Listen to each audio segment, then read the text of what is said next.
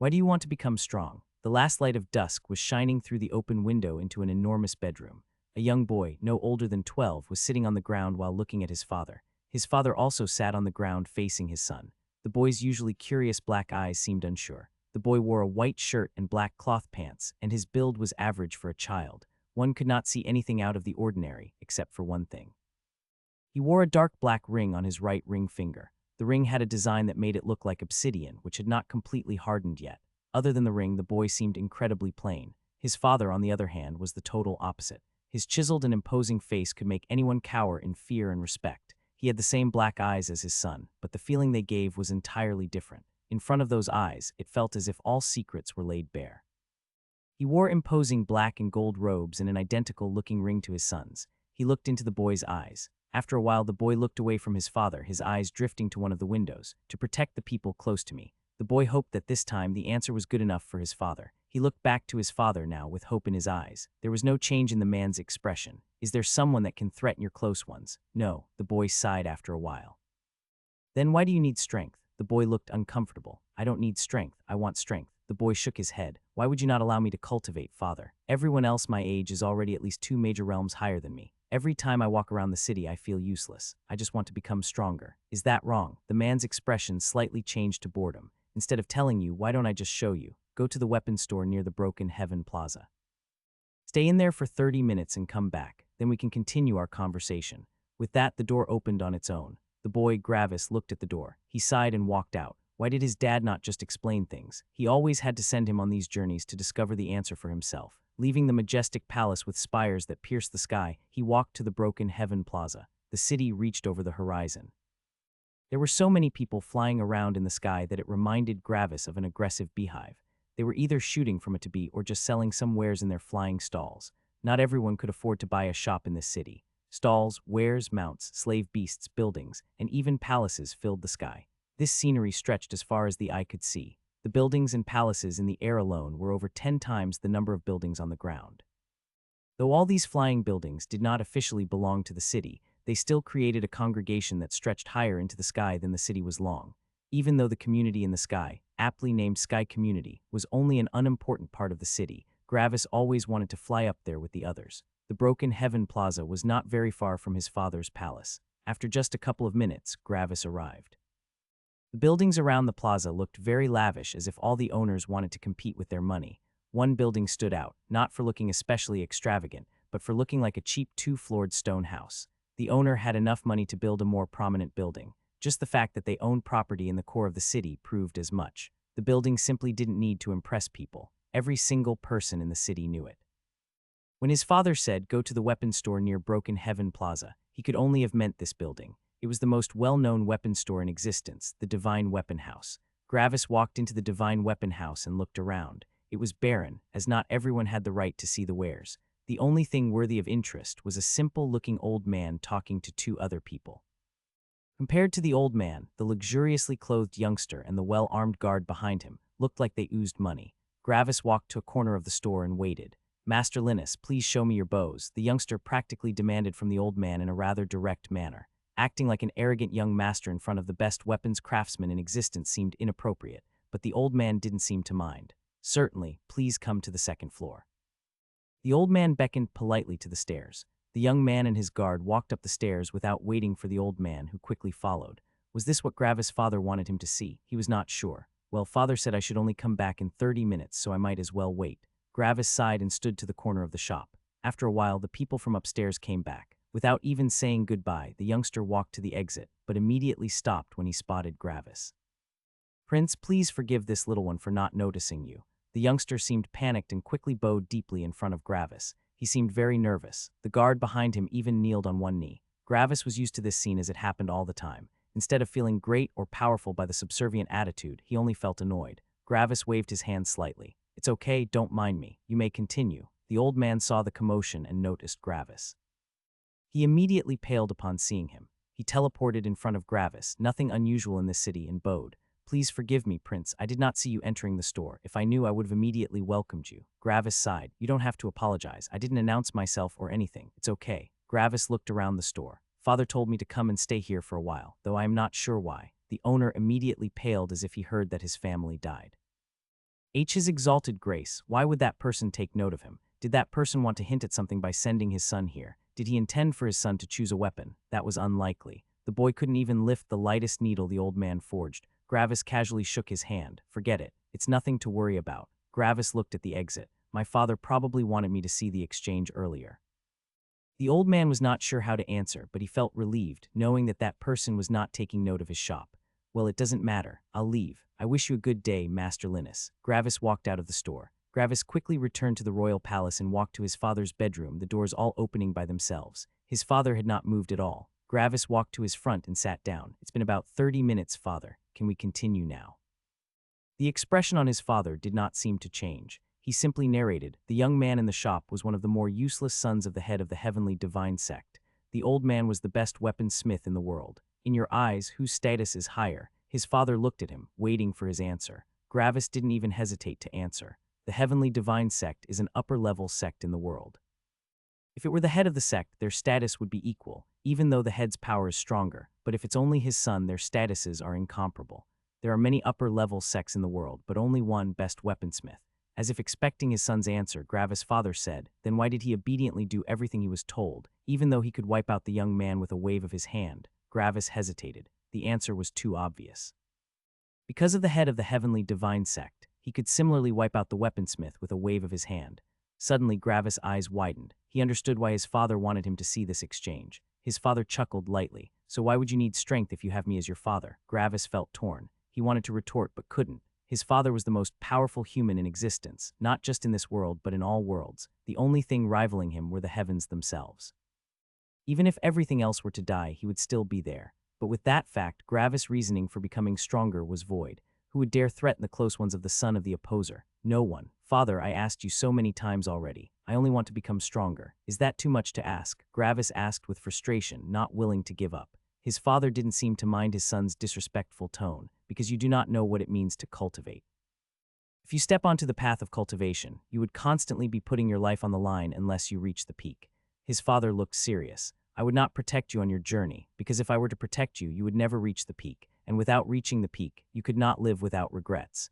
True strength is only something that you can achieve with an immense amount of willpower, luck, and climbing over mountains of corpses.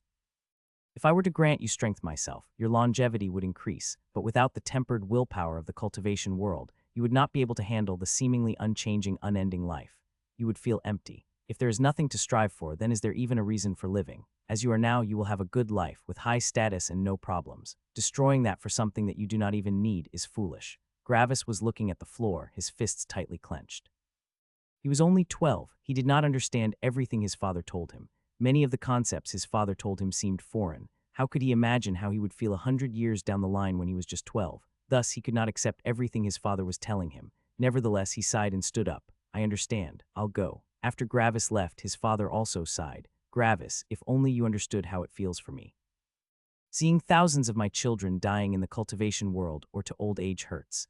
If you only want but do not need strength, you are better off not cultivating. If you do not wholeheartedly wish for what true power grants you, then you cannot live without regrets in the cultivation world. Many painful experiences taught me that. He muttered and looked out of the window. I have lived for far too long, he said after a long while. Cultivation was the tempering of the body, energy, and mind.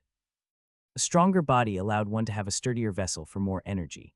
Energy allowed one to cultivate the mental realm, and the mental realm allowed one to take control of their own life. With all three combined, one would be able to achieve strength. With strength, one can take control of one's destiny and freedom. If one does not wholeheartedly wish to grasp one's destiny or strive for freedom, they would only have regrets at the end of their lives. And a life without regrets is what everyone wants, but few can achieve. Whenever he had another failed conversation with his father, he always did the same afterward. Gravis walked along the hallway towards another bedroom. He wanted to talk to someone that understood him.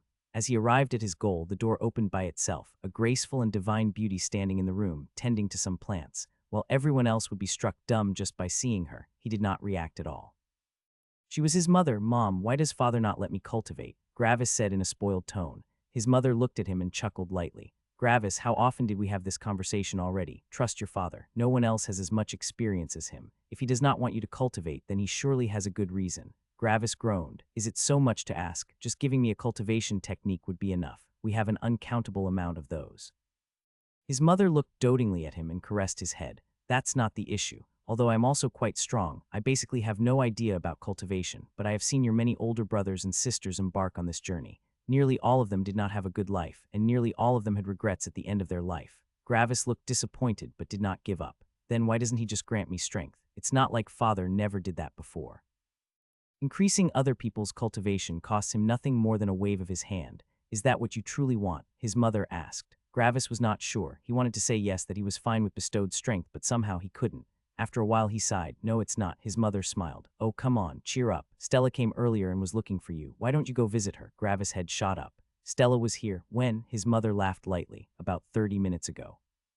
She should still be around the main hall. Gravis ran to the main hall, searching for Stella. Stella was one of his childhood friends. They practically grew up together and immediately clicked when they first met. He always felt happy when being near her. It didn't matter if they talked, walked around, or just sat in silence. He just liked being around her. He quickly spotted her looking at some paintings. She was a cute girl, also around 12 years old, her blonde hair wrapped in 2 pigtails.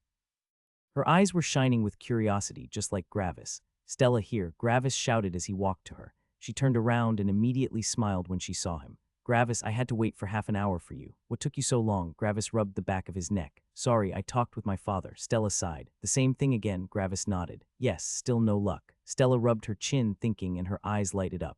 I know, let's get some ice cream and watch the Sky Community. Gravis just nodded. He didn't care what they did together. He just wanted to be near her. They held their hands and ran out the door to watch the Sky Community. It had been 2 years since that day out with Stella, yet today was completely different. Gravis stood in front of Stella's bed, holding her hand tightly. She was lying there, pale and weakly. Her family surrounded them, somber expressions on their faces. Stella smiled lightly. Please, I don't want you all to feel sad for me. I knew this would happen eventually. I just felt it. I lived every day to my fullest and am content with my life. Gravis' heart already broke, but he still felt a sting when he heard her words. He didn't want to believe that his best friend was going to die soon. She was the same age as him. Furthermore, she had one of the highest cultivation realms possible. How could someone so young and strong possibly die due to an illness? It was impossible. Don't worry, just go to sleep, and tomorrow you'll feel much better. Gravis forced a smile. He didn't know if he tried to convince her or if he tried to convince himself. The pit in his stomach grew bigger when he said those words. We can go eat ice cream again tomorrow, and the day after that, and the day after that. Don't worry. Her family was also heartbroken. Her father had a grim expression on his face, and her mother was already crying on her father's shoulder. Her older siblings looked everywhere but into their sister's eyes. They looked lifeless and heartbroken. A thick layer of darkness shrouded the room. Stella also slowly got teary-eyed. Please, I don't want you all to feel unhappy because of me. Here, look, Stella weakly lifted her hands. A bright and hot ball was forming on her hand. Just like the star in my hand was born, she lowered the star and it vanished. I too had a bright life. I am content with what I had. Just be happy for me. I don't want you all to grieve. That display pushed her siblings over the edge, and they also started crying. Her father tried his best to keep himself under control, but everyone could see his trembling shoulders and clenched fists. A deep and heavy silence overcame the room. Gravis' hands trembled. Don't say that. Everything will be fine. Don't worry. Stella smiled with tear-filled eyes. The only thing I regret is not being able to be together with you anymore, Gravis. I wanted to be with you always. Her smile vanished, and the tears in her eyes fell down her face. I am so sorry, Gravis. I wanted you to be happy, but now you're crying because of me. I didn't want to hurt you. Gravis' heart broke again. He quickly rubbed his eyes. I am not crying. Everything will be fine. Don't worry about me. Just rest. Gravis now held her hand with both his hands. Gravis finally broke down completely and buried his head into his arms. Tears were pouring out and his voice broke. Please don't leave, please. He begged her, but she didn't react. It was inevitable. Said a heavy voice coming from his side. Gravis didn't know when or how his father appeared.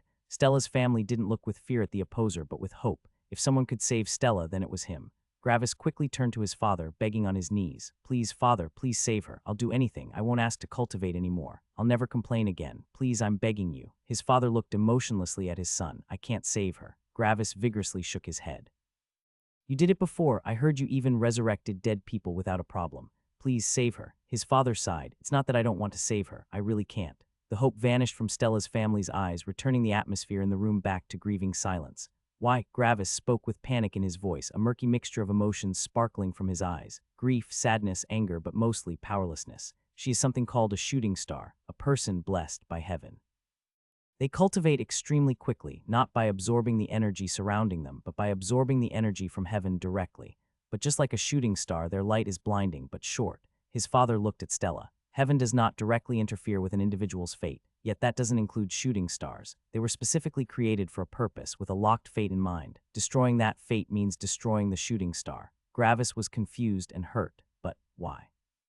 Why would heaven create such a cruel fate for her? The opposer continued to speak. I have noticed her since the day she was born. Heaven didn't try to conceal the fact that she was a shooting star. At that time, I didn't know what heaven was planning, so I didn't mind. Only when you two met and grew increasingly closer did I notice what heaven planned. Heaven created someone that resonated perfectly with you. It wanted to create friendship and love between the two of you. Gravis' father lifted his hand and clenched it into a fist and then take it away. Gravis looked shocked and couldn't believe what he was hearing. But why? I don't even cultivate. Why would heaven do this? His father somberly shook his head. Heaven does not care about you. This was not targeted at you. He looked out the window, his eyebrows showing his inner rage. It targeted me. There was silence in the room. After a while, the opposer continued. Heaven can't kill me. Heaven can't suppress me, and heaven hates me for that. There is nothing else heaven hates more than me. But since heaven can't do anything to me, it went after you. You are young. You are vulnerable. Heaven wants to hurt me by hurting you. The opposer fed. Worst of all, heaven did not break its own rules. It just created someone with a short lifespan. It's playing dirty. Suddenly, an unfathomably strong killing intent radiated from the opposer. The whole room fell into an icy coldness. It seemed like death itself had manifested in the room. The air vanished, and it felt like a volcano was about to erupt. But I don't care about heaven's rules, the opposer said severely, and with a loud boom, he burst through the ceiling. Heaven will pay. The opposer flew into the sky. He flew for thousands of kilometers until he finally stopped. He released his cultivation base, and the whole world shook. Everyone, no matter how weak or strong, sensed an oppressive aura radiating from his direction. The world stopped. Everyone was frozen solid and did not dare move. Animals, monsters, demons, devils, gods, humans, plants, the wind, the heavens, and the earth stilled. Heaven, an imposing voice, resonated throughout the world. Everything heard and felt it. The ancestors of the high and peak sects were familiar with this situation. This was not the first time this happened. The ancestors felt fearful, for they knew a calamity was descending. An unimaginable amount of blood would dye the earth. Many lives will be lost. The only thing they could do was hope that it wasn't them this time. With their divine sense, they observed their disciples and the people close to them. They were checking their cultivation bases and hoping that they were not on the list this time. They hated the heavens and they hated the opposer. Whenever those two clashed, the weak ones suffered, and besides those two, everyone was weak. Heaven did not react to the opposer's voice. Heaven did not break its rules. Actually, by enraging the opposer, it achieved its goal. Would the opposer go overboard, even though heaven did not do anything wrong? No, the opposer also had to play by the rules, or everything would become his enemy. Heaven, you can't suppress me, so you take your frustration out on my family. Today, I will make sure that this does not happen a second time, the opposer shouted. All the energy in the air was flowing towards him, but before it could reach him, it stopped. Heaven did not allow him to gather its energy. It still did not attack him. Instead, it showed him that it did not want to fight. It just stopped the energy. Today you will pay. Suddenly, an oppressive divine sense covered the world, encompassing everything. The heavens thundered. The whole world trembled. Everyone knew that heaven was warning him not to go too far. Heaven was angry. It did not break any rules, so how dare he try anything? The opposer laughed in rage. Today you will pay the most painful price. His divine sense solidified and locked everything in place. Heaven gathered all energy in the world above the opposer, threatening him. The opposer stood in the sky, looking down at the earth with a cold expression. Everything stilled. The ancestors' hearts nearly stopped, and fear took a hold of them. After a couple of seconds that felt like years, the opposer finally spoke. Star gods, some of the ancestors sighed in relief. Some of the ancestors sighed in a mix of regret and helplessness. Some of the ancestors blanched completely. Some ancestors looked at a couple of their disciples in grief and helplessness. Disciples in other sects looked at their masters in terror. Heaven instantly exploded in power, but before heaven could do anything, it was already over. Every star god in the world closed their eyes and their souls scattered, never to be reborn again. It was like all the star gods fell peacefully into eternal sleep, yet everyone knew they would never wake up again. Grief, anger, and indignation shrouded the world. Millions died, and millions of families wept for their loved ones. Suddenly, the earth shook. Pillars of unimaginable size broke through the surface from all around the world, all attacking the opposer. Seas froze, and all the water transformed into spires that flew at the opposer. Lava broke through the earth and shot towards the opposer. All the air in the world pressed together with the opposer at the center. The mountains transformed into giant beasts that threw all their might at the opposer, and in the sky, heaven was still gathering energy. Surprisingly, even though the earth completely transformed, no one, not even the weakest ant, got injured. It was like they were in a separate space. The whole world attacked the opposer. The opposer took out a black saber and slashed. Every slash, the earth's spires were split apart, the seas evaporated, the lava crumbled into dust, the air vanished, and the mountains were destroyed. The world was obliterated. After everything was over, the opposer looked toward heaven. All the energy in the world was gathered together at a single point. The opposer let out a bestial howl. All his energy shot into his weapon and in a slash shot towards heaven. The energy of heaven transformed into lightning and shot towards the opposer. The slash and the lightning bolt clashed. An enormous explosion, the likes of which was never seen before by any living being, destroyed the world, the light being able to burn everything to nothingness, the sound breaking apart the most durable materials. The shockwave destroying space and time itself, everything vanished. The only things that had not changed were the living beings. Everything passed them by as if this was all just an illusion. Even though no one was physically affected, trillions of beings still died due to the emotional impact. The explosion ended and everything was silent. Never touch my family again. They heard the voice of the opposer, still sounding as imposing as ever. And go repair your world. Heaven showed no reaction. Did not want to waste more energy. Energy was not infinite, even for heaven. A small ball of earth appeared and quickly grew to the old size of the world. Steam condensed into the seas and rivers again. Air appeared from the void and all the mountains retook their form. The world had not changed. Every town, road, forest, and plain was the same as it was before, everything except the energy in the air. It had lowered. But then heaven shuddered, and the energy in the air increased again. It grew until it returned to normal, and the people could finally feel the earth and wind again. The calamity had passed. The opposer flew back to Stella's house and landed in her room. Stella's family and Gravis were still there. They had not recovered from the shock of what just happened. Gravis looked at his father, and his father looked back. "Why do you need strength?" the opposer asked his son. Gravis looked at the lifeless Stella, thought back to her predetermined fate that heaven imposed, and thought back to what his father did. His father killed millions. The whole world probably hated him, yet the world did not dare to voice their hate. Heaven had attacked him and he struck back. It did not matter what he did. Even though all the lives in the world were changed, for the opposer nothing changed. Everything was the same as before. Gravis clenched his fists, a fire burning in his heart and eyes. Freedom to not be oppressed, to not be under someone else's reign, to protect what I want and attack what I want. Gravis looked towards Stella, pain and anger in his eyes, and to never feel today's pain again. Gravis looked back into his father's eyes. "I need power," he shouted with rage and ambition. All pain was buried into his heart, fueling his fire, his hatred toward heaven exploding. His father looked at his son and nodded. "Then, earn your strength and step into the cultivation world." Gravis' eyes shined and decided to do everything to not be under heaven's reign again. Heaven made a grave mistake that day. Everyone looked at Gravis as he opened the door and walked in.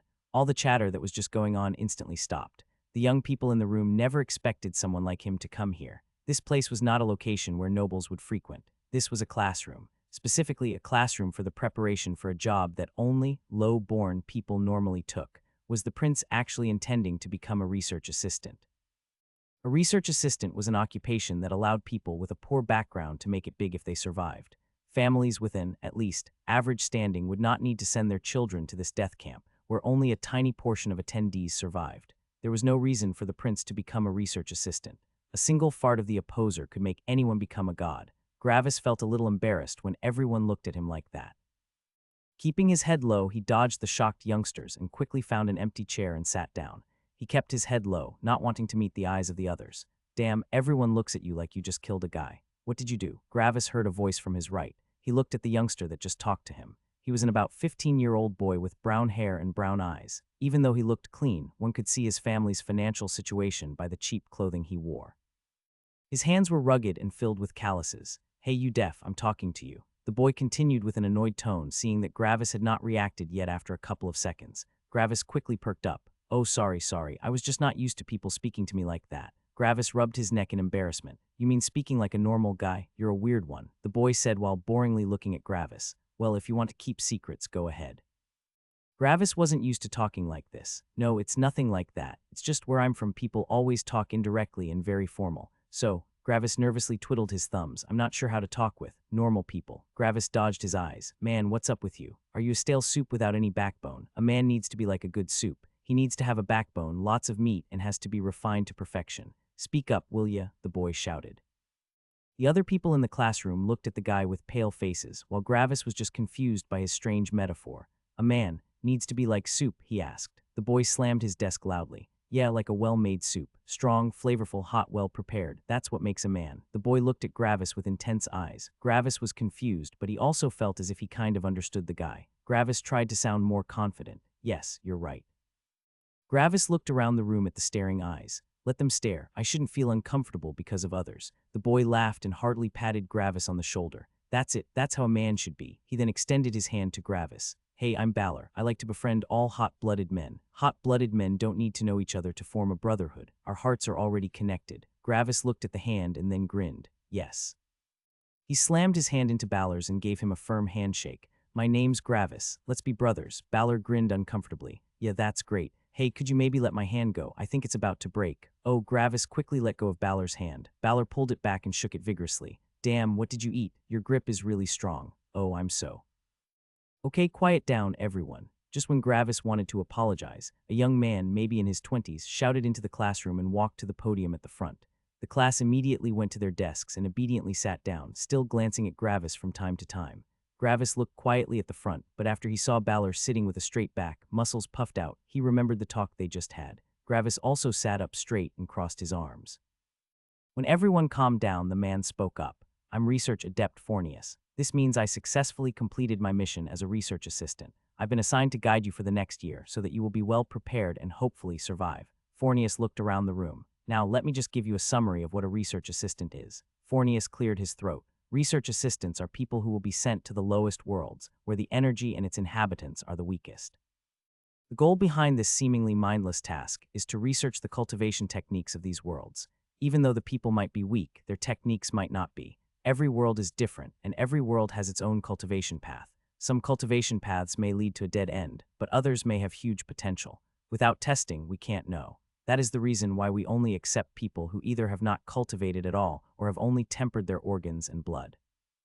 If you already used a cultivation technique, then what's the meaning of sending you to a lower realm? Fornius looked around the room and spotted Gravis. He then looked at the ceiling and thought for a while. Then he continued. For those of you who have no idea about cultivation, let me just briefly summarize the first 4 cultivation realms and what they're all about. Gravis grew excited. Everyone was forbidden to talk about the specifics of cultivation around him. He never even heard the name of any realms. His father made sure of that. Finally, he got to know about cultivation. The first realm is called body tempering. Just like the name says, you need to temper your whole body, one piece at a time. It has 5 stages: organ tempering, blood tempering, bone tempering, skin tempering, and muscle tempering. It is important to note that you can theoretically temper your body in any order you want. Though to get a good foundation, you first need to temper your organs and your blood. For example, if you temper your muscles first, what would happen? Fornius looked around the room. Wrong, Fornius shouted. The girl flinched. Your body isn't stupid. It would never allow such a time bomb to exist in itself. What actually happens is that the body would only allow the tempering of the muscles to go as far as your skin, bones, and organs allow. That means that your muscles will be weak in relation to cultivators that tempered their muscles last. Now, I will tell you the best order to temper your bodies. First, Fornius stopped speaking when he saw a boy in the front. Balor, in fact, had raised his hand. What? Fornius glared at Balor. Fornius' death glare did not deter Balor. How do we know that your method is the best? My father said that you first need a strong skin to survive and strong muscles to win. If you can't survive, what's the meaning in going the correct way? Fornius' eyes showed a mixture of annoyance and boredom. First, if your body is not tempered perfectly, you will have immense issues starting at the 4th major realm. You need to achieve unity in the 4th realm, and if not every part of your body is equally perfect, you will find it very hard to achieve unity. Second, your case is only relevant if you do not have the resources or are in constant mortal danger. We do have the resources, and there is no danger here yet. Third, because His Exalted Grace, the opposer, said so. Fornius glared at Balor. Under Fornius' intense glare, Balor finally crumbled and sat back down, not saying another thing. Fornius continued. So first, you need to temper your organs and your blood. Your organs must be first because they produce your blood, and all nourishment your body receives originates from them. Your blood must be second because it carries the nourishment. It would be a shame if your organs produced great nourishment, but your blood can't transport any of it properly. Also, your strength continually improves with time just by having tempered your organs and blood. That increases your upper limit for future tempering. Next, you need to temper your bones and your skin. It does not matter in which order. Bones have no relation to skin and vice versa. Lastly, you need to temper your muscles. Only when you tempered everything does your body allow the perfect tempering of your muscles. You will be sent into the lower realms with tempered organs and tempered blood. The reason for that is that it's the most difficult to temper the organs and blood. It's tough to acquire the quantity or quality of nourishment in the lower realms for those two stages. Out of nowhere, some fingernail-sized pills appeared in the air and flew towards the youngsters. Eat these and your organs and blood should be tempered by tomorrow. Gravis looked down at his desk and was confused because he did not receive any pill. Gravis raised his hand. Fornius beckoned with his head. Excuse me, why did I not receive a pill? I have never cultivated. Fornius slyly grinned. You don't need a pill. You already have tempered your organs and blood. Gravis' eyes widened. What? Yet you already have tempered organs and blood, Fornius said. But that's impossible. In my entire life, I have not even heard anything specific about cultivation. How could I have already tempered my body? Gravis shook his head. Fornius looked at him with boredom in his eyes. Remind me, who is your father again? Gravis understood. So it was his father after all. But when? He couldn't remember any time where his father could have tempered his organs and blood. Seeing how Gravis looked absent-mindedly at the ceiling, Fornius chuckled. You don't need to look so confused or think about a time when that happened. Your body slowly grows stronger with time with tempered organs and blood. Judging by how vigorous your blood is flowing through your veins, it probably happened around 15 years ago. You should also be around 15 years old, so it would be a miracle if you actually remembered. Gravis' eyes widened. But how? Fornius shrugged his shoulders. Don't know. Don't ask me, ask your father. Tomorrow we will have a guest who will strengthen the dantions of everyone. You can skip that one too. Your dantion has been strengthened as well. You don't need to come tomorrow. Fornius then turned to the class and looked around the youngsters. All right, everyone has ingested their pills. Now let's continue. Fornius cleared his throat again. Let's continue with the next cultivation realm. After you have tempered your whole body, your body will be able to resist the pressure of natural energy. That means that you can start to absorb the energy in the air. Energy is in the air, soil, water, fire, lightning, stone, ore, wood, humans, beasts, basically everywhere. So the first step after tempering is feeling the energy and pulling it into your dantion to create a swirl. The swirl will then absorb the energy automatically. Then you have officially stepped into the second major realm, the energy gathering realm. Just like the name says, that realm is all about gathering as much energy as possible. As you accumulate more energy, it grows, and at some point, you will reach a situation where your energy can't grow anymore. That means you are at the threshold of the next lower realm in the major energy gathering realm. When that happens, make a pause, get a drink, get some food, sleep a little, and simply relax for a couple of hours or days. When you are at your peak, release all your willpower and gather your energy like your life depends on it. You will need a strong enough push in order to increase the density of your energy. When you can't condense it anymore, you officially reach the next smaller realm. You do that 9 times, and you have reached the 10th level of energy gathering. Most lower worlds only do 8 condensations. You need a strengthened dantion to do 9. You will get your very own strengthened dantion tomorrow. Now, don't be confused when you hear terms like chi condensation, breath accumulation, magic whirling, or something similar to that in the lower worlds. It's all referring to the same thing. Since middle and upper worlds have no contact with lower worlds, there is no overarching terminology for natural energy in those worlds. We call it energy since it's the most straightforward definition. Also, our world is the highest, so we kinda got dibs on naming rights. Fornius chuckled. Other than that, you might be sent to a world where people create their energy swirl somewhere else, and not in the dantion. Experience has shown that the most stable and most accessible part for the energy swirl is in your dantion. By the way, for those of you not knowing where your dantion is, it's an empty space somewhere between your intestines. As soon as you guide the energy into your body, you will find a very fitting and empty place in your gut. That's your dantion. Fornius walked to the front of the podium. Now, on to the next part of the agenda. Did you know that 90 of all people with fully tempered bodies never reach the energy gathering realm? Well, that's at least true for the lowest worlds. The reason is that it is hard to feel the energy in the air. That's especially true for people in the lower worlds. There isn't much energy in the air, so feeling that little amount is especially hard. So let's get that out of the way first. Fornius opened his hand and held it out. Suddenly, a light blue stone appeared on top of it. This is energy ore. When a huge amount of energy gathers in one place, its increasing internal pressure transforms parts of it into energy liquid. Energy liquid slowly seeps into the earth, and some naturals ores can absorb it, thus creating energy ore. If energy ore leaves its natural place under the earth, it slowly gives off the energy it has accumulated over the years. We are going to use that to get you to feel the energy in the air. Everyone looked at the shining blue ore, but before they had their fill, the stone vanished, and another stone appeared, this one black. This is a void stone. It's one of the very few ores that don't have any energy. None at all. Finding those in nature is extremely hard. Fornius smirked. Good thing we can just create them artificially. When void stones come into contact with natural energy, they absorb it like crazy. The class was focused on Fornius. Most of them have never come in contact with energy stones or void stones. This was something entirely new to them. In the next couple of minutes, I will switch between the energy stone and the void stone every 5 seconds. The energy in the room will then go up and down. In a couple of minutes, everyone should be able to feel the energy freely. One thing to note, do not, under any circumstance, try to absorb the energy into your body or you will explode. Fornius smiled while some people in the class gasped. Now let's start. With that, Fornius started alternating between the two stones. Some youngsters closed their eyes while others looked transfixed at the rocks. Gravis closed his eyes and tried to feel. Some time passed. Gravis was not sure how long he concentrated. He felt nothing but a slight wind in the classroom. He tried to focus harder. His eyebrows furrowed, but he felt nothing but that annoying wind. This wind was honestly driving him crazy. When he tried to drown it out and get used to it, it suddenly changed direction and blew from the other side. Then it blew again from the other side. Gravis opened his eyes. They were already red from frustration. He looked at Fornius and the stones. Suddenly, Gravis noticed that the wind was synchronized with the switch of the stones. Wait, was that energy? Gravis was not sure. It did not feel any different than if he were outside. He had to be sure, but how could he find out? Gravis suddenly got an idea. Fornius said that they should not gather the energy in their bodies. He never said anything about gathering it outside their bodies. Gravis opened his palm and looked at it with concentration, willing the energy to come here. After a while, he felt more wind coming to his hand. That made him concentrate even more, and the wind increased again.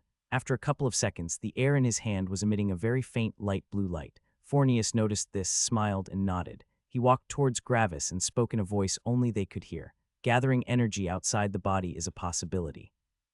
It's not really useful since it takes a while to concentrate it into a sufficient density, but just doing this can train one's will. You can do that more in the future if you want. It will make it easier to concentrate and helps in the training of the third major realm. When Fornius first started speaking, Gravis lost concentration and the energy dispersed. Gravis just felt a strong wind coming from inside his palm, but strangely enough, the wind was not pushing his hand or fingers away. It felt bizarre. Gravis looked up, but Fornius had already walked back to his podium. After about 30 minutes, everyone had signaled to Fornius that they felt the energy. Fornius took back the stones. All right, when you have tempered your bodies, just remember this feeling and try to imagine the energy entering your body and gathering in your danshin. That should not be a problem in the future. Now, for the last part of the cultivation lesson. The third major realm is the spirit-forming realm. This realm is all about training your mental energy. Your mental energy is your will, your understanding of the world, and your understanding of yourself. As you progress, you get smarter, your sensitivity grows, your willpower improves, and you get more creative. You probably heard the saying that in secluded cultivation, years pass in the blink of an eye. Fornius laughed and shook his head. That's not true. Actually, the opposite is true. Doing the same thing over and over without any outside stimulus is dull and boring. Only our improved willpower helps us through those years of boredom. As soon as you have condensed your energy 9 times and have grown your danshin to the point where it can't grow anymore, can you step into the spirit-forming realm? It's not hard to step into the spirit-forming realm or train in it. Just push your energy, meaning the energy in your danshin, into your brain. You will feel some pain, but after you emptied your danshin once, you will start to feel different. It's hard to describe actually. It's just different. Just keep doing that. At some point, you will feel like something is growing in your head. That means you have reached the first stage of spirit forming, the seed stage. At that point, you can observe your own body and soul. If you peer into your soul, you can see your own small space. That is your will space. There, you will find a seed growing. The more energy you put into your will space, the further the seed will grow. It will grow to be a sapling, then a tree, and finally it will transform into a copy of yourself. Most lower worlds don't know about the last stage. They think the tree stage is the last one. Fornius walked around the podium and started walking to the exit. When you have achieved the self stage, you will automatically know what to do. The remainder is up to you. Fornius opened the door and waved his hand. That's all, see you tomorrow. And just like that, Fornius left the class first. The class was confused because usually a teacher would leave the class last. Gravis was thinking about a lot of things. Finally, he knew how to cultivate. Finally, he knew what to do. The fog in his mind had cleared. Finally, he could. Smug. Someone had smacked the back of his head. Hey, you deaf, let's go out, Balor shouted. Gravis looked up and saw that they were the only ones left in the class. Gravis rubbed the back of his head. Sorry, I was thinking about some things. Thinking? We got no time for thinking. We need to drink like right now. Balor laughed and started dragging Gravis out by the elbow. Wait, I've never touched any alk. Shut up, we will not stop drinking until you call me brother, but I. Shut up drinking now. It had been 2 months since Gravis started going to the research assistant preparation course. In that time, he learned more about pitfalls in cultivation and what he had to look out for in the lower realms. Some basic fighting methods and general weapon usages were included as well. He also got a crash course in every essential side path in cultivation. Pill refinement, alchemists mix and refine natural resources into pills, which increase aspects of a cultivator. Faster cultivation speed, one-time upgrades, auxiliary uses, and many more different pill effects were all covered. A general overview of how pill concocting worked was also part of the course. Equipment forging, forgers mix and refine natural resources into armor, weapons, artifacts, and treasures. At some point, either the cultivator got too strong to use mortal armaments, or the necessary natural resources got too hard to refine into useful gear. Gravis also learned the absolute basics of that. Formation arrays, rules, attributes, laws, and similar things were used as a basis to create a specific effect. It required one to be at the energy gathering stage in order to make any progress in formation arrays. Without energy, it was impossible to come into contact with these kinds of concepts. It was even harder to manipulate them for one's wishes. Cultivation inscription, at early levels, everyone could write down their cultivation and battle techniques, but starting at the spirit accumulation stage, the description of said methods only got harder. Words were not enough to describe all concepts at this stage. There were of course other side paths in cultivation, but those four were the essential ones. Every single one of them was vital to progress in one's path. Pill refinement was necessary to speed up or stabilize cultivation. Without useful equipment, one can't bring out their full battle power. Formation arrays were essential for fleeing or for fortifying one's base. Without cultivation inscriptions, one would not be able to learn new techniques from others, starting at the third major realm. All in all, those 2 months varied between boring and exciting for Gravis, but in the end he was happy that the theoretical part was over. The remaining 4 months were for gaining practical fighting experience. Gravis was excited. Finally, he could fight for the first time in his life. Gravis was standing in a black hall, together with his about 30 other classmates. Not much light came into the building, the only source being the door behind them. The expressions in the faces of his classmates varied like the colors of a rainbow. Some looked scared, some looked excited, some looked nervous, some looked happy. All right, Fornius loudly clapped his hands. With his clap, a little over 30 portals opened in front of the youngsters. Everyone will take 1 portal each. Inside those portals, you will fight a varied mixture of things. Monsters, humans, plants, cultivators, and even the environment itself will be your enemy. Since it's your first time, you will only face 1 enemy at a time. Your only goal is to kill your enemy. If the environment is your enemy, you will need to survive with as much stamina to spare as possible, or your next enemy will have a huge advantage.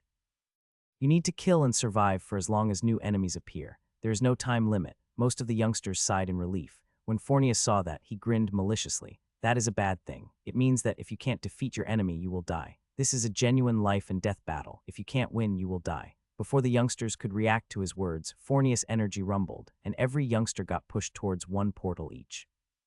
For your info, on average, about 20 of people die in their first test. Fornius grinned more. Good luck. With a clap from Fornius, everyone shot into a portal, no matter if they wanted to or not. A comfortable chair appeared, and Fornius sat down, having no care in the world. 1 second Gravis saw the hall, and in the next, he only saw a humongous glowing red cave, at least 100 meters in diameter. The stones and walls in the cave looked like they were at their melting point, but he did not feel any heat from them for some reason. Fortunately, the light of the walls illuminated the entire cave in red light.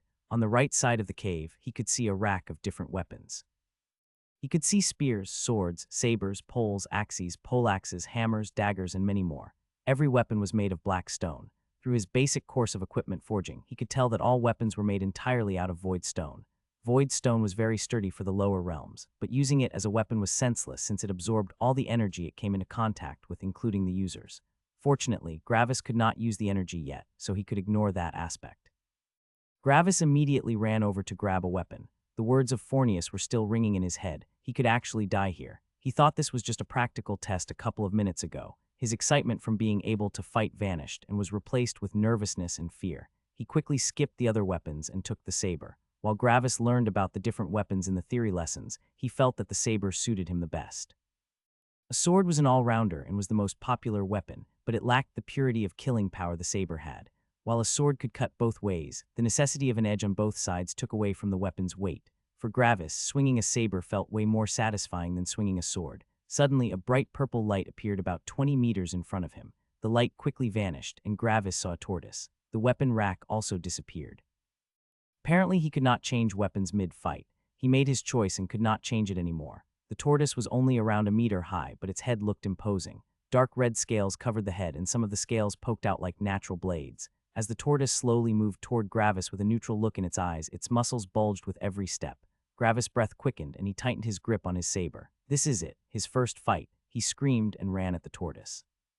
He looked into its eyes as he ran closer. The closer he got, the more his fear increased. The tortoise looked forward. To Gravis, it seemed like the tortoise would not falter even if the heavens broke down. Gravis suppressed his fear and continued his charge. I can do this, I can kill it, I must kill it, I'm nearly there, I will survive, Gravis shouted in his head, but the closer he got, the more oppressed he felt.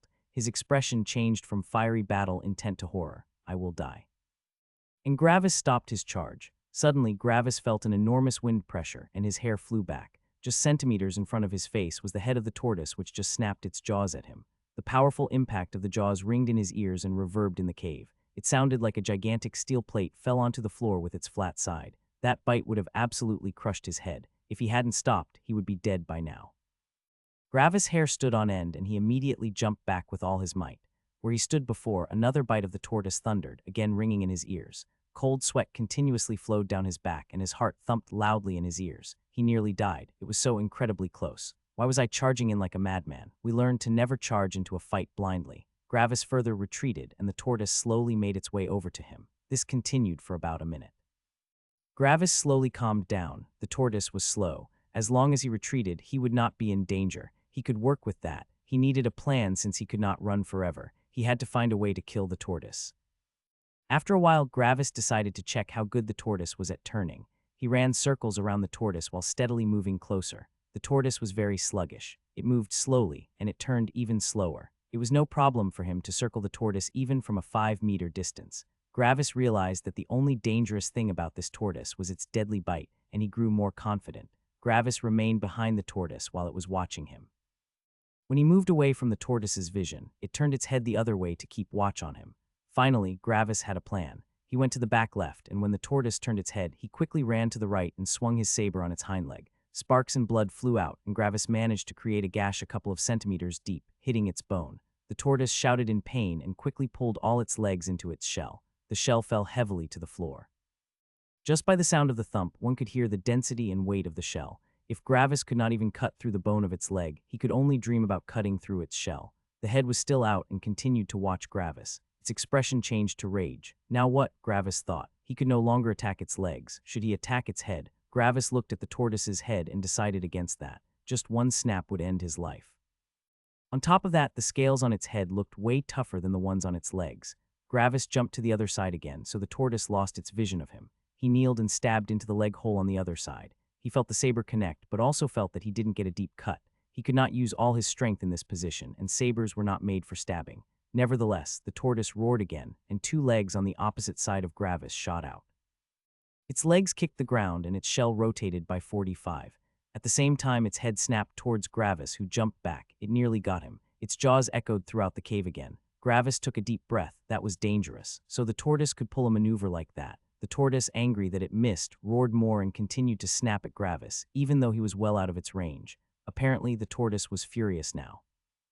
It turned to him and sprinted in his direction, faster than normal. Though a sprint from a tortoise was still slow in a human's eyes, Gravis still had no problem running circles around the tortoise. On top of that, the tortoise's mad dash aggravated the injury on its leg. More blood was seeping out, and Gravis continued to take his time. He just had to walk a little faster to outspeed the tortoise. His stamina consumption was negligible.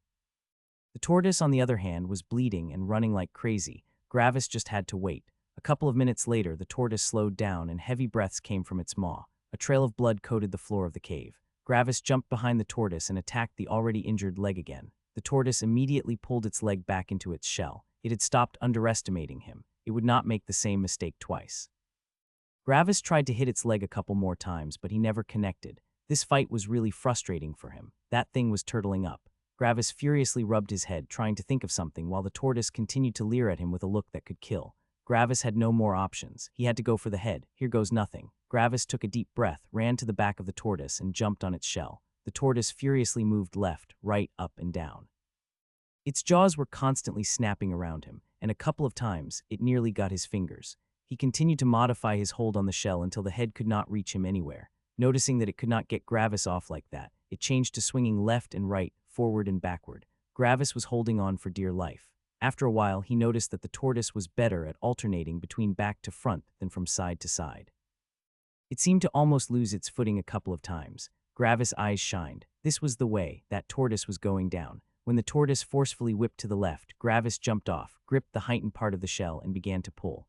With just his physical strength alone, he would never be able to lift the tortoise, but when its center of gravity was already out of balance, he had enough power to flip it. He caught the tortoise by surprise, and before it could stabilize itself with its other legs, he flipped it over. The top of the shell crashed on the floor with a mighty thunk. The tortoise went crazy and tried everything to flip itself over again. Fortunately, it seemed like it would not succeed anytime soon. Gravis jumped on top of its belly. Neither its legs nor its head could reach him there. He lifted his saber and slashed down. Blood gushed out and the saber went in, while the tortoise let out another roar of pain.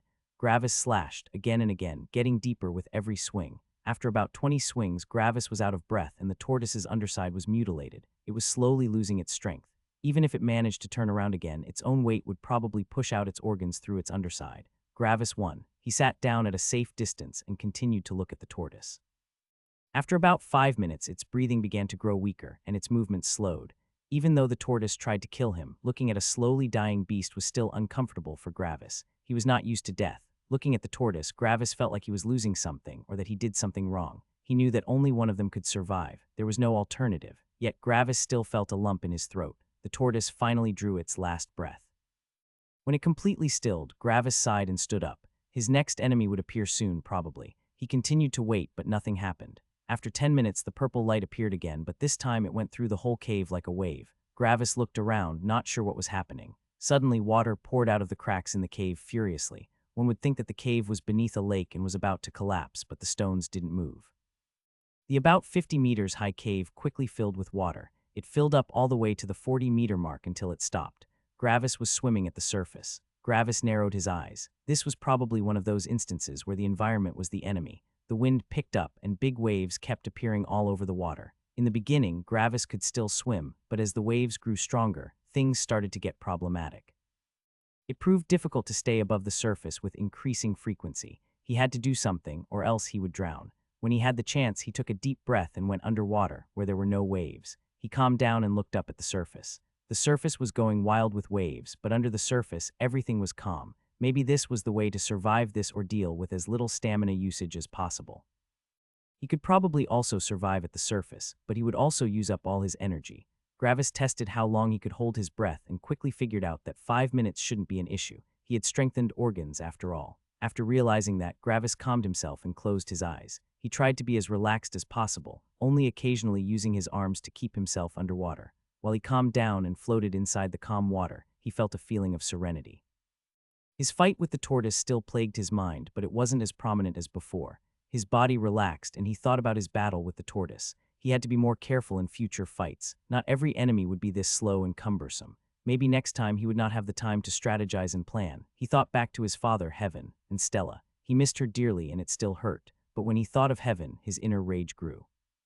Gravis was not even considered a chess piece in Heaven's eyes. He was nothing to it. As long as Heaven survived, he would always be under its mercy. Heaven's fight might have weakened it, but the same could also be said for his father. His father and Heaven were on the same level. If it really wanted to, it could pull a similar scheme again. Gravis continued to think about his life and cultivation. He looked around the underwater cave. Everything below the surface was still. Nothing moved, and Gravis felt like all of this was just a dream. He started to forget that he was underwater, and it felt more like he was flying in the air. He closed in on the floor, not feeling any pressure at all. He looked at the dead tortoise and felt alienated, like it had nothing to do with him. This was life in the cultivation world. A life and death situation will come. What you want doesn't matter. Gravis sighed. Strangely, no bubbles appeared from his mouth. By now, Gravis completely forgot he was underwater and took a breath. Water filled his lungs, but he didn't notice. Even stranger, the water seemed to alleviate his need for air. Gravis didn't notice any of that. He also didn't notice that he didn't need to push himself downward anymore with his arms. It was like he was not underwater at all. He walked to the tortoise and lifted it. Underwater, everything was lighter. He carried it to the wall of the cave and placed it down. He walked back to the center and sat down, his eyes closed. The corpse was behind him, and now it was time to look forward. He sat there and waited, in silence. After about 2 hours, the water receded. Gravis opened his eyes and stood up. He felt different. He had already realized that he could breathe in the water some time ago. He didn't know how that was possible, but decided that when all of this was over, he would ask Fornius. Right now, there were other more important things. When the water completely vanished, the purple light returned in the middle of the room. After it disappeared, Gravis saw a mountain lion. Its height was around the same as the tortoise's. Thick beige fur covered its entire body, and two red eyes watched him. Without pause, the mountain lion charged at Gravis with surprising speed. It was about as fast as Gravis himself. Gravis readied his saber and stood his ground. He felt fear again, but this time he managed to control it. The tortoise in the water helped him shed a layer of his weaker self. Even though he was still afraid, it did not impact his judgment. The mountain lion jumped and clawed at his torso. Gravis jumped to the other side and kept watch on the mountain lion. After it missed, it turned to him and pounced. Gravis sidestepped again. He was not attacking until he either could no longer easily evade or knew all its tricks. That he survived the initial snap of the tortoise was only luck, and he never wanted to bet his life on luck again. The mountain lion continued attacking in different manners, but all its movements were predictable and straightforward. Running away from something was always easier than to kill something, even though both of them had about the same speed. With Gravis always sidestepping and keeping track of the mountain lion, he never got hit once. After about a minute of doing this, Gravis felt confident that the mountain lion had no more surprises for him. Now he wanted to test something else. The mountain lion swiped at him again, but this time Gravis didn't sidestep. Instead, he slashed at the incoming claw. The edge of the saber hit the middle of the mountain lion's paw and cleanly severed it.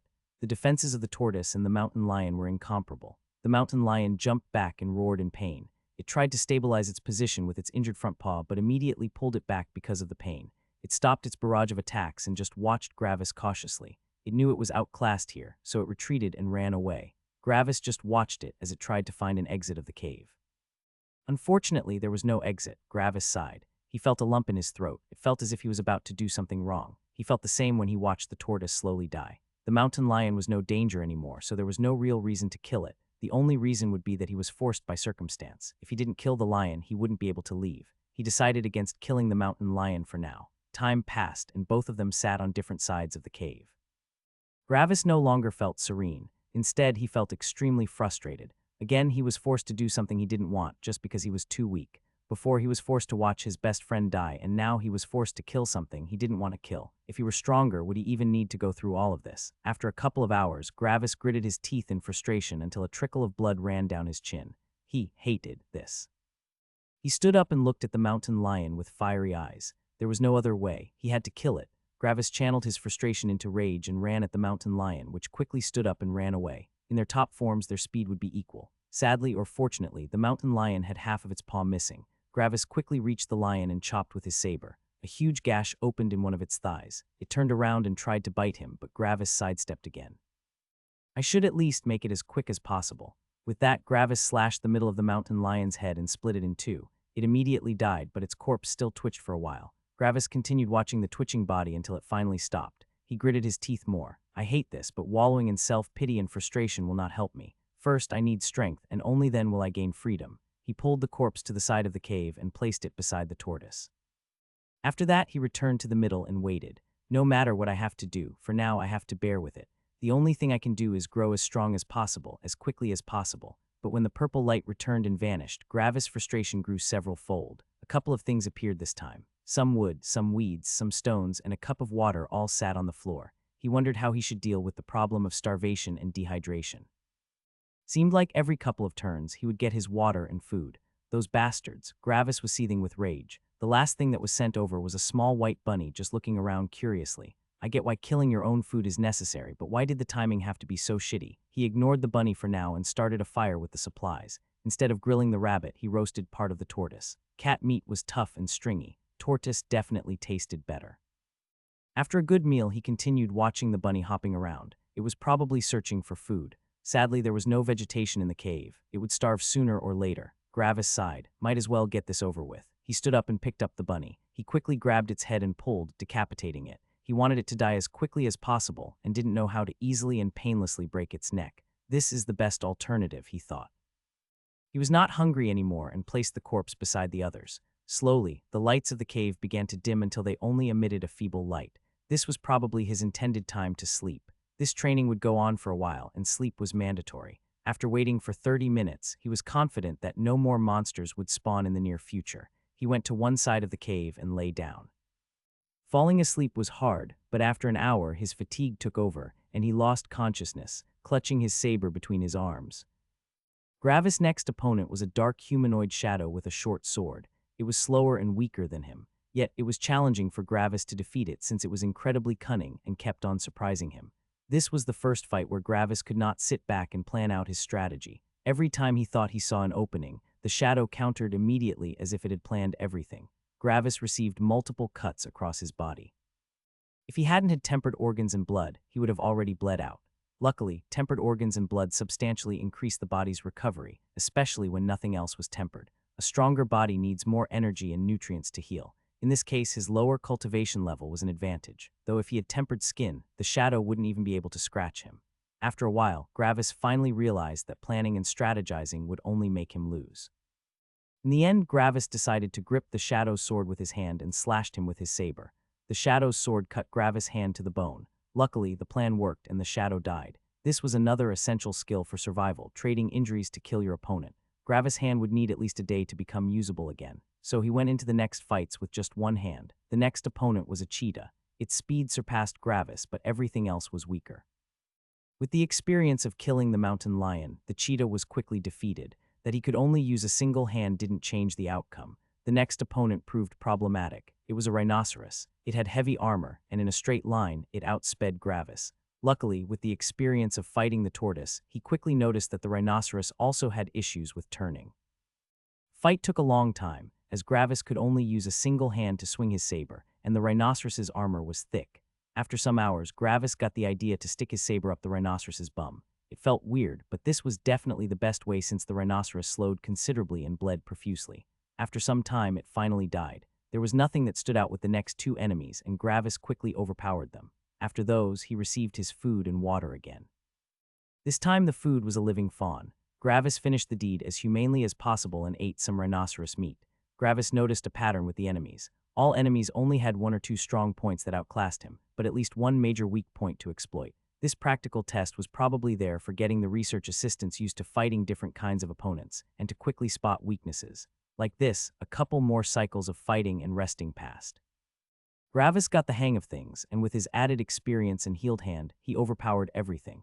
He did not know how much time had passed, but it had to have been at least a couple of weeks. With every passing cycle, 2 additional fights were added before the next rest period. Gravis slashed his saber and cleanly cleaved the giant toad in two. He picked it up and threw it onto his corpse mountain, which had grown to an impressive size. "Toad tastes like shit," he nonchalantly commented.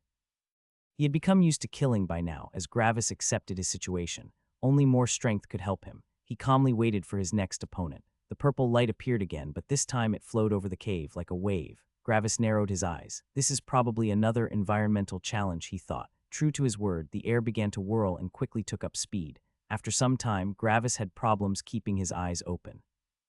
The wind soon grew into a storm and finally into a tornado. If he didn't do something, things would get ugly, so he stabbed his saber into the ground. Clank, the saber bounced off without even leaving a scratch, and Gravis frowned. Shit, the tornado grew more powerful, and Gravis could not hold himself on the ground anymore. He began to whirl through the air furiously. He could still breathe, but it was growing more difficult. Thomp.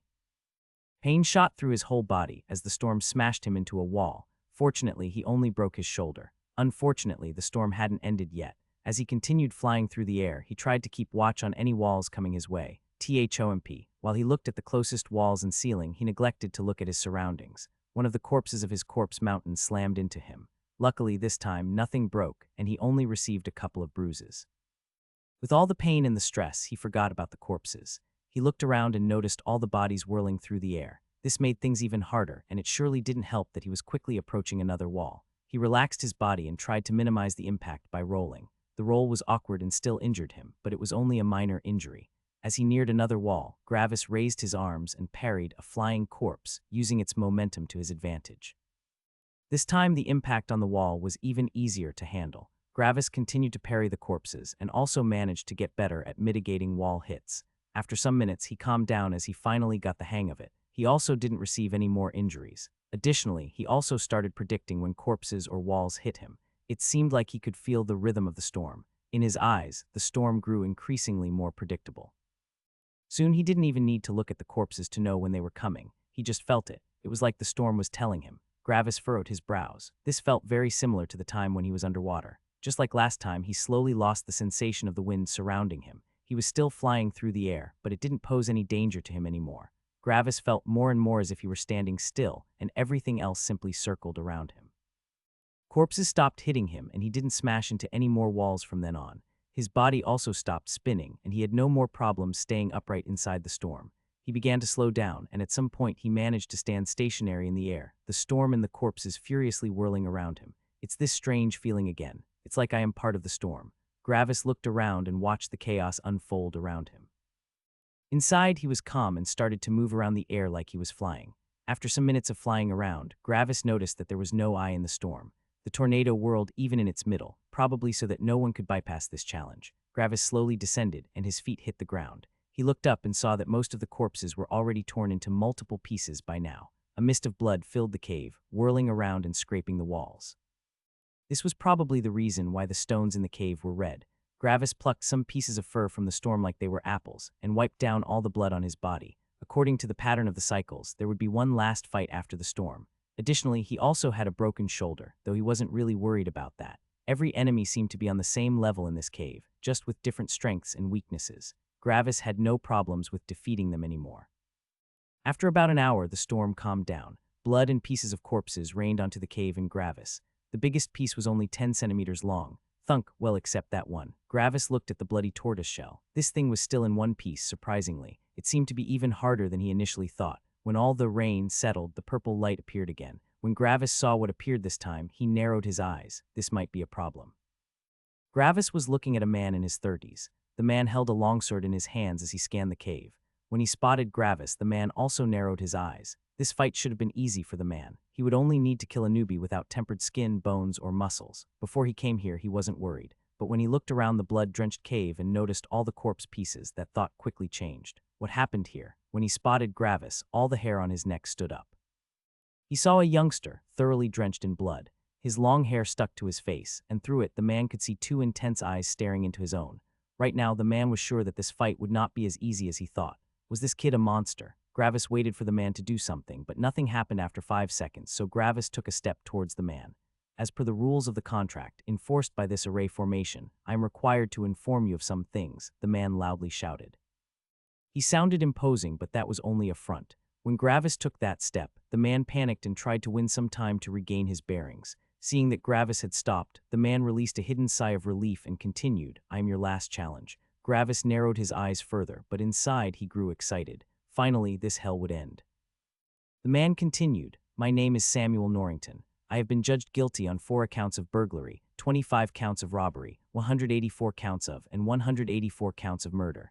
Suddenly, Samuel charged forward. He had said the bare minimum that the formation required and tried to get Gravis by surprise. He quickly closed the 5 meters and lifted his sword for a chop. Gravis didn't see this attack coming, but he immediately jumped back due to his fighting experience. When Gravis saw the sword slashing down, he took his chance and countered with a side swing. What Gravis didn't realize was that his opponent's chop was only a feint. The sword easily stopped in the middle and quickly stabbed forward. The sword would reach Gravis before his saber reached Samuel. Gravis jumped back again, aborting his attack. Samuel got the initiative and slashed again. Gravis only managed a weak block and got blown back again. Samuel didn't let up and continued to follow up with even fiercer attacks. Gravis could only continue holding on bitterly by blocking and jumping back. Sadly, mistakes were bound to occur when one only bitterly blocks, and Gravis received a slash to his abdomen, where a large cut opened. Luckily, Gravis was able to jump back further and finally got some breathing room. All this dodging grated the bones in his broken shoulder, and the pain he felt was immense. The open cut in his abdomen was even worse. It was continually leaking blood, and small parts of his innards could be seen from outside. Seeing that Gravis was outside his attacking range, Samuel stopped his onslaught. The surprise attack had worked and gave him a clear advantage in the fight. You know, when I first saw you, I thought this would be a bitter fight. Samuel smiled arrogantly.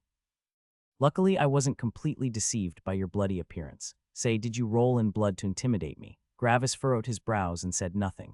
He tried to think of a way to win against his opponent. He only had to get one clean hit and it would be over. Not in the mood for talking, Gravis jumped forward and took the initiative to attack with a slash from the side. Samuel lifted his free arm to block this strike and stabbed Gravis again. Gravis gritted his teeth.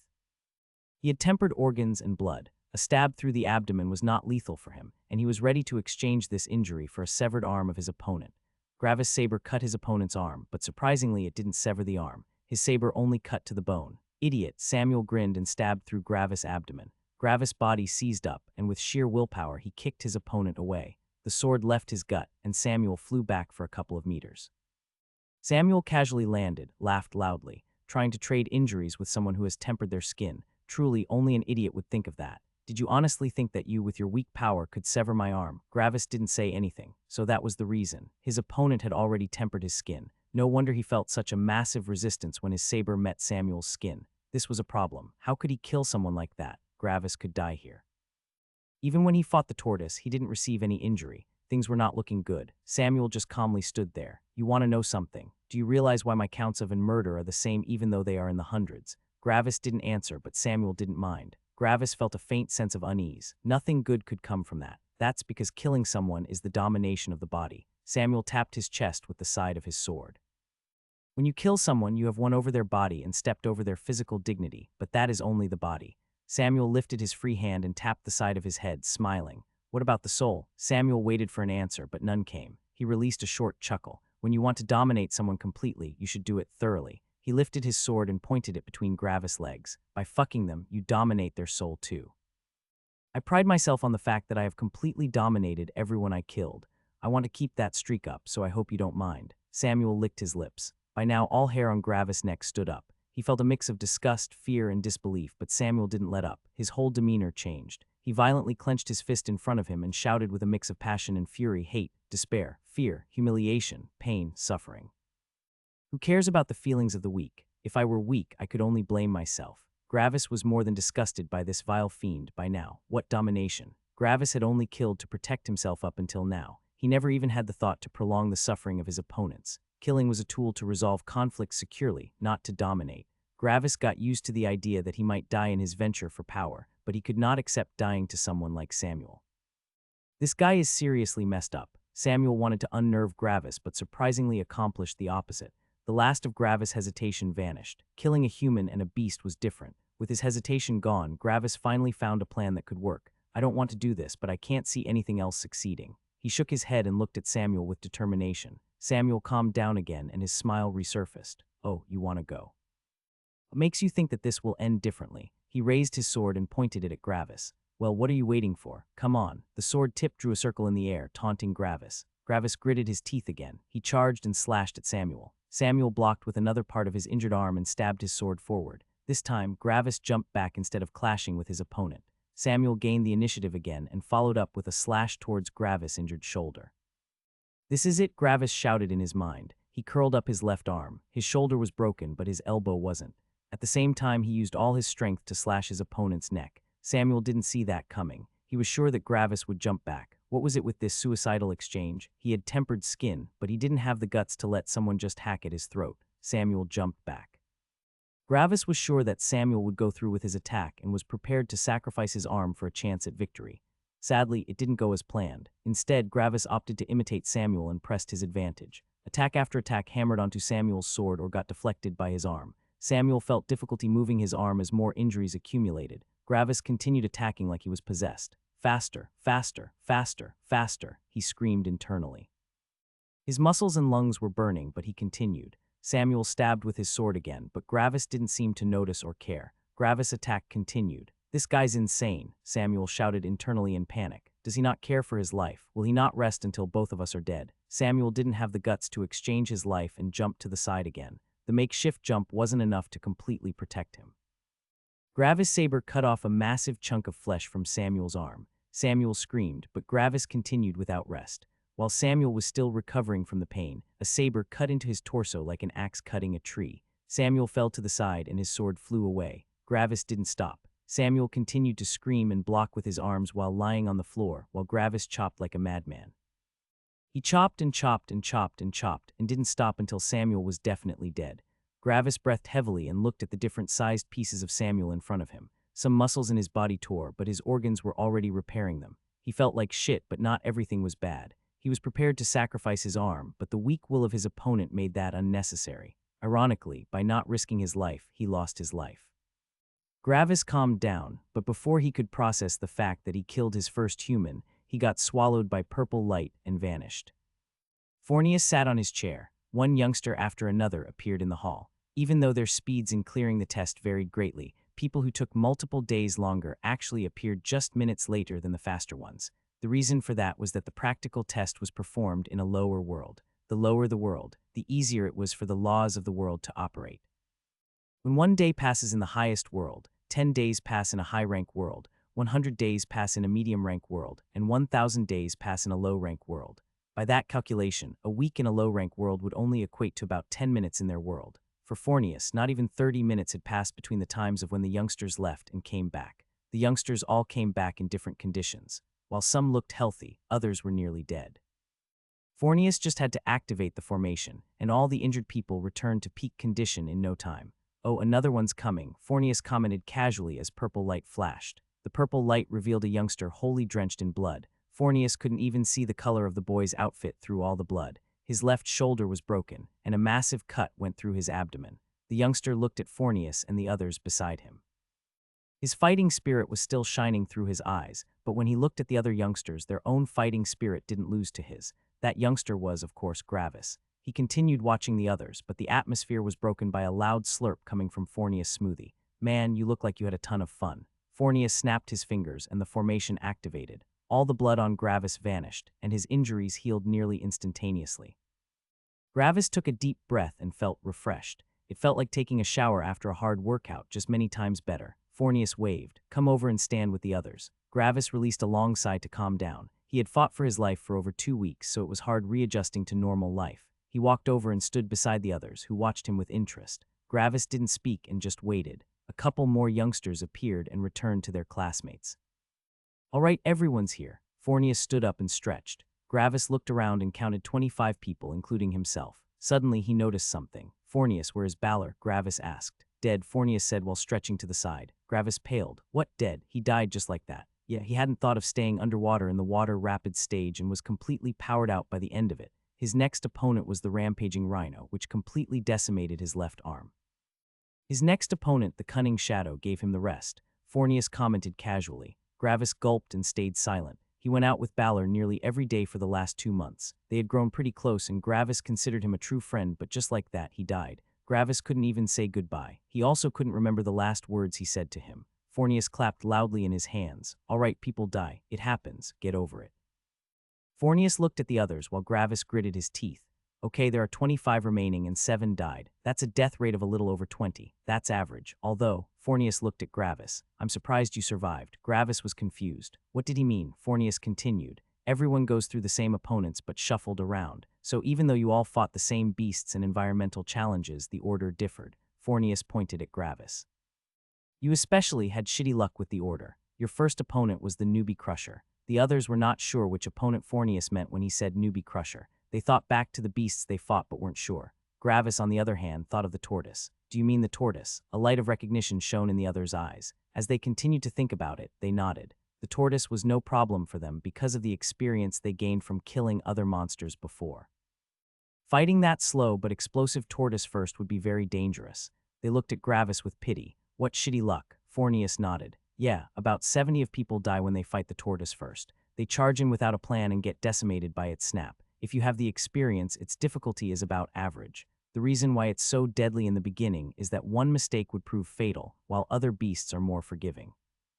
Making mistakes on other beasts may give you some scratches, but making a mistake on the tortoise is deadly." Gravis sighed. What shitty luck. Though he understood what Fornius meant. Gravis didn't receive an injury from the tortoise, but he had nearly died. If he had continued charging back then, he wouldn't be here right now. "Okay, let's start reviewing. You all survived the test and killed your opponents, so congratulations to that," Fornius said as most of the youngsters smiled in relief. "But..." Fornius shouted and the others stopped smiling. "That was a challenge with only one opponent coming at you at a time. The challenges will increase in difficulty the next time. Even though the average death rate of the first test is the highest, at about 20, the second test still has a death rate of about 10, so don't slack off." Most of the youngsters grimaced. "Life wouldn't become easier. The next test will take place 1 month from now. At that time, you will always have to fight 2 opponents at the same time." Fornius grinned. "You can imagine how fun that'll be." Fighting 1 opponent was completely different than fighting 2. They knew that, so they didn't look forward to the next test. They laughed at their past selves that were excited about getting to fight. None of them wanted to repeat this experience. "You can go back home. The next 3 days will be rest days. After that, we resume our theoretical lessons." And with that, Fornius walked out of the hall, not caring about anyone else. When he was halfway out the door, Fornius seemed to remember something and turned around. "Gravis, come with me," he commanded. Gravis was confused but walked to Fornius, who continued walking down the hallways. Gravis didn't know what Phornius wanted but followed him anyway. They took a right and walked up several flights of stairs until they were at the building's highest floor.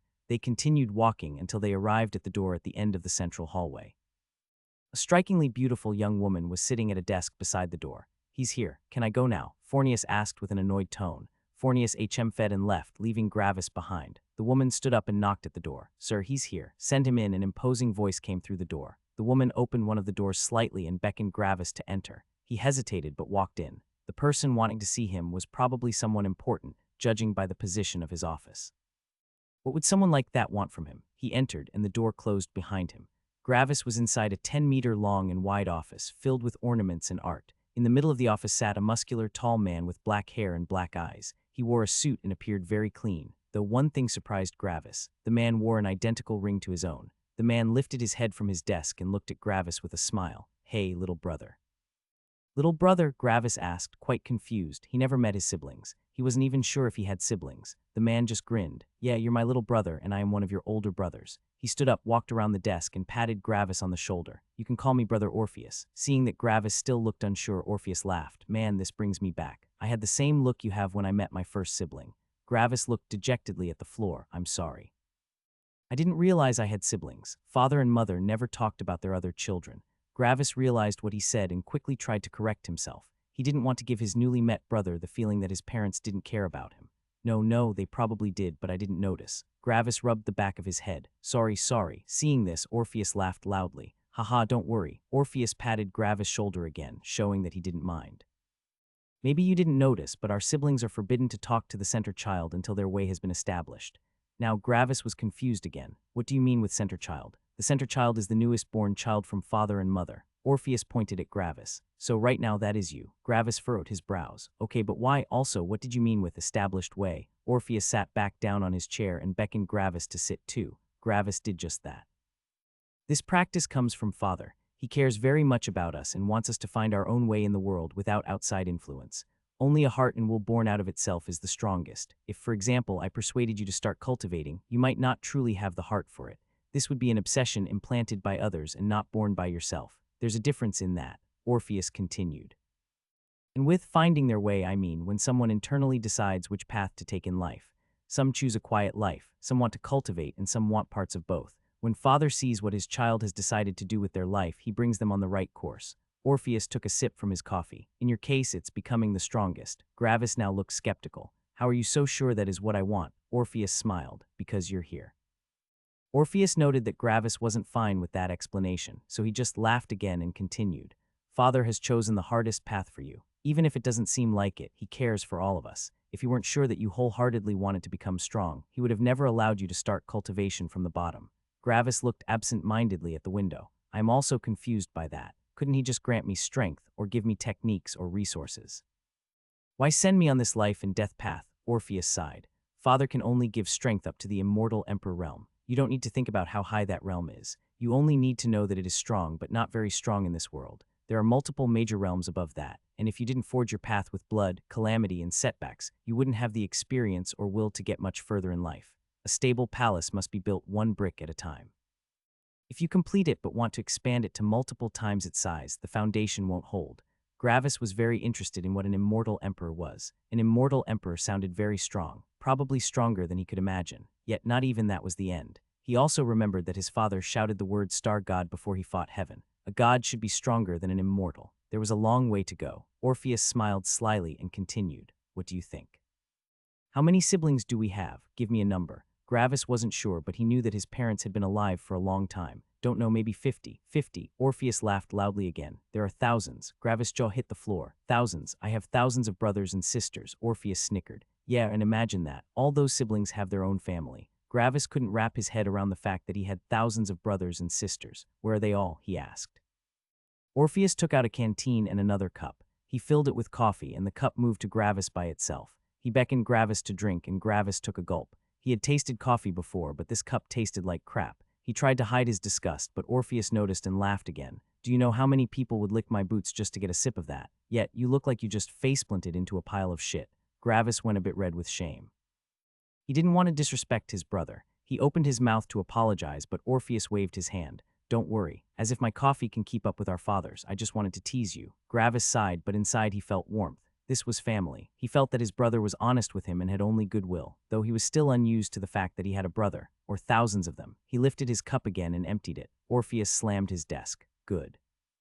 That's how a man should be. Even if you don't like it, do what you deem necessary without a complaint. You truly are my younger brother. He drank from his own cup and also emptied it. Now back to your question. You want to know where our other siblings are? Gravis nodded. Everywhere, Orpheus said. You can find a lot of them in this city. You can find at least one sibling in every sect. You can find some of them roaming around. Many of them are in important positions around the world.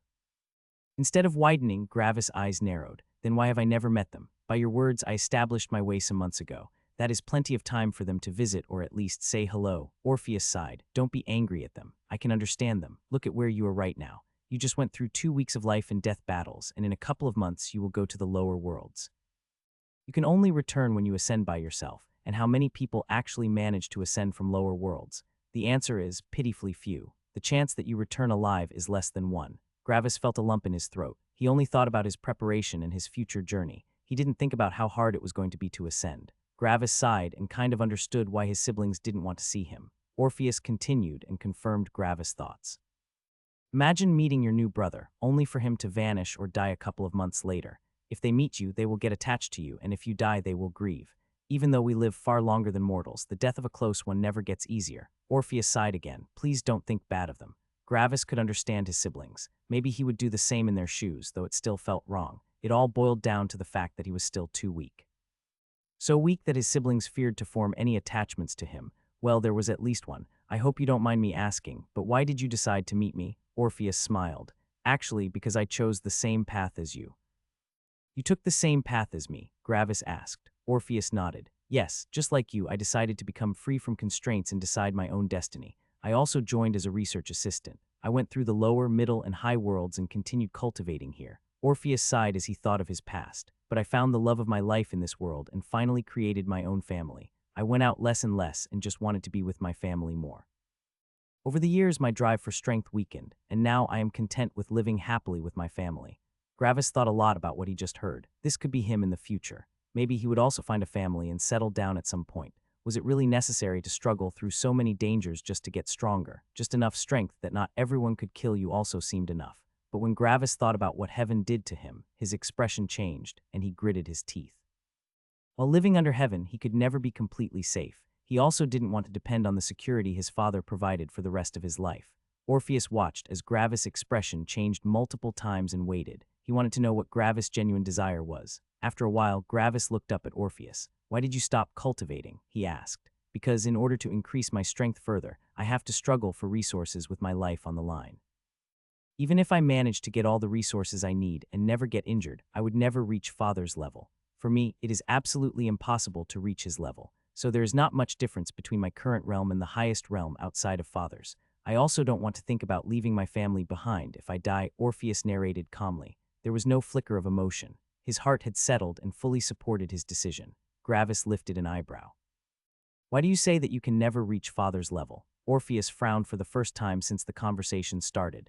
Gravis, those are things I can't talk about. Orpheus looked at Gravis somberly. If I told you, heaven would not allow you to continue cultivating. You must know heaven is antagonistic to our family. Did you think that your run-in with the newbie crusher was a coincidence? Gravis felt a little intimidated by the shift of tone. What do you mean? Phornius said the enemies are random. It's basically just bad luck. Orpheus nodded heavily. Exactly, it's bad luck. Luck is in control of heaven, and no one can influence their own luck. That is why it is called luck. Every living being has a certain amount of karmic luck that heaven bestows upon them. Karmic luck can also change. Some people stumble upon extremely profound inheritances that suit them perfectly. That is a person favored by karmic luck. Orpheus narrowed his eyes. When someone has great karmic luck, they may get rescued when they fight an opponent they can't defeat. They may find an incredibly strong battle or cultivation technique in some run-down shop. They may also arrive in a clearing with an unimaginable treasure while opponents fight each other to the death, and the person just has to take the reward. Opportunities bestowed by heaven are called luck. Orpheus sighed. Yet, we are children of the opposer. Do you think heaven would bestow us with any luck? No, no one in our family has any karmic luck, and since we are the only living beings under heaven with no karmic luck, we have the worst luck. The fact that the order of your challenges in the practical test was the worst is only natural. Gravis shook his head, but having no luck would only equate to having average luck. Having no luck does not mean that the worst case would always happen. Orpheus laughed blandly. That's wrong. The average is not having no luck, but having average luck. Even people with average luck still have some luck. That's why it's average. An average outcome requires an average amount of luck. You might think that the best luck is a 10, average luck is a 0, and worst luck is a 10, but that's wrong. Bad luck does not exist. Bad luck is the absence of luck. So in actuality, best luck is a 10, average luck is a 5, and worst luck is a 0. Gravis blanched. But what about the tortoise? I survived its first hit by luck. Orpheus just shook his head. It might have looked like luck, but your weak will saved you. Your weakness saved you, not your luck. You may call it luck, but it was bound to happen. There was no luck involved. On the other hand, you randomly got to fight the newbie crusher first and immediately got an environmental challenge after that. The first opponent is the hardest to defeat. After every opponent, there are about 10 minutes of rest, yet that does not hold true for environmental challenges. Orpheus held up a finger. Imagine this, you fought the most dangerous opponent first and immediately got thrown into an environmental challenge where you have no time to rest. After that, you fight a mountain lion, an enemy that is fast enough to match you and strong enough to actually kill you. If it weren't for our family's innately high synchronicity with the elements, you would have died. Gravis' eyes widened. You know what happened to me in the water and wind challenge? He asked. Orpheus nodded. Yes. Everyone in our family has a very high talent regarding communication with the elements. Our father is, of course, no exception. High synchronicity with the elements will be extremely important later down in your cultivation journey, but that's still far off. Not even I have reached that realm. Let me explain it in a little more detail. Synchronicity with elements means absorbing the positive aspects while controlling the destructive aspects of an element. Water has oxygen, yet normal humans can't filter it. With us, the water filters itself. We can control the flow of water and live in it as if it were air. In storms, we can communicate with the storm and use it to our advantage. Gravis looked astonished. Didn't that mean that no one could hurt him while using elemental attacks? Orpheus saw Gravis' expression and laughed blandly. Don't get overexcited. This only counts when the element is not being controlled. Taking control of something that is not being controlled is different from trying to control something under someone else's control. If there is a free seat, you can just sit down. But if that seat is occupied, you first need to beat the occupant before you can sit down. You won't have any issue taking control of an enemy's elemental attack if they are weaker than you. But what's the point of that? If they are weaker, they are weaker. You don't need the elements to win in that case. Gravis' mood deflated slightly. Of course, it wouldn't be so easy, but it should be useful in some situations, Gravis thought. Orpheus took another swig of his coffee. So to summarize, always expect to run into the worst-case scenario. Never depend on your luck because that will immediately fail. Orpheus put his cup away and smiled again. Anyway, what did you think about the beasts in the challenge? Orpheus asked, back in his jovial mood. Both brothers had an enjoyable conversation for a couple of hours until night came, and Gravis went home.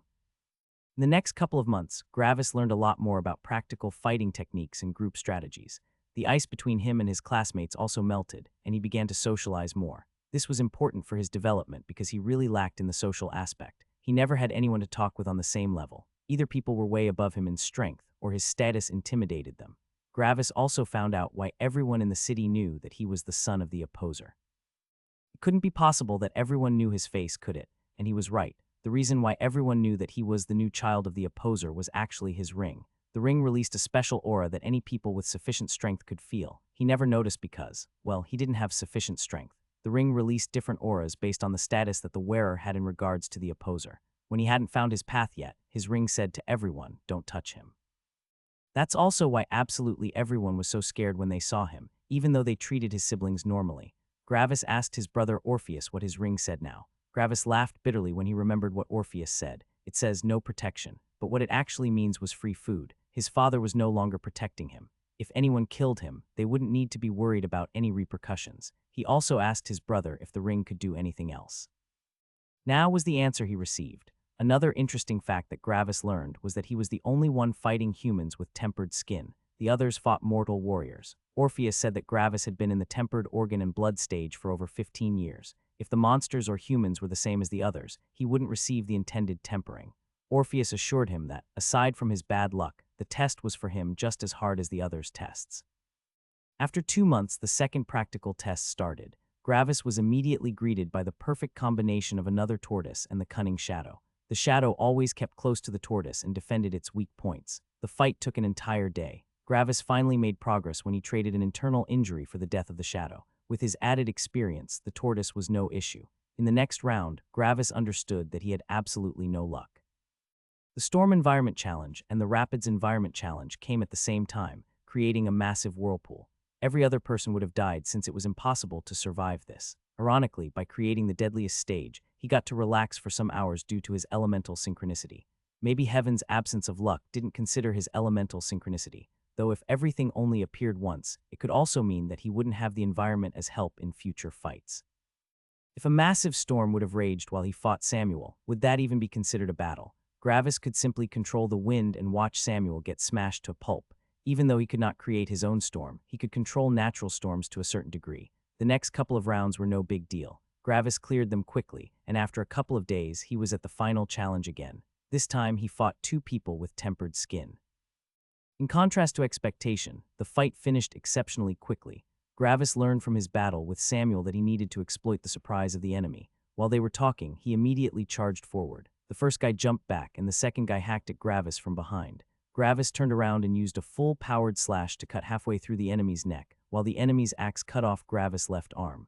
With a kick to the stuck blade, he finished the job. The other guy was stunned and intimidated. Gravis took up his saber and charged at him with bloodshot eyes. The enemy was so afraid that he couldn't bring out all of his power. Like Samuel's ending, this guy was also hacked to death after a miserable while of barely dodging and blocking. Another 3 people didn't return this time. Gravis sighed as he realized that another 3 friends died. He was pretty close to those 3. Did his heavenly luck include his close ones as well? Would heaven not allow anyone to be close to him or help him? Orpheus said that something similar happened to him. Only people that didn't cultivate seemed to be spared from this luck. Orpheus assumed that heaven would rescind the karmic luck of anyone that got close to him. Gravis felt frustrated beyond belief. Heaven created Stella in order to hurt him to get back at his father. Then it stole all his karmic luck. On top of that, it also rescinded all karmic luck of people close to him. Gravis felt a mix of guilt, frustration, and anger. 5 people died because they were too close to him. Maybe that was also a reason why no one wanted to get close to him. Gravis decided that he would only get close to people who were mortal or stop their cultivation journey. If they didn't involve themselves in life and death struggles, their bad luck wouldn't kill them. Gravis was depressed for a couple of days after that. The realization that he had to walk his whole path alone without anyone by his side, but his family gnawed at him. From his family, he only had his father, mother, and 1 brother by his side. The others didn't seem to care about him. Gravis couldn't wait to go to the lower realm. The more he remained in his current realm, the more he realized how weak and oppressed he was under heaven. Heaven's oppression only fueled his ambition to get stronger, so Gravis went on a mad quest for power. In his quest for strength, he even asked his father if he could train anywhere near the city. Gravis had realized by now that pressure and life and death fights made him grow more powerful, even if his cultivation realm didn't increase. Also, he wanted to release some rage and frustration. His father shot the idea down immediately. Apparently, even the weakest beast in the city's vicinity was more powerful than the strongest person in a lower world. You can go ask your brother Orpheus. He should be able to help you with that, his father commented. I am actually very happy that you seek strength this much. The more your desire for power rises, the firmer your will gets. You may not realize this, but only a small minority of people look for life and death tempering willingly. Others may look at you like you're insane, but if you survive and continue down this path, you will always be the strongest in your cultivation realm. The opposer ruffled his son's hair for the first time in his son's life. Gravis was shocked since his father never showed physical affection before. He also saw his father smile genuinely for the first time. His father said encouragingly, I am looking forward to your return from the lower world. You have the will and talent to succeed. So what if you don't have any luck? The opposer harumphed. If someone stumbles upon some big inheritance, you just need to kill them and steal it. You may not be able to gather your own luck, but you can obtain luck from others. Look at it like rearing pigs. The opposer grinned slyly. Gravis smiled happily. He may not agree with his father's cold attitude towards life, but he was happy that his father was proud of him. They talked some more, and Gravis returned to his brother Orpheus. Orpheus told him that he could theoretically let him fight in the practical test as much as he wanted, but he shouldn't forget about his age. The perfect time to start one's cultivation journey was the age of 16. Gravis was about 15.5 now, and he still had 2 months of theory ahead of him. Orpheus told him that the third practical test would be different than the other ones, and that it wouldn't take up much time. The third test was different in a sense, that there were no cycles. All the enemies would appear after a set time, no matter if the previous enemy died or not. If one weren't fast enough in ending the fights and keeping their stamina, they would get overwhelmed. On the same day, Gravis did his third practical test. The time for new enemies to arrive was 1 minute. Gravis had no issue in clearing that since everything died before the minute was up. He only spent a couple of hours fighting, but was incomparably exhausted. In the next 2 months, he repeated the practical test a couple more times, raising the difficulty every time. After a couple of times, his brother informed him that their standard beasts were running low, and they had to save some for the actual third practical test. Gravis frowned, but Orpheus smiled instead. Orpheus went out and captured a lot more beasts, and nearly all of them were new. Though the difference between the standard beasts and those new ones was that the standard beasts were tailored to have some strong points and some weak points. Those newer beasts were just any random wild beasts. They could be fragile beasts with no strength or strong beasts with nearly no weaknesses. Gravis accepted this condition and fought again. Most of the beasts were average. They didn't have any major weaknesses or major strengths. Everything was about the same level as Gravis. The fights were harder this time, since exploiting a weakness was harder. Gravis took longer to complete this challenge, but also received valuable new experience. He was getting better at spotting the slight imperfections in his enemies, which couldn't even be called weaknesses. On top of that, when he noticed that multiple enemies used the same tactic against him, he realized that he himself also had weaknesses. He used his enemies as a mirror and tried to reduce his imperfections. He had some success in that, but one was never perfect. In the last 2 months of his theory classes, he spent a total of an additional 4 months in the practical tests fighting. The time dilation was 1 to 1,000, so it always only took him some minutes to complete the battle. His classmates slowly noticed that Gravis' aura changed. He seemed colder, somehow. They were not sure why he felt colder, but he just did. When he looked at them, they also felt slight nervousness. The reason for all that was that Gravis was always in battle mode, even when he didn't battle. He was unconsciously releasing his will, which subconsciously influenced others. Of course, people in a higher realm wouldn't care, but his classmates were in the same realm as him. Through Gravis' crazy slaughter fest, he slowly built a will aura, which generally only appeared later in the cultivation journey. Just like Gravis, Orpheus also had a crazy light in his eyes. He wanted to throw more enemies at his younger brother and see how quickly his battle intent would grow. Sadly, they had no more time. If they continued going like this, Gravis would miss his golden opportunity to start his cultivation journey. In the last couple of days, Gravis just waited by himself. He had accepted that no one could come close to him. He always looked at others coldly, so they wouldn't want to get to know him. He didn't want to kill more friends just by being friends. He felt lonely inside, but he suppressed this feeling with rage and cold ambition. The only two options were death or reaching the peak of power. There was no in between. Finally, the day came when the last practical test was held. The youngsters waited in the hall for the portals, with Gravis at the head. The others didn't want to come close to that cold psycho. He seemed warm, awkward, and innocent when they first met, but now he only acted like a madman. They kept each contact with him to a minimum, lest they said anything wrong. If one looked closer, one would notice something peculiar. The youngsters didn't want to talk with him due to fear of him. Also, when Gravis did anything they didn't like, they wouldn't voice their opinion. If one looked closely, they would notice that the youngsters looked at Gravis, the same way as the world looked at the opposer. Fornius didn't arrive too early or too late. He looked at the youngsters and announced loudly, "It's time for the last test. The enemies will appear after a fixed interval of 45 seconds. It doesn't matter if the previous enemy died or not. After 45 seconds, you have to fight the next one. If you haven't defeated your opponent by then, you will have to fight 2 enemies simultaneously. Environmental changes will be kept up for 3 minutes and do not count as enemies. Be prepared to fight your enemies in unfavorable environments."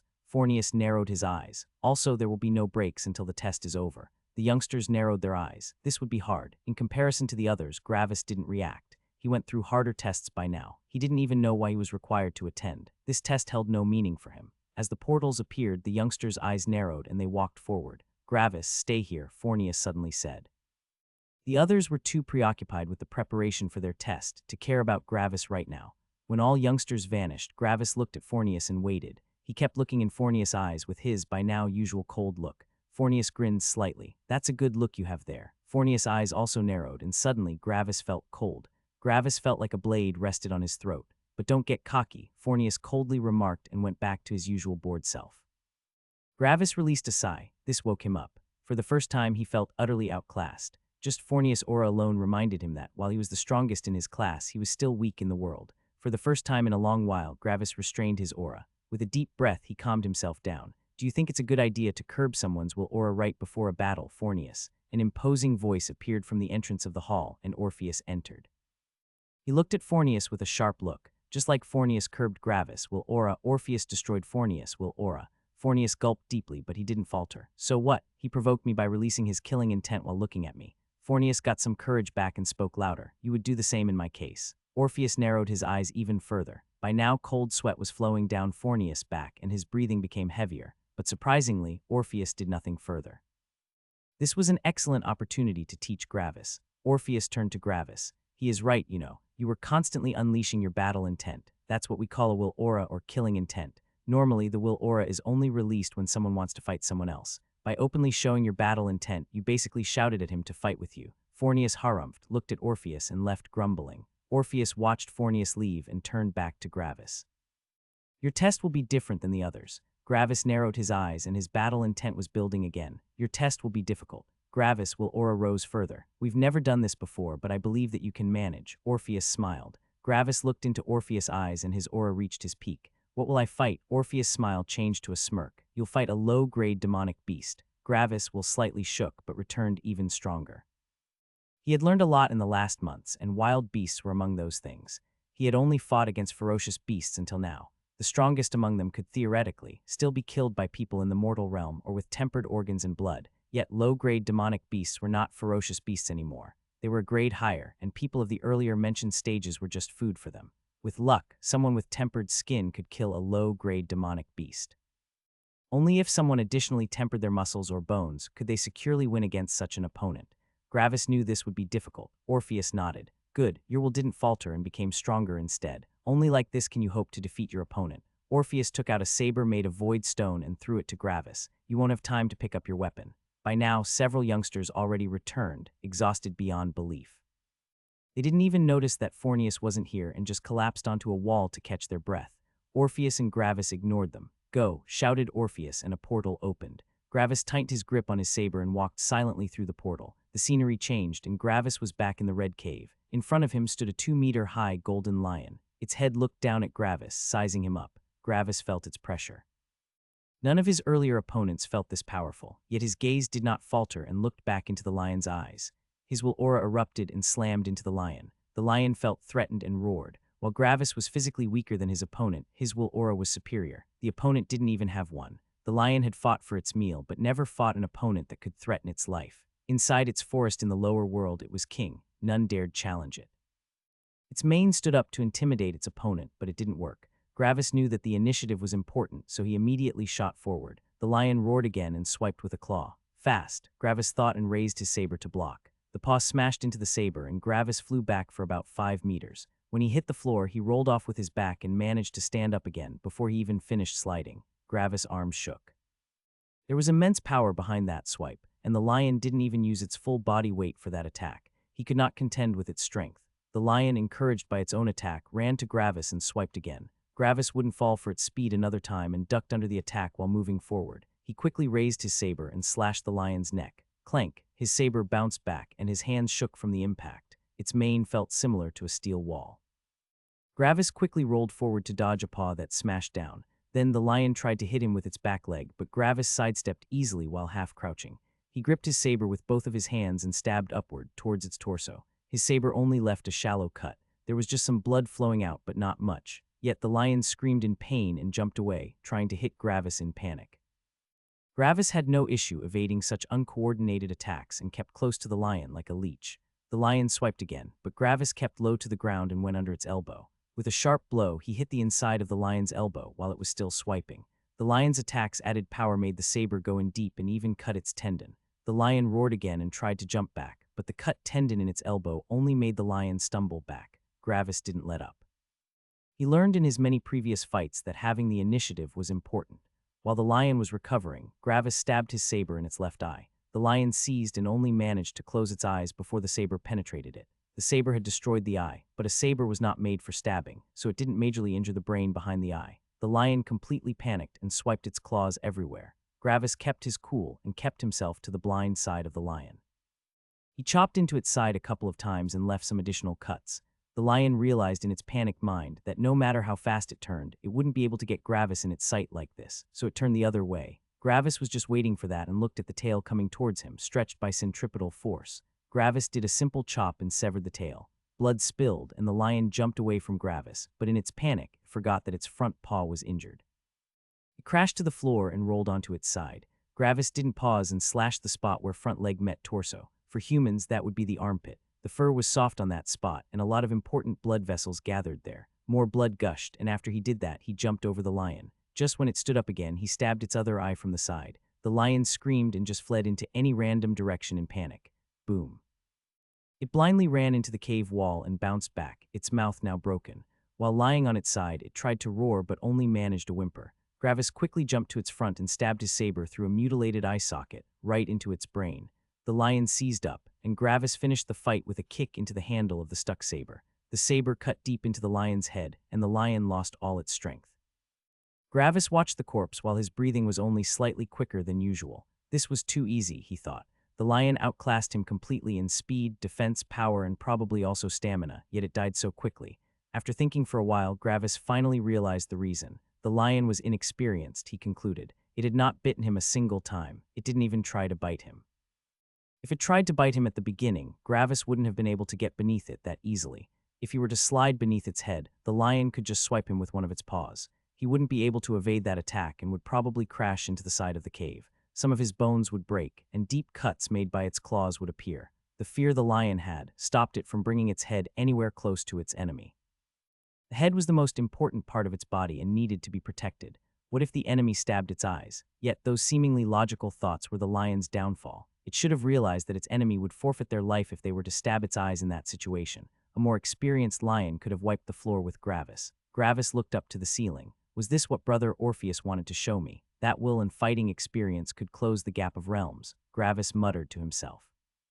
Gravis was right, but will and fighting experience could only close the gap to a certain extent.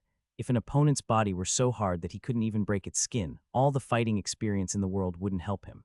Yet it dramatically increased his power in a fight. His will aura had suppressed the lion and made it act more cowardly. Without his battle-intense intimidation, the lion might have decided to bite him. Then only death would have awaited Gravis. Gravis sighed again, and in a purple flash, he vanished. Only a couple of seconds passed between Gravis left and returned. If one didn't pay attention, they wouldn't even have noticed him leaving and returning. The youngsters still sat at the walls, exhausted. Some had noticed that Gravis had left and returned, but they couldn't care about that right now. Orpheus just looked at Gravis with a grin. Gravis didn't look exhausted or injured and walked back to Orpheus. Admit it, the fight was different than you thought, he commented with a smirk. Gravis only nodded. A strong will can suppress people and beasts with weaker wills. They will feel more afraid and will fight more defensively. Without an indomitable will to kill, you will be suppressed and can't show your full fighting strength. Some might not even be able to fight at all. Orpheus was speaking with a severe tone. This was important knowledge that Gravis had to learn. At some point in a cultivator's life, nearly everyone will have a will aura. Of course, that only counts for cultivators that fight for their own resources. Orpheus lifted a finger and pointed to the sky.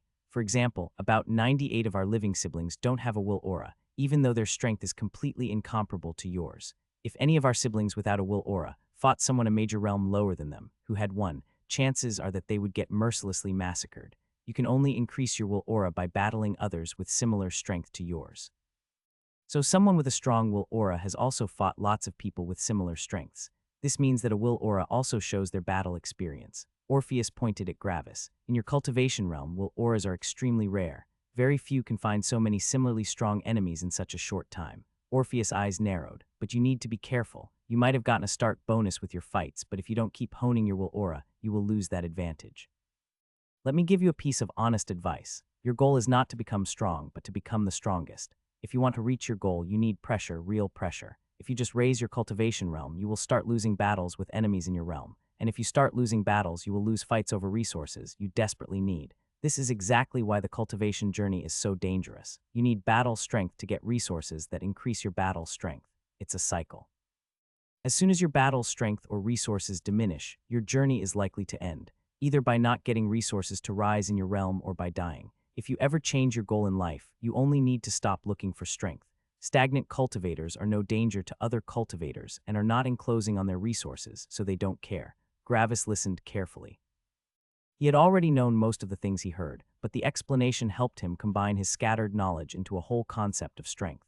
As strange as it sounded, he realized that enemies and cultivation resources were kind of the same thing. If you fight your enemies, your battle strength increases, and if you get resources, your cultivation realm increases. Both things would increase his strength, but one was obviously more dangerous than the other. Orpheus laughed and patted Gravis' shoulders heartily. Don't mention it. We are family and family needs to stick together. I didn't do this to expect some return from you. I only wanted to help my little brother. Orpheus patted the side of Gravis' shoulder. Come on, let's go drinking today. In 1 week you will leave for a low-rank world, so let's relax for a while. He pushed Gravis out the hall and followed him. The other youngsters didn't know what to do. Phornius wasn't here, and Orpheus hadn't even looked at them. This week did wonders for Gravis' heart. In the last couple of months, he had sunk into a sea of bitterness and isolation. The realization that he would need to journey alone in the future had gnawed at him more than he thought. He had suppressed those feelings with ambition and rage, but that only held for so long. Eventually, the constant suppression would have killed his drive, and only emptiness would have remained. He finally realized that he wasn't alone. His whole family was absent of karmic luck, and they were all the same. His feeling of belonging increased. Gravis stood lonely in an office, looking at the middle-aged office clerk. It was a small office made out of stone, and nothing else could be said about it. The clerk noticed that someone had arrived but didn't look up. Name, he asked, obviously bored. Gravis. Your full name, the clerk commented rudely.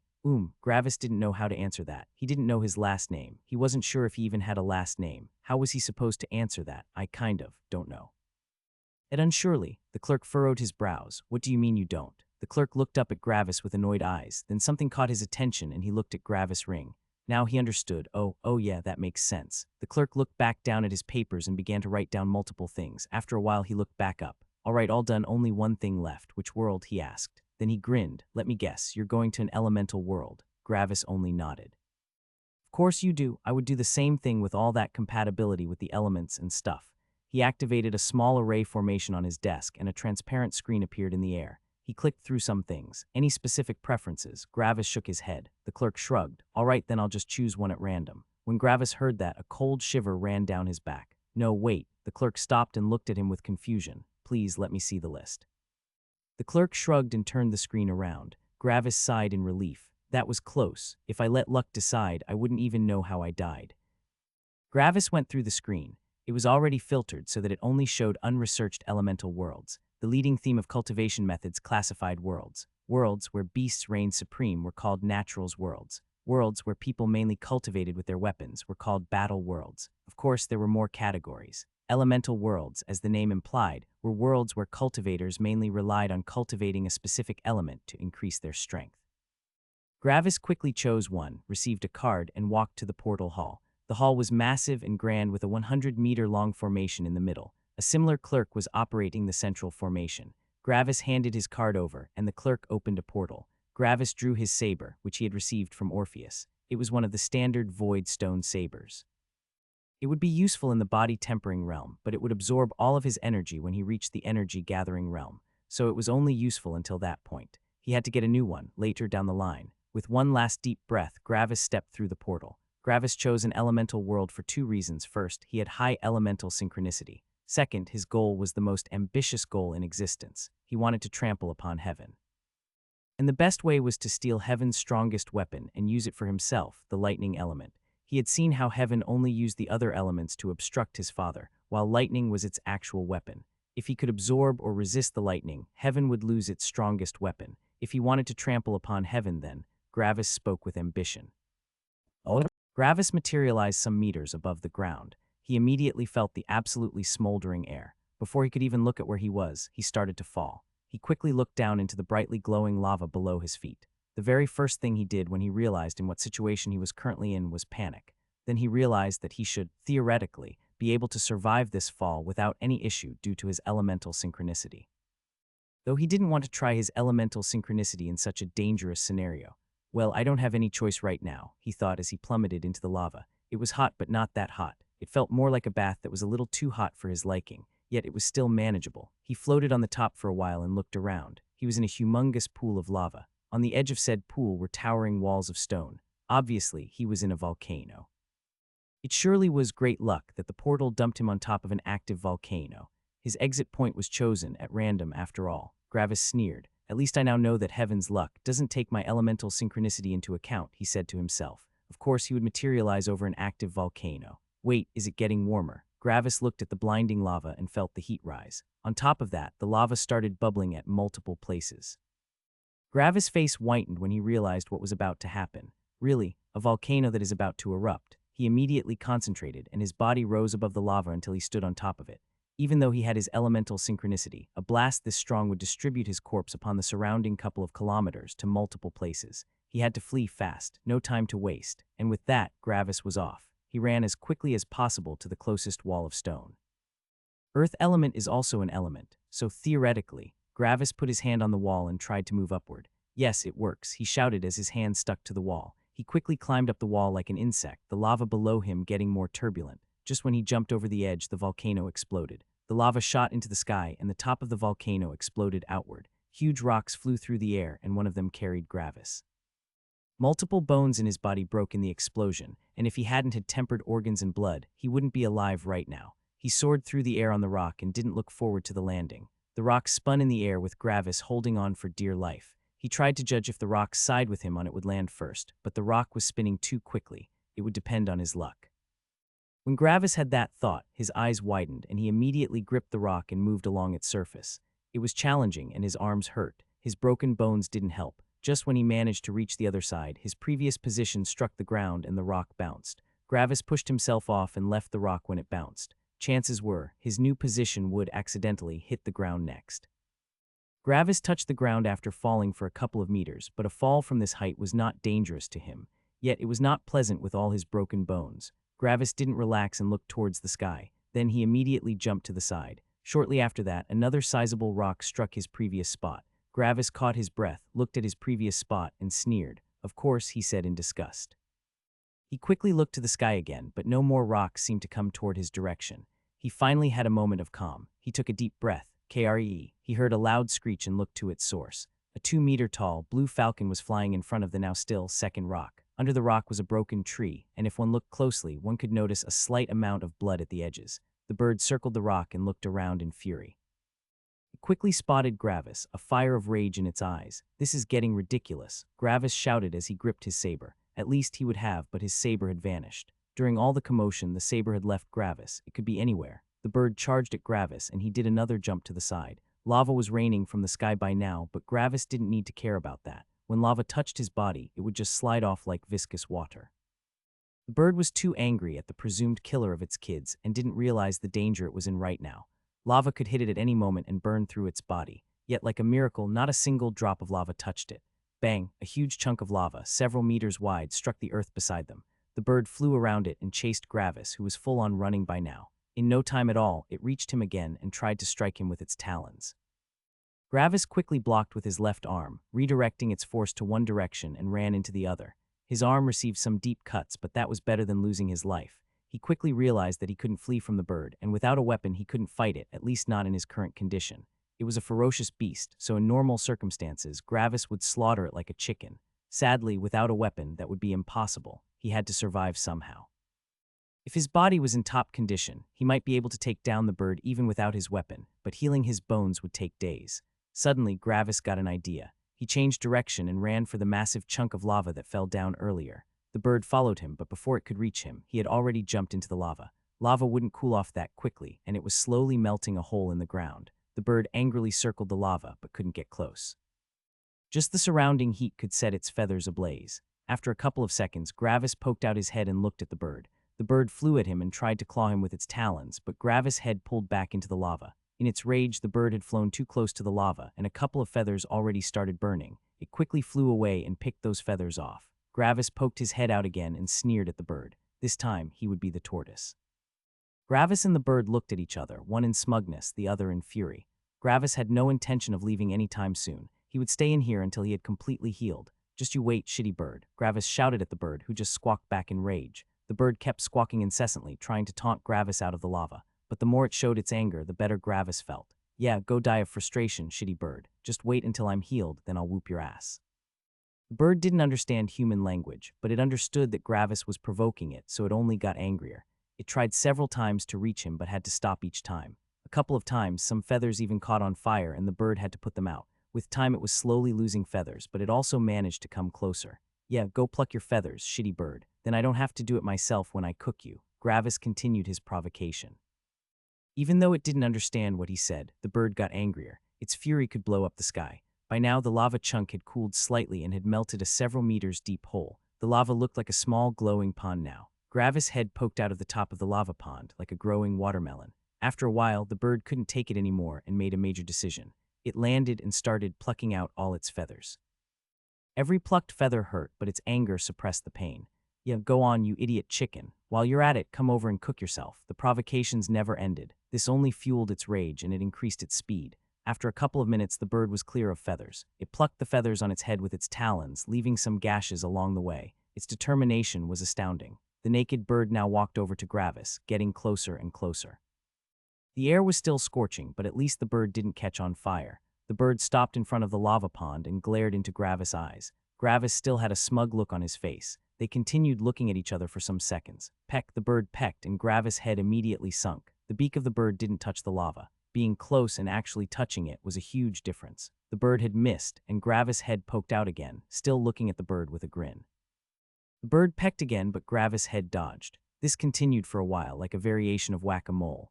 The bird started pecking faster, giving its best to catch Gravis, but he always dodged easily. Suddenly, when the bird pecked again, Gravis caught its beak. Got you, and he pulled down. He could control parts of the lava, and when he started pulling, it wasn't just his strength, but the whole lava pond that pulled it down. The bird immediately splashed into the lava and screamed. The lava ran down its throat and burned its insides and outsides. It died very quickly. Some turtles hunted birds similarly. When a bird got too close, they would snap and grip a part of its body. Then they would pull the bird underwater and drown it. Gravis said he would be the turtle this time, and he stuck to his word. When Gravis noticed that the bird had died, he immediately threw it out. He didn't want to burn his meal. Couldn't eat the center due to the swallowed lava, but the outside was still okay. Gravis sighed. Finally, for the first time in this world, he had time to relax. He looked around and noticed that he was in a forest, which was on fire. Many trees had ignited due to the lava rain. In the distance, he could see the smoking remains of the volcano. It seemed like he had flown for multiple kilometers. He couldn't see or hear any more animals or beasts. They probably fled from the natural catastrophe. The sky had darkened from the smoke, and ash was starting to rain down. The dark sky, the ash rain, the burning forest, the lava pool, and the otherwise quiet forest reminded Gravis of the environmental challenges in the practical test. This would probably be how a fire challenge looked. His nerves relaxed more and started cooking the bird above the lava. Its feathers were already plucked, so that saved him a hassle. After a sumptuous meal, he went back into the lava pond and slept. He preferred the lava's safety instead of the open forest, even though the forest was burning all around him. Nothing else of note happened when he slept. Gravis opened his eyes after a good sleep and noticed that it was very tough moving in the lava. It had started to harden into obsidian. He poked his head out and saw that only ash remained around him for several hundred meters. The floor and the sky were black. It looked like a world of fire and brimstone. Man, heaven really doesn't care about collateral damage when dealing with me, Gravis noted as he looked around. His body had healed to around half of its peak condition. He decided to stay here for another day. It was safer in this hellscape since no beast would want to come here. When Gravis looked back at the hardening lava pond, he got an idea and jumped back in. He tried to control the lava as well as possible and saw some success in his plan. Since he had to wait for his body to heal anyway, he might as well waste some time on his idea. Only his head remained above the surface, and he stayed in that position for the whole day. Night had arrived, and a team of 4 people was walking through the remains of the forest. They wore green clothes and carried bows. Obviously, this was a party of hunters looking for resources. The party consisted of 3 men and 1 woman. The men were probably in their 30s, but the woman looked young. She only hit her 20s recently. "Are you sure we'll find something here, Sarah? There's only ash as far as the eye can see," one of the men commented. "Maybe it'll be better if we hunt in an actual forest and not this ashland." The man didn't sound rude but concerned. He wanted to find some beasts to hunt. The woman, Sarah, smiled slightly. "After a natural calamity, the elements will be in disorder. If we're lucky, we can find an opportunity in this wasteland, and this opportunity might finally turn our luck around. Even if we find nothing, we can at least say that we've tried." The other men sighed and continued looking. After walking for some time, they arrived at a clearing with fewer remains of half-burned trees. The clearing was exceptionally flat. One of the men raised his eyebrows. "What is that?" He pointed at the center of the clearing. The others looked over and their eyes widened. A solitary head was sitting in the middle of a flat black platform. Its eyes were narrowed, and it felt like it was looking at them. When they looked into its eyes, they felt a cold shiver. "Why is there a head in the middle of a black platform in the middle of a forest?" One of the men commented while looking at Sarah. "Is this the opportunity you spoke of?" he asked unsurely. Sarah narrowed her eyes. This was too strange. This couldn't be natural. She hesitated, but finally gritted her teeth and started walking towards the head. The other men nervously looked at Sarah, but followed with courage. The closer Sarah got to the head, the more she felt as if its eyes followed her. She arrived at the black platform and... "Stop!" the head shouted before they could step on the platform. The party jumped back and felt like their spirits left their body. The The head had spoken. What was going on? Sarah's heart raced and her fight and flight instincts were screaming at her, yet she didn't retreat. It took all her courage not to flee. "What are you?" she asked. The head spoke in an imposing voice. "I'm an earth spirit." Gravis saw an opportunity in those hunters. Strength-wise, they were obviously not his match. He could judge that just by how they felt to him and their cheap bows. Also, they were walking around in a team of 4, which means that one of them can't take down a ferocious beast solo. Those hunters could solve a problem he currently had. The hunters looked at him with shocked expressions. They looked at each other and then back to Gravis. They waited for him to continue talking, but he remained silent. After a while, Sarah stepped forward. "Earth Spirit, we request your assistance." Sarah bowed slightly. "If you can help us, we will repay you with everything we have," she pleaded. Gravis still looked at them with imposing eyes, though it felt weird to him since he had to look up. "If you complete one request of mine, I shall grant you one wish," he declared. Sarah looked worriedly at the others. "Earth Spirit, what request should we complete for you?" she asked worriedly. "Somewhere in this land of ash, there lies a black saber. It is my spirit weapon and someone stole it." Gravis narrowed his eyes in fury. "They dared to steal my weapon, so I awakened the mountain of fire and buried them in flames. Find my saber and return it to me, and I shall grant your wish." The jaws of the hunters dropped to the floor. This earth spirit was the reason for the sudden eruption of the volcano. If they said something wrong, they wouldn't know how they died. Sarah looked at the others and they nodded grimly. "This was dangerous, but also an opportunity. We can return your weapon, but we can't guarantee it. People who dare to steal your spirit weapon must surely be strong," she said in helplessness. Gravis' expression turned to smugness. "You don't need to worry about the thieves. They have attracted the curse of my weapon and must surely have already been turned to ash." His eyes narrowed again. "Be careful when you find my spirit weapon. It is cursed and will slowly sap all energy in the surroundings. If you return it quickly, there shouldn't be an issue, but you must make haste." The hunters narrowed their eyes and nodded. "All right, we will return your weapon," Sarah declared. Gravis would nod imposingly if he could. Sadly, the obsidian was in the way. Instead, he closed his eyes in an attempt to seem mysterious. The hunters looked at him and left, searching for his saber. When they vanished, Gravis smiled smugly. "As if I would waste days searching for my weapon," he mumbled to himself.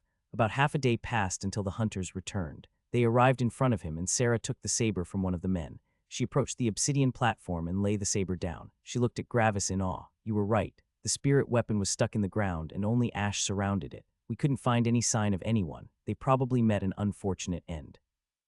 Also, I felt something being sucked into your weapon from the surroundings. We sincerely hope you will fulfill our wish." "Oh, that woman can already feel energy. She's probably very talented," he thought to himself. When she laid the saber down, it sunk into the obsidian slowly until it was completely submerged. Earth and stone were also elements, but sucking something into the ground took considerable concentration. The saber moved slowly to his right hand under the obsidian.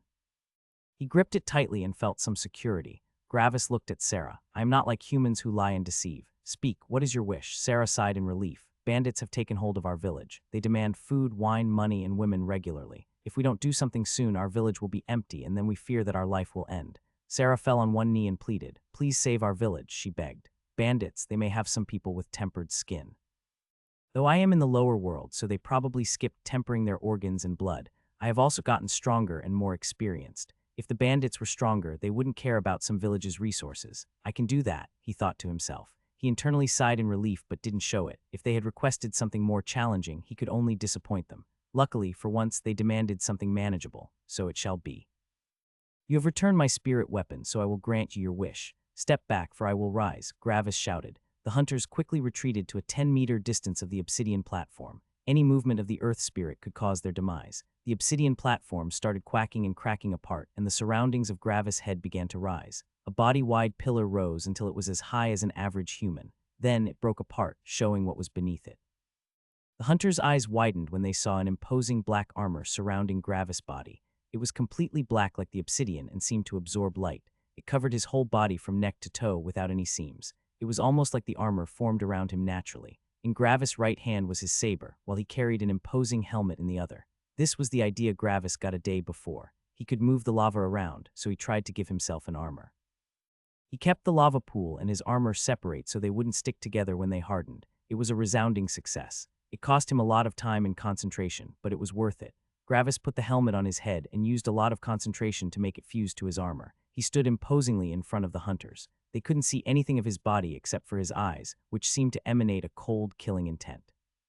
All the hair on the hunter's body stood up in fear, but they remained rational. The earth spirit said it would help them with the bandit problem. "Bring me to those bandits," he demanded. His voice sounded muffled behind the helmet, and there was not much room for his mouth to move. They shall taste death. Gravis walked behind the group of hunters. His armor was one solid, so it was really difficult moving his legs and arms. He constantly had to concentrate on keeping the obsidian flowing. It was draining, but he also realized that it helped him temper his will. The hunters in front of Gravis were nervous. They felt Gravis' will aura. They didn't know what a will aura was, but they still felt it. It felt like a wild beast trailed them, waiting for a chance to strike. Gravis kept walking in silence. He wanted to know more about the world and any essential towns or cities nearby. Sadly, he had to remain mysterious, so he didn't initiate a conversation. He needed to wait for them to start one. We will arrive in our village in about 2 hours. The bandits should come tomorrow. That's the best opportunity to strike them, Sarah said after hours of silence. Gravis was happy that he could finally talk. There will be no issue.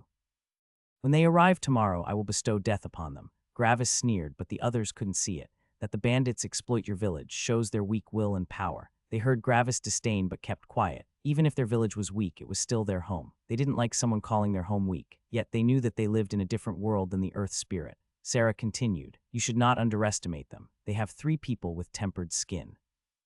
Our village, in comparison, only has 2, my father and me. If you stop one, we can fight equally." Gravis felt relief. They only had 3 people with tempered skin. I said, I will bestow them death, and I will keep my word. You only need to watch, he commented. If those bandits are so strong, why wouldn't they attack a bigger human settlement? Sarah laughed dryly. You must be joking. A town has at least 1 individual with tempered skin and muscle. They wouldn't even know how they died. A city would be even scarier. The head of a city must have a fully tempered body, or they wouldn't be able to be the head of a city. Finally, Gravis got some information about this world. There was no mention of energy-gathering realm cultivators yet, so this was probably an area far away from the core of power of this world. He estimated that he could kill anyone with tempered skin. It didn't matter if they had also tempered their organs and blood or not. If the enemy didn't have a strong will, he might even be able to kill someone with tempered muscles. He had killed a low-ranked demonic beast once, and those can only be killed by people with tempered muscles, usually. Yet with his luck, there might be an issue with those bandits. He had to be careful. The party continued to walk and arrived outside the village after 2 hours. It wasn't very big. From one end to the other, it spanned about 100 meters. The village was comprised of simple wooden huts, and all the villagers were outside their houses. The men looked relieved when they reached their home, but Sarah furrowed her brows. The villagers are all outside. This seems unusual unless... She realized what might have happened and turned white. The bandits arrived early. She shouted and sprinted into the village. If the bandits arrived and she wasn't there as intimidation, they might go beyond their usual rules. The men also blanched and quickly ran after her.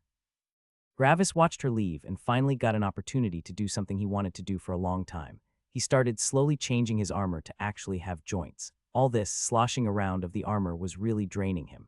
After some seconds, he did some jumps and saw no more issues. Sarah just went beyond the village's border and continued to run into the middle. Gravis cracked his neck to relieve some tension and also sprinted to the village. Even though the obsidian armor was heavy, he ran just as quickly as Sarah.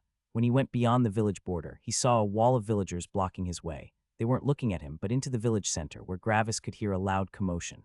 Gravis continued running, his steps incredibly loud due to his obsidian armor. The villagers heard the commotion behind them and turned around. There, they saw an imposing black armor charging at them. They screamed and jumped to the side. The villagers further in front heard the screams, turned around, and also quickly jumped to the side. A clear street appeared where Gravis charged, and he could finally see what was happening at the center. About 10 people in leather armor, carrying short iron swords, watched in smugness as 3 people fought Sarah and a middle-aged man. Sarah was fighting with 2 of them, while the middle-aged man fought with another one. The middle-aged man was already severely injured and bled from multiple cuts across his body. He probably had to fight off all 3 of them at the beginning. Ha ha ha, what an opportunity you have given us, girl. We have weakened your father, and now even you won't be able to stop us, shouted one of the men fighting Sarah while wearing a wide grin. Today you will warm our beds. Sarah gritted her teeth but didn't say anything. Bandits on the side started hearing loud metallic footsteps and looked to its source. They saw a madly charging black armor running to one of the bandits fighting Sarah. They didn't know what to do, but one extraordinarily courageous man jumped in front of Gravis and slashed his sword at him. Gravis slashed the sword and continued charging. Bang! The sword broke upon hitting the saber, but that was not the end. Gravis charged through the man, breaking all his bones and throwing him several meters away. With the armor's ridiculous weight and his speed, he had built up a lot of power. Charging through, the man only slowed him down a little bit. The fighters heard the boom and turned to Gravis, but they were so engrossed in their fight that they didn't notice Gravis until he was already upon them. Gravis formed a fist and used all the accumulated power of his charge to punch the man who spoke with Sarah earlier. Man noticed Gravis too late, and the fist hit the side of his head, the obsidian exploding from his fist. The man's skin only got a bruise, but his skull and brain were utterly destroyed. The corpse shot into the distance and completely destroyed a wooden hut. Sarah's eyes widened and the bandits blanched. Gravis knew that the initiative was important and didn't wait for a single second longer to start his second attack. He used the saber in his other hand to attack the other person fighting.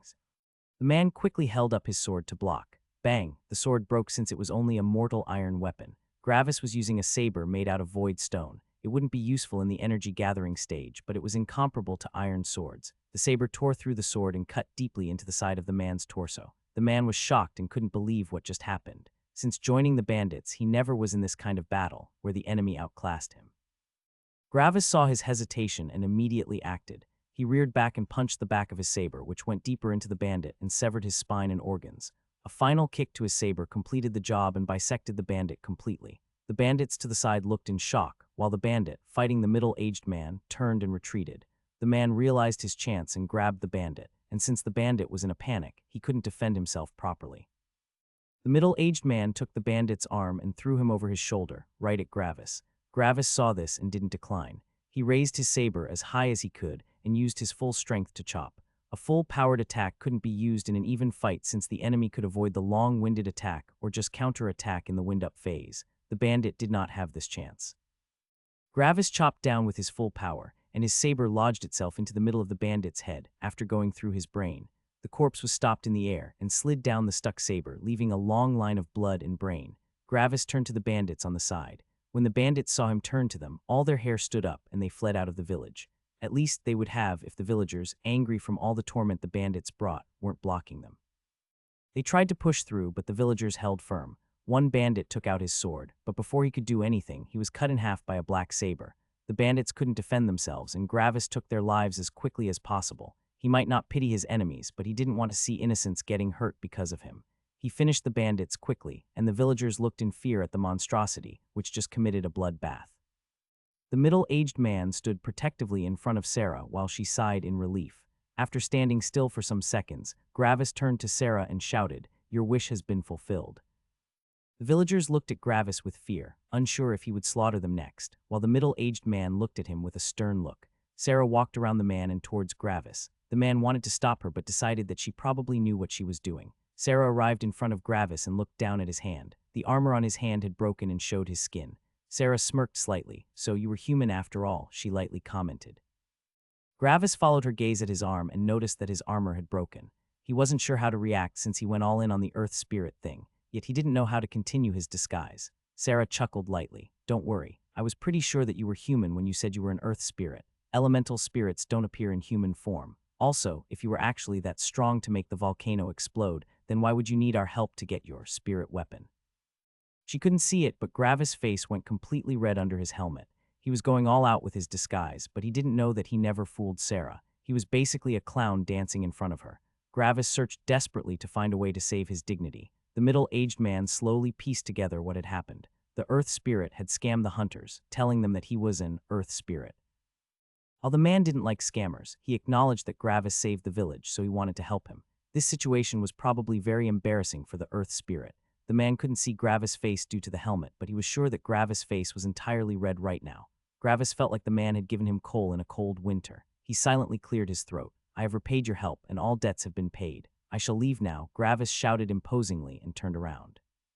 He walked away but stopped suddenly. He turned around. "Where is the next town?" The man smiled wryly. "The nearest town is Wilderness Town to the northeast. It is about a day's march away from here." Gravis nodded and quickly fled from the village. He didn't want to remain any second longer since it was just too embarrassing. Sarah looked at his fleeing back and laughed. The middle-aged man put his hand on her shoulder. "You shouldn't humiliate our savior." She laughed more.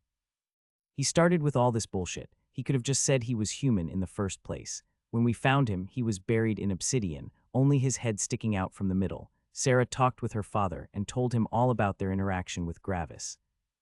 Gravis was running to the northeast. He had already thrown away his useless armor a while ago. It looked nice but was useless otherwise. Now he only wore a black shirt and some black pants. He finally got a direction for a town, and there he could surely buy pills to temper his body. He learned in his preparation school that the body tempering stage was mainly dependent on pills.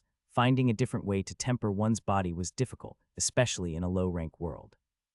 He could theoretically temper his skin by training, but that would take years. While running, he was thinking about what happened to him in this world up to now. He had arrived, and his luck was doing its absolute very best to kill him. Yet after that, there was silence from his lack of karmic luck. He met no enemies in the 2 days where he was regenerating, and the enemies he sought out himself weren't even worth a warm-up. What did heaven plan? Gravis thought further about this issue. His lack of karmic luck did its best to stop him from cultivating. There were 2 ways to stop someone in their journey: either kill them or stagnate them to death. Those ways were actually complete opposites. One was sending strong enemies to kill the person, while the other one was sending no enemies. Enemies tempered one's will and heart, and if there were no enemies, one could progress higher in their realm. Yet if they advanced higher in their realm without having any enemies, they would also be the weakest in said realm. And when you were the weakest in your realm, it would be difficult to survive and get further resources. Gravis clenched his teeth. So that's your plan, he muttered to himself. As a backup of your volcano plan, you dump me into some backwater area where nearly everyone is weak. There are nearly no potential enemies and probably just as few resources for cultivation. That's right. Heaven wanted to stagnate him into complacency. He got dumped into an area where he was as strong as the leader of a whole town. If Gravis hadn't learned so much about Heaven's luck and plans from his brother Orpheus, he would slowly fall into complacency and lose his drive. This was the same way Heaven stopped Orpheus from cultivating. It gave him a wife and beautiful children until he stopped desiring strength. Gravis realized the similarity. Just when Gravis always lamented his weak strength, Heaven had sent him to a place where he was one of the strongest. That sudden shift in status could make people drunk on the sudden gain of power. Like that, they lost their feeling of helplessness, which drove them to reach higher realms. It would also remove all pressure on a person, basically boring them into mediocrity.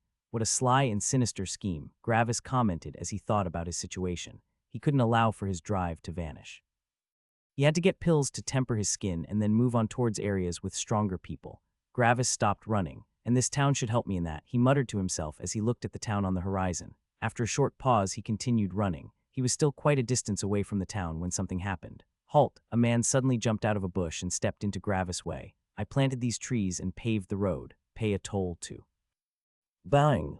The bandit couldn't finish his sentence as Gravis just barreled through him, throwing him back into the bush. Gravis didn't even look at him as he continued running. After a while, the man got up from the bush and looked into Gravis' direction. Damn, at least let me finish my phrase before you do that, he grumbled to himself. It's normal and good manners to let other people finish speaking, you dick. Gravis tried not to think about the guy he just ran over. This was one of Heaven's attacks, sending weaker people toward him until he felt more and more powerful. If he continued fighting only weaker people, at some point he would lose his edge and would start fearing stronger enemies. Gravis needed to keep his will sharp. If he felt proud about winning against weaklings, his will would get exhausted to death. The longer he remained in this weak place, the more weaklings would come, and the more his will would falter. He had to leave fast. Gravis closed in on the town and slowed down. Charging full speed into a town could evoke adverse reactions. Gravis might need enemies, but attacking a town full of innocent people was just wrong. The town had a 5-meter-high gray wall surrounding it. The big gates in front of Gravis were only opened so wide that a human could barely squeeze through them. The 2 guards beside the gate looked at him and noticed the saber on his back. They raised their halberds and shouted, "Halt, why are you carrying a weapon?" Gravis stopped and looked at them. Because it's dangerous outside, he plainly explained. The guards became a little more relaxed when they heard that but still kept up their vigilance. "We can't let you through with that weapon," the guard said imposingly. Gravis furrowed his brows. If these were the town's rules, he had to comply, but only on one condition. "Is that true for everyone entering the town?" he asked. If this were only true for ordinary citizens, then nobles and people with connections would still be able to carry their weapons. People with strength had the power, and he didn't want to bet on the possibility that no one wished to take his life in the town. In order to carry a weapon in the city, you require a certain amount of status, and we know all people with status. "We must apologize, but we can't let you through like this," the guards continued. One of the guards looked up at the wall and waved one of his hands. The gates promptly closed completely. Gravis narrowed his eyes at the guards and released his will aura. The guards felt the world turn colder, and they believed they saw an illusory blade resting on their throats. They started having trouble breathing and faltered. Mortals had no resistance to Gravis' will. "I am going into this town," Gravis stated, and all the hair on the guards' necks stood up. Gravis slowly walked forward. It was their duty to stop him, but they just couldn't summon the courage. They watched as Gravis passed between the 2 guards, not looking at them at all. Gravis arrived in front of the gate and placed his right hand on it. He pressed forward with all his strength, and the gate slowly started opening. The guards' faces whitened, and they retreated a couple of steps. Only someone with tempered muscles could open the gate by hand. They hadn't even tempered their skin, so how could they possibly stop such an existence? Of course, Gravis didn't have tempered muscles, but his organs and blood had been tempered for over 15 years. His physical strength was incomparable to an average human. His power could not reach the level of someone with tempered muscles, but it was strong enough to open the big gate. This gave the guards the illusion that Gravis had tempered his muscles. Their town lord was the only individual in the town with tempered muscles, so they didn't dare say anything to Gravis anymore. They let him pass in silence. After Gravis left their sight, one of the guards looked up at the wall at another guard with a white face. "Go inform the town lord," he commanded. The guard straightened, looked at his commanding officer below, saluted, and ran into the town. The other guards released a sigh of relief. They felt like they had touched death. Yet they realized that they had failed their duty. The punishment would be severe. Gravis looked around the town. It had wide streets, and most of the buildings consisted of stone. It was definitely better than the village he was in before. Many people crowded the streets, but when they saw that Gravis was carrying a weapon in the open, they gave him a wide berth. People with weapons were either noble or affiliated with the underground. Gravis continued walking until he arrived at an open plaza. He could see a lot of stalls placed all around the square. They peddled different wares. He saw people offering everything from medicinal herbs to martial arts. The only thing that wasn't being sold were weapons. It was probably illegal. Gravis went up to a stall that sold medicinal herbs. He could see a long queue, went to the back, and stood in line. The onlookers looked at him unsurely. Gravis was carrying a weapon openly, so his status couldn't be ordinary. Yet he stood obediently at the back of the queue of a stall. This felt unreal to them. One of the onlookers walked to the person in front of Gravis and nervously tipped his shoulder. The person felt annoyed and looked at the guy who poked him. The guy just beckoned at Gravis with his eyes. The man in the line turned to Gravis, saw his weapon, and stepped back. He then gestured for Gravis to move in front. While doing that, he also gave the man in front of him a light kick to his calves. The man turned, saw the scene, and also moved back. This spectacle continued until Gravis was at the front of the queue, everyone else standing behind him. The stall owner looked at Gravis with a mixture of delight and nervousness. "What does sir require?" he asked very politely. Gravis looked at him with his, by now, usual serious look. "Where can I buy pills for skin tempering?" The stall owner felt bitter. It seems like there was no money to be made here. He pointed at one of the stone buildings adorning the plaza. "This is the medicinal pill pavilion. All pills in the town are sold there," he explained politely. The building was bigger than most of the others. It had 3 floors and the walls were painted in a festive red color. An ostentatious sign showed the building's name, Medicinal Pill Pavilion, written with graceful strokes. Gravis nodded at the stall owner and walked to the building. The other people at the stall sighed in relief as Gravis left. In comparison, Gravis felt bitter. Everyone is subservient. If I were not used to this subservient attitude, I would start feeling smug. I'm lucky that everyone in my home city treated me like this. Oh heaven, what a dangerous scheme, he thought. Gravis went into the medicinal pill pavilion and didn't see any people except for a girl behind the counter. Probably not everyone could have the finances to buy pills. There were no display cases for pills, and the store looked rather barren. The girl was around his age and stood behind the counter with a straight back. He walked over, and the girl, who already took note of his weapon, politely curtsied. "Welcome to the medicinal pill pavilion. How can I help you? What do I need to buy skin tempering pills?" he asked directly. The girl smiled. One skin pill cost 7.5 gold coins. Gravis narrowed his eyes. The girl felt a little afraid but didn't show it. "But since it is sir that is shopping here, we can sell them for 7 gold coins. Gravis didn't narrow his eyes because of the price, but because he realized something. He didn't have any money. So he said he is coming into the city, and then Lieutenant Handers just let him walk through the gates. An imposing man sitting on a throne inside a big hall asked. He was looking at a soldier, kneeling in front of him. The soldier was the same one that had been sent to inform the town lord. The man on the throne was obviously the town lord. He was the only individual inside the town with tempered muscles. "Your Majesty, I was on top of the wall, and when the man said that he would come into the city, I felt like a blade was resting on my throat." The lieutenant and the other guard knew what the punishment for failing our duties was, yet no matter how hard we tried, we could not step forward to obstruct him. He then opened the gates and walked into town with his weapon. The guard continued. The town lord's eyes narrowed. He opened the gates. Suddenly, he stood up. "Idiot. Why didn't you mention that the gates were closed sooner?" the town lord shouted. The guard shivered. "I apologize a million times, Your Majesty. This little one forgot," the guard whimpered. The town lord wandered around his throne hall, unsure how to proceed with this situation. Only people with tempered muscles could open the gate. On top of that, the guards knew very well that failing one's duty meant death. This meant that the fear the guards held toward attacking the young man outweighed the fear of certain death for failing their duty. This young man was, at least, as strong as him. This could be an issue if not handled correctly. Did the young man introduce himself? the town lord asked while looking outside of his window into the town. No, he just asked if everyone had to follow the weapon prohibition. We told him that it concerns everyone who was not of a certain status.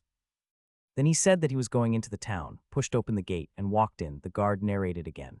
The town lord rubbed his chin in thought. Announcing his status would have made things way easier. Either he is a wanted criminal, which I doubt since he didn't hide, or he is unknown.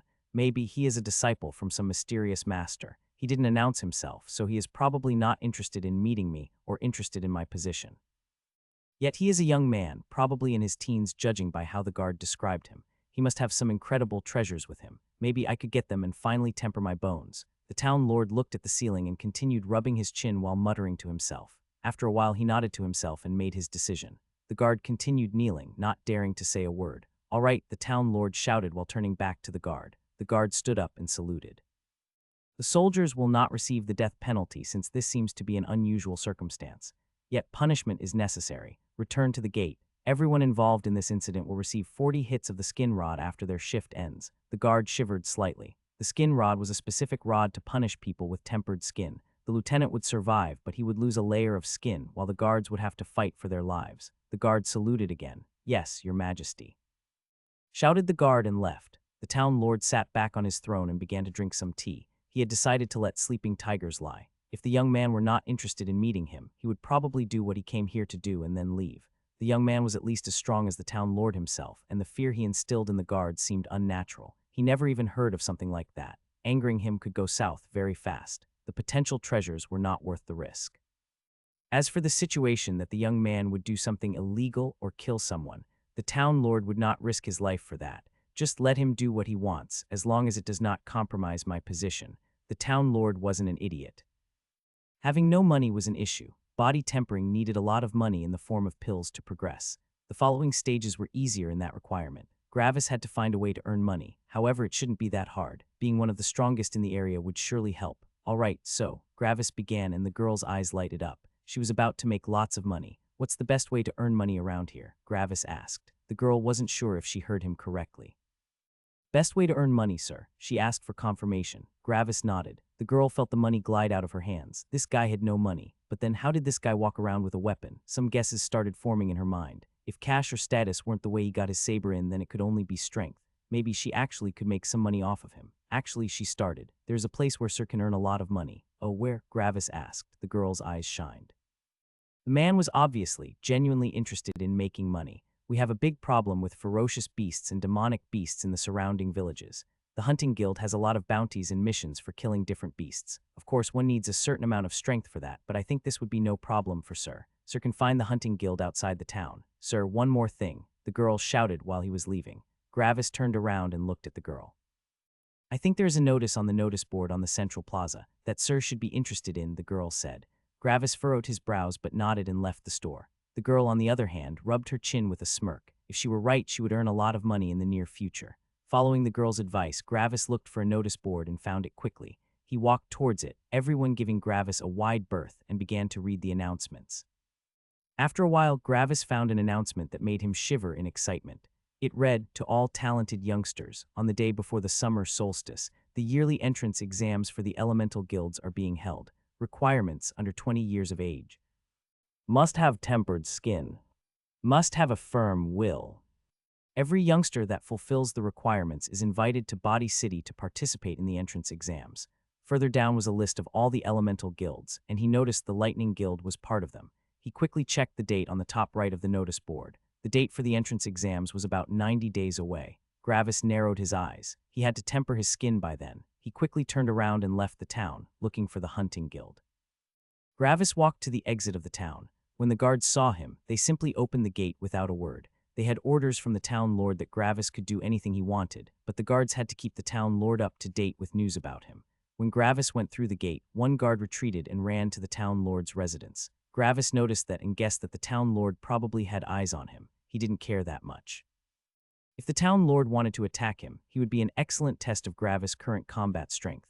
If the town lord didn't do anything, that would be fine too. Gravis left the town and searched for the hunting guild. After a while, he found it. It was to the east of the town, while the gate Gravis left from was on the south.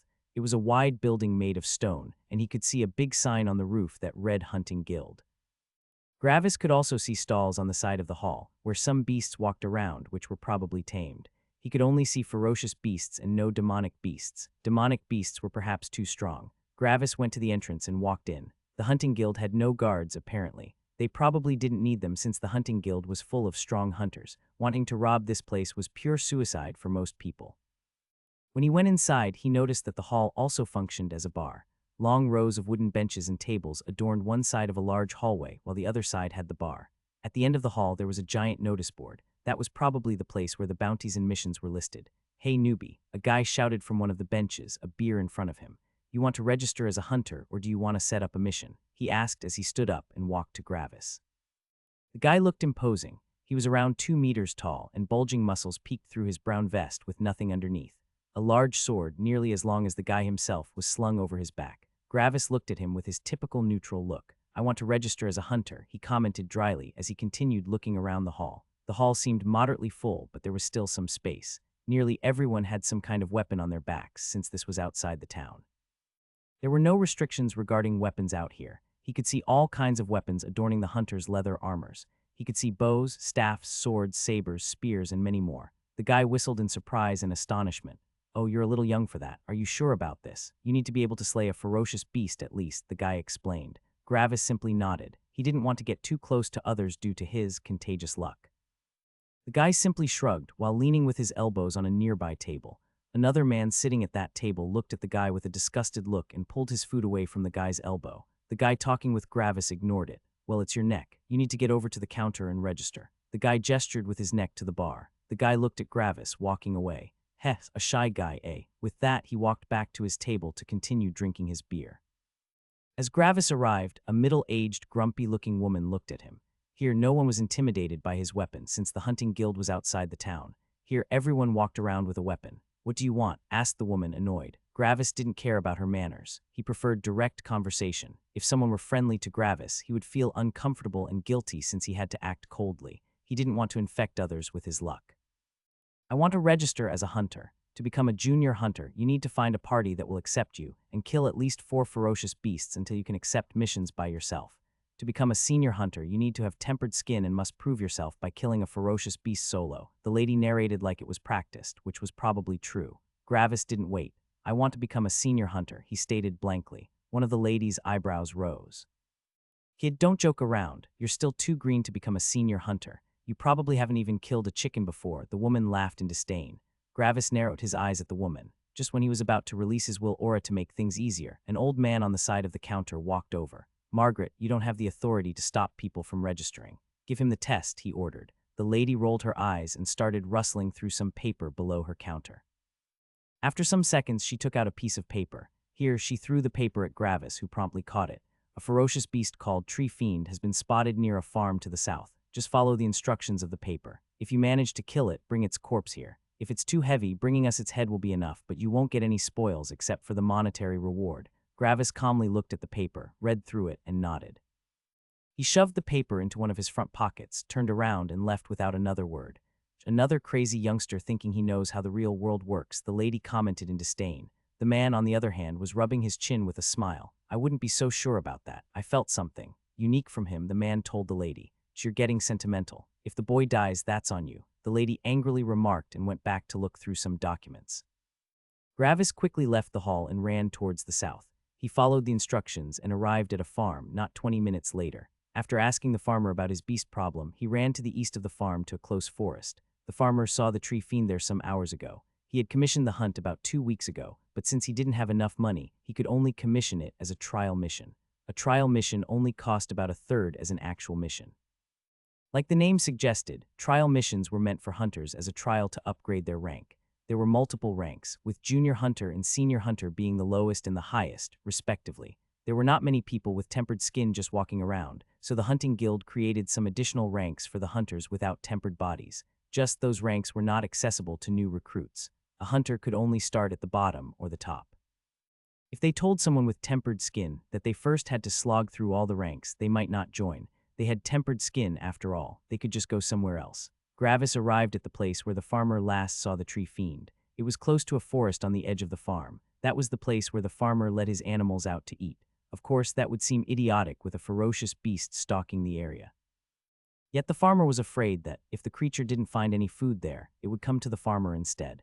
Gravis jumped into a haystack and waited for the tree fiend. He knew the basics of tracking, but why would he risk going into the forest and searching around forever if he could simply wait for the beast to appear on its own? So he decided to simply wait. About 5 hours later, he saw an about 2-meter-tall, tree-like creature stalking around the forest's edge. Its arms were thin and ended in long, thorn-like barbs. It was also walking on only 2 legs. This was probably the tree fiend. Fitting name, Gravis commented in his mind. The tree fiend didn't know that death had arrived. The door of the hunting guild was kicked open, and Gravis walked in while pulling the forest fiend's corpse by its leg. Not a lot of blood flowed out since he had dragged it all the way here like that. The people at the tables looked at Gravis with some astonishment and also a little disgust. The lady behind the counter looked at Gravis with a shocked look in her eyes. She hadn't thought that Gravis would actually successfully finish this hunt. On top of that, it looked like Gravis wasn't even injured. Hell, he didn't even seem exhausted. Gravis dragged the corpse to the counter, but the lady immediately shouted, "What are you doing? Don't you see that people are eating here?" She gestured to the tables where multiple people had stopped eating with looks of disgust. "Get outside and go to the bounty entrance beside the main entrance," she commanded. Gravis furrowed his brows. "Why didn't you tell me?" he asked simply. The lady went red in the face. She hadn't even entertained the thought that Gravis might be successful in his hunt, so she didn't bother telling him. "That doesn't matter. Go to the side entrance," she commanded again. Gravis frowned but pulled the corpse outside and went to the bounty entrance. The bounty entrance was multiple times bigger than the main entrance, probably so even big bodies could fit. He pulled it into the bounty entrance, where he could see some men sitting at a table, playing a card game. The men heard the scraping of the corpse on the ground and looked at Gravis. Seeing the body, they stood up. "Place it on the table," one of the guys said as he started putting on an apron and gloves. Gravis saw a big metallic table in the middle of the room. Some blood remained on the table, but Gravis didn't care. He hoisted the corpse with one hand and let it slam onto the table. The eyes of the men widened. This guy had some good strength. They quickly inspected the corpse. Its cause of death couldn't be inferred by just taking one look. It took some time until they noticed a deep groove on the top of its head. One of them opened it a little wider and saw that half the brain was cut. So this was the cause of death. One of the guys whistled in astonishment. "Wow, that's good work, newbie. The corpse is basically without any injury. Let me just check the price of the corpse and I'll give you your spoils." "Oh right, do you want the reward as materials or currency?" the man asked. Gravis stated, "Well, okay, give me a sec," the man said and walked over to one of the tables. He took out a thick catalog and looked through it. After about a minute, he closed it again and walked over to Gravis. He took off the thickest sack of money from his belt and searched through it. After a while, he had taken out some silver coins and recounted them again. "All right, that's 45 silver coins for you," the man said as he handed Gravis the coins. Gravis took them but soon found a problem.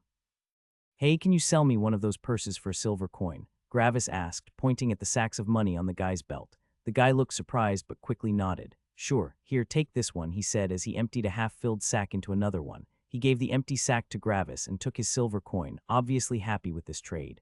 Gravis emptied his silver coins into his new purse, nodded to the man, and walked out. When he walked back into the hunting guild, through the main entrance this time, he saw someone cleaning the floor of the little blood the corpse spilled. He ignored the man and walked to the counter lady again. "So where's my payment?" he asked directly. The lady harumphed. "Can't you youngsters learn some patience? We have to wait for the report from the bounty hall." She gestured to the wall of the bar. Behind that wall was the room where Gravis just left the corpse. It should take about 5 minutes.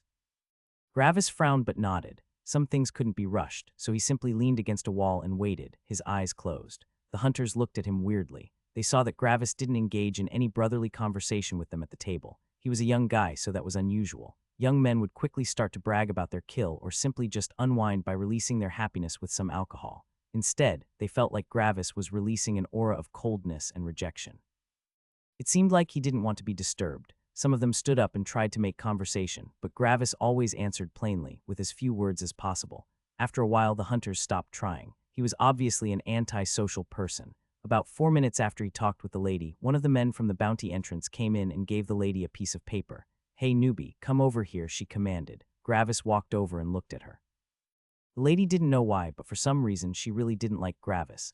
"Show me your weapon." Gravis frowned but complied. Being direct was one thing, but she obviously acted hostile towards him. He showed her his saber. There was some blood on the saber, but not much. The lady looked at the saber, then at the paper, then again at the saber, and the paper again. "All right, your mission's done." She then took out an emblem made of metal and a sack filled with coins. "This is your senior hunter emblem."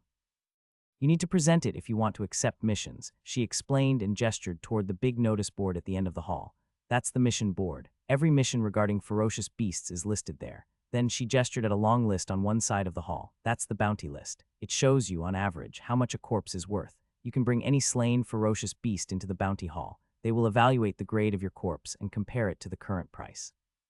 So prices may vary since the bounty list only shows the general average. Missions have an additional monetary reward compared to bounties, but your slain beasts are still your property. She then pointed at the sack of coins. On average, a mission for killing a ferocious beast gives a hunter around 50 silver coins, yet it may vary according to the strength of the monster. Trial missions are only worth around a third of the price of an actual mission, since we can't guarantee the kill on the first attempt. You get 20 silver coins for this mission. When someone commissions a mission, we first send scouts to classify which monster is stalking the place. We can't trust amateurs to correctly identify a monster, so we always verify with our own eyes what kind of monster the target of a mission is, so the information is pretty accurate.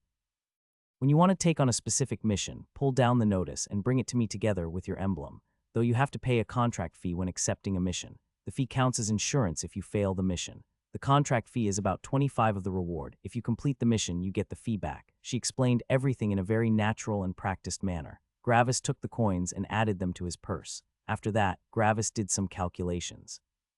With luck, he could hunt 2 ferocious beasts per day, but he would need about an average of 8 to buy a skin pill, including the bounty. Gravis knew that this was the lower world and that the pills here wouldn't be like the pills in his world. He would probably need more than one. The entrance exams for the elemental guilds would be in around 90 days. He wasn't sure if just hunting ferocious beasts was enough. He needed more money. Are there missions for hunting low-grade demonic beasts? He asked, and the hall went silent. When everyone heard that Gravis wanted to fight a low-grade demonic beast, they fell silent. Some looked shocked, some amused, and others looked on in disdain. The new guy had just killed a ferocious beast and now thought he could pierce the heavens. The new guy didn't talk to others because he was antisocial, but because he obviously had an inflated ego. The lady behind the counter snorted. You fought a ferocious beast and already think you can fight a demonic one. Don't make me laugh. First, you should kill some more ferocious beasts. Then you have to find a hunting team that is capable and willing to hunt a demonic beast. You're a newbie, so you have to prove yourself first before others will accept you. Also, can you even afford the contracting fee? The lady explained in arrogance. Gravis' eyes narrowed. The first couple of points were no problem, but the contracting fee was an issue. How much is the contracting fee? He asked. Between 2 to 3 gold on average, the lady continued.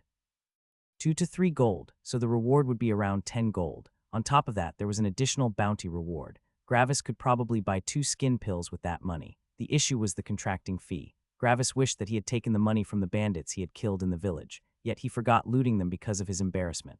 All right, I'll get the money, and I'll come again, Gravis said as he walked towards the mission board. The hunters shook their heads in helplessness.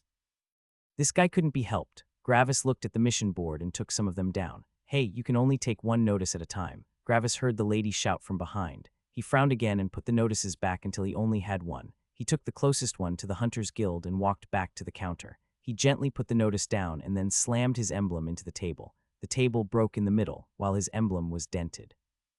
Everyone in the hall shut up and looked over in shock. It was not easy breaking this table. The table was very thick and very hard. Gravis had enough. He was pissed from continually being underestimated, so he made a show of force to shut the people up. Gravis hadn't let go of his emblem yet as he looked at the lady at the counter. She looked at Gravis with a white face and an open mouth. Then she clenched her teeth. Hey, you gotta, but she immediately stopped as she looked into Gravis' eyes. He had released his will aura and she felt like death was about to come. She whitened further and took some steps back, deep fear showing in her eyes. The others watched and gulped in nervousness. Some seconds went by until Gravis finally spoke. What are you waiting for? Register the mission, he said while looking at the lady with a death stare. He let go of the emblem, and the lady could see that its form had changed from a plate to a metal stick. She took a deep breath. The emblem was made of solid metal. Slowly, she walked forward and carefully took the notice, as well as the metal stick emblem. She had never gone through a registration that quickly in her life. After she finished, she placed the emblem and the notice back in front of Gravis. Gravis took the emblem and the notice and walked out of the hunting guild without another word. After he left, everyone could finally breathe again. They unanimously decided not to come into contact with that madman. The cold aura they felt couldn't possibly come from a nice guy. The hunters tried to get back to talking with their friends and colleagues, but the carefree atmosphere was destroyed. On the next day at around evening, Gravis came back to the hunting guild. He carried a corpse to the bounty room and received his bounty, as well as the mission reward. When he had walked into the main hall, the atmosphere changed, and no one looked at him. Everyone was trying to be as silent as possible. Yet, the lady was forced to interact with Gravis. She finished everything professionally and quickly. When he got his reward, Gravis walked to the notice board again, looked for a specific notice, tore it down, and registered it. Then he walked out and returned, not even a minute later, with the corpse of the mission's target. He had remembered the notices and hunted the beasts anyway. He had hidden the bodies in the nearby forest. The freshly rejuvenated atmosphere broke again when Gravis came back. He quickly took his reward and did the same thing another time. After just another minute, he had collected his third reward for the day. But this time, after getting his reward, he didn't leave again. "I should have enough gold for a low-grade demonic beast now," he stated flatly. The lady didn't comment and took some papers out from below the counter. She slowly moved them towards Gravis and pulled her hands back. Gravis looked at them and quickly chose his target. He put the notice, his metal stick emblem, as well as 2 gold and 50 silver before the lady. Every time she saw the emblem, a cold shiver ran down her spine. She pulled the other papers back and finished the registration, being especially careful with the money. After that, he left the hall without a comment. As he left, the hunters began to discuss. They talked about Gravis' chances of returning alive. Most thought he would die. Some thought he would fail but return alive. Only a few thought that he would succeed. Gravis had the choice between 3 targets: a snake, a boar, and a tiger. He had chosen the tiger. The main reason was that a tiger would always be considered a king among beasts. For someone inexperienced, this sounded like the hardest one. Yet in Gravis' eyes, this was probably the easiest one. A tiger was king and would not have many enemies. While the tiger might be physically stronger than the other two, it would probably have a weaker will due to its lack of rivals.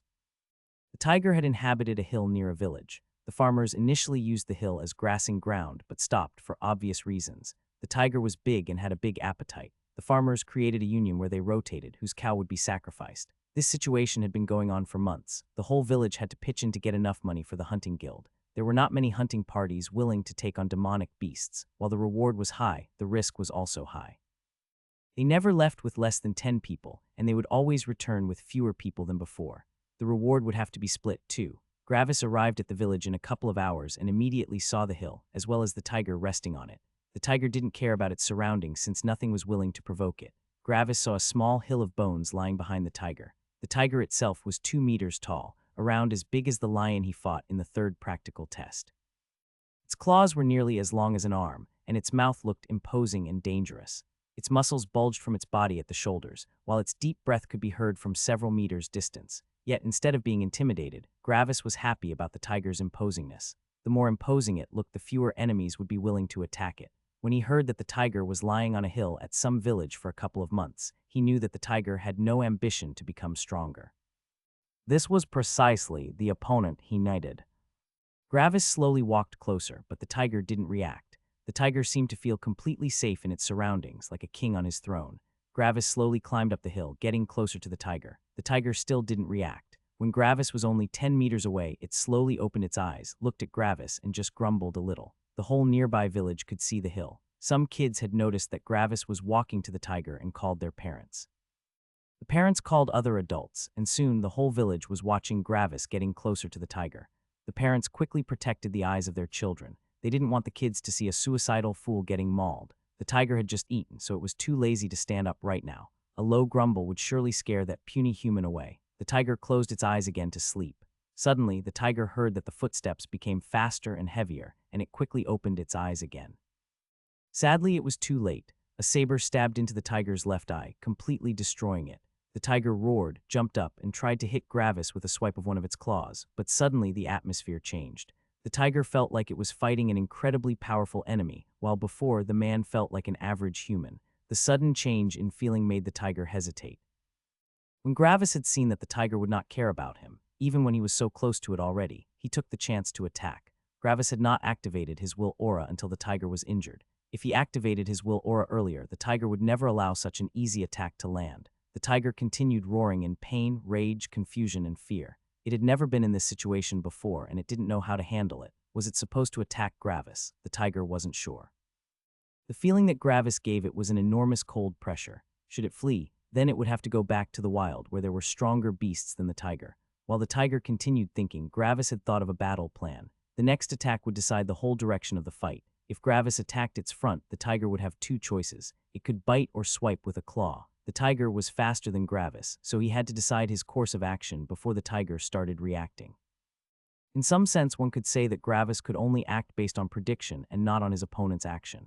If Gravis decided to slide beneath the tiger and it swiped him, everything would be fine. The fight would take a similar direction to his previous battle with the lion. Yet, if the tiger decided to bite him, it would nearly kill him with a swipe if he slid beneath it. It was a 50-50 in that case. Gravis didn't like those chances and decided against sliding beneath his opponent. Instead, he started running to the tiger's front. The tiger's instincts kicked in and it bit towards Gravis. Luckily, Gravis hadn't decided to slide under the tiger. Instead, Gravis started jumping before he was in the tiger's bite range. The bite missed, and Gravis used all his strength to hit the upper side of its snout. The saber hit the bone of the tiger's snout and broke it. The snout bones of tigers were very fragile and thin, and a good hit could make them collapse easily. As the tiger jumped back in pain, the bone fragments cut its nose's insides, and a thick stream of blood started flowing out. It could not breathe through its nose anymore and took heavy breaths through its mouth instead. The fear in the tiger's eyes increased, and slowly panic began to build. Its rage diminished, and fear gradually replaced it. Gravis took note of the subtle changes of the tiger and immediately attacked again. If the tiger decided to flee, it would be a hassle to hunt. This was not the cave of the practical test. Escaping was a real possibility that could happen. Everyone knew that winning was always easier than killing because of this. Gravis saw the fear in the tiger's eyes and took a gamble. When he reached the tiger's front, he started sliding forwards on the floor. Just like he thought, the tiger was too scared of getting its head anywhere near Gravis, so it swiped with its claws. Gravis easily slid beneath the claws and arrived under the tiger. This time he had an even better plan than when he fought the lion back then. Gravis quickly found what he was looking for, raised his saber to the tiger's skin like a razor, and ran it along its underside, right through the middle between its hind legs. The genitals were not protected, and he severed them easily. Gravis didn't remain and left the tiger's underside. The tiger felt a pain that it had never even imagined before. It seemed like the whole world broke, and all the pain in the world concentrated between its legs. The tiger went insane, screamed, fell to the floor, spasmed, and acted without any thought. It could not create any rational thought at that moment. The tiger lay on its side, and Gravis quickly ran behind its back. He then jumped up and slid his saber into its ear with all his power. It went in deeply, but Gravis didn't try to push it any deeper. Instead, he immediately jumped away and let the saber stick. In the tiger's current state, it would surely do the rest. Not disappointing him, when it felt the pain, the tiger raised its leg and tried to push the thing away that was stuck in its ear. Its leg hit the sticking saber with all its strength, yet the saber was made of void stone. Even Orpheus called void stone pretty hard. It was absolutely impossible for the tiger to destroy the saber. So when the leg hit the saber, instead of breaking, the saber bent and cut out a long trench in the tiger's ear. Flesh got flung out by the saber, like it was a catapult, and the saber flew away. Gravis already predicted what the tiger would do in that situation and quickly retrieved the saber, which had landed close to him. The tiger was bleeding profusely from its destroyed eye, its nose, from between its legs, and from its ear. Gravis also had lightly scratched the tiger's brain when the saber was in its ears. It was only a matter of time until it died of blood loss. In a rare moment of clarity, the tiger's remaining eye looked at Gravis, and absolute fear took hold of it. The tiger got up and immediately fled into the distance. If it had done that earlier, Gravis would feel annoyed, but right now, it was already near death. All the blood flowing from its body left an unmissable trail behind, and Gravis just had to calmly run after it. Even though the tiger was still faster than Gravis, it could not hold out for long. If Gravis just continued following, he would find it sooner or later. Two male twins with identical swords were walking around the forest. They had heard a big commotion coming from their east. Obviously, a big fight took place, and they wanted to see if they could reap any benefits. One of the parties in the conflict would probably retreat, heavily injured. If they killed both fighters when they were injured, they could earn a lot of money. They had not seen who was fighting. Before they had arrived at the location where the fight took place, a heavily bleeding tiger with only one eye came running towards them. A heavily injured, ferocious beast. "It's our lucky day," one of them shouted towards the other. They both smiled at each other and charged the tiger with their swords. Today, they would make a lot of money. The twins charged at the approaching tiger and split up. One went to its left while the other ran to its right. Their attacks were incredibly synchronized. It looked like they were two arms of the same being. At the same time, they both lifted their swords and slashed at the tiger's neck. Bang! The tiger swiped, and the twin on the side with the uninjured tiger eye got swatted away like an annoying insect. The poor man smashed through two trees until his body finally stopped. He had tempered skin, but it didn't help him at all. All the bones in his bodies were broken, and multiple organs were turned to mush. Clank! While the tiger killed the man, the other twin had slashed the tiger's neck but bounced off harmlessly. The twin didn't even notice that his brother was already dead. Instead, he felt shocked that he bounced off the tiger like it was a metal wall. There was only a single reason the guy could think of why this tiger was so hard. That's not a ferocious beast. That's a demonic beast, he screamed in his mind. Just when he realized the danger he was in, a gigantic paw pressed him to the ground. The tiger quickly bit his head off, swallowed, and continued running. It had to get away from that one scary human. Some seconds later, Gravis arrived at the place and saw the corpses. Gravis sneered, wanting to steal my prey but not having the strength. Idiots. Yet, Gravis went through their bodies to collect their weapons and money. The weapons were okay, nothing special. The two men also had about 70 silver together. All in all, it was all right. Together with the weapons, the two men's worth was around the same as a fully intact ferocious beast corpse with a mission. This can't even be called luck. It's just some change. Gravis complained and continued following the tiger's trail. After around 10 minutes, Gravis saw the tiger in front of him. It obviously had slowed down due to its injuries. Gravis had long retracted his will aura. He slowly closed in on the tiger, but the tiger didn't notice. When Gravis was close enough, he stabbed his saber into the tiger's behind. The tiger let out a high yell and tried to dislodge the saber. Gravis had already jumped on the tiger's back and was furiously moving it around. The more blood it lost, the faster it would die. Right now, it was bleeding from all its orifices. It was bleeding from its mouth, its nose, its ear, its eye, its genitals, and from its behind. Gravis had no other choice. Breaking the tiger's hide was incredibly difficult. There was a reason why only people with tempered muscles could do anything against low-ranked demonic beasts. What else could he attack? The tiger was heavily breathing right now, and its concentration seemed to have weakened too, judging by its constantly defocusing eyes. Gravis didn't get careless and continued stalking the tiger. If it suddenly attacked out of desperation, he could still die. Like this, more minutes passed. Gravis always kept close to the tiger so it couldn't relax. When its eyelids slowly fluttered, Gravis did a sudden jump forward and stabbed his saber in its remaining eye. The tiger only managed a weak roar of rage and barely lifted its paws. Gravis had long retreated. He watched the tiger and felt some pity for it, yet he shook his head. The tiger had terrorized a village and nearly plundered it of all its animals. If the animals ran out, it would probably attack the villagers. It had to die. Gravis gripped his saber and slashed the side of its body. The tiger couldn't even lift its paws anymore, and Gravis quickly ended its life with another deep stab into one of its eye sockets. The tiger was finally dead. Gravis sat down and relaxed for some minutes. The fight might have seemed easy, but that was only because Gravis didn't make a wrong prediction. If the tiger hit him even once, he would be the dead one. Without perfect execution, he would have no chance. Yet this life and death tempering was what he needed. The more trials he passed, the stronger he would get. Also, while the corpse was not as complete as his other kills, it would still be worth a lot. Gravis stood up and carried the tiger above his head while running back to the hunting guild. The hunters were drinking merrily when they heard a commotion from the wall. They heard the hunters in the bounty hall being excited. Hey, do you hear that? Those guys only get that excited when they get a demonic beast. Think Wilfred's team is back from their hunt. One of the hunters asked another one. The other hunter rubbed his chin and thought, I don't know. They usually take longer to finish their hunts. This seems a little early. Do you think? The man couldn't finish his sentence as a blood-drenched Gravis walked through the hunting guild's door. The hall went completely silent, and everyone looked at him in shock. He actually came back, and by the looks of it, he didn't even seem injured. As experienced hunters, they could all see that the blood on Gravis was not his own.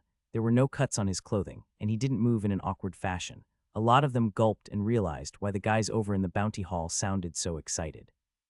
He had finished the mission. Gravis had already received his bounty reward. It was a little less than 8 gold. Now, he just had to receive his mission reward. He knew that he couldn't get the reward until someone from the bounty hall gave the lady behind the counter their report. So he waited. After a while, someone from the bounty hall sent the report, and Gravis walked to the lady. She seemed shocked that Gravis had returned, but didn't dare to comment about it. She took out the contract fee as well as the reward. In total, Gravis now barely had enough for 3 skin pills. Finally, he came closer to tempering his skin. Gravis quickly went to the town and bought 2 skin pills. He wanted to keep some money as a contracting fee for future hunts, so he didn't buy 3. When he received the skin pills, he left the town and went to a nearby river. He didn't want to be disturbed when he was training. Gravis had learned in his world that external skin training would help in bringing out the best effects of the skin pills, so he ran along the river until he found a waterfall. Waterfalls could cool the skin and slowly temper it. It was an excellent way to train it. When Gravis arrived, he saw another person sitting beneath the waterfall. He was a young man in his teens, and he seemed to be also training his skin. Gravis didn't mind since the waterfall was wide enough for multiple people. As Gravis got closer, the youngster opened his eyes and watched Gravis with wary eyes. His hand was slowly moving to his weapon. Gravis noticed but didn't care.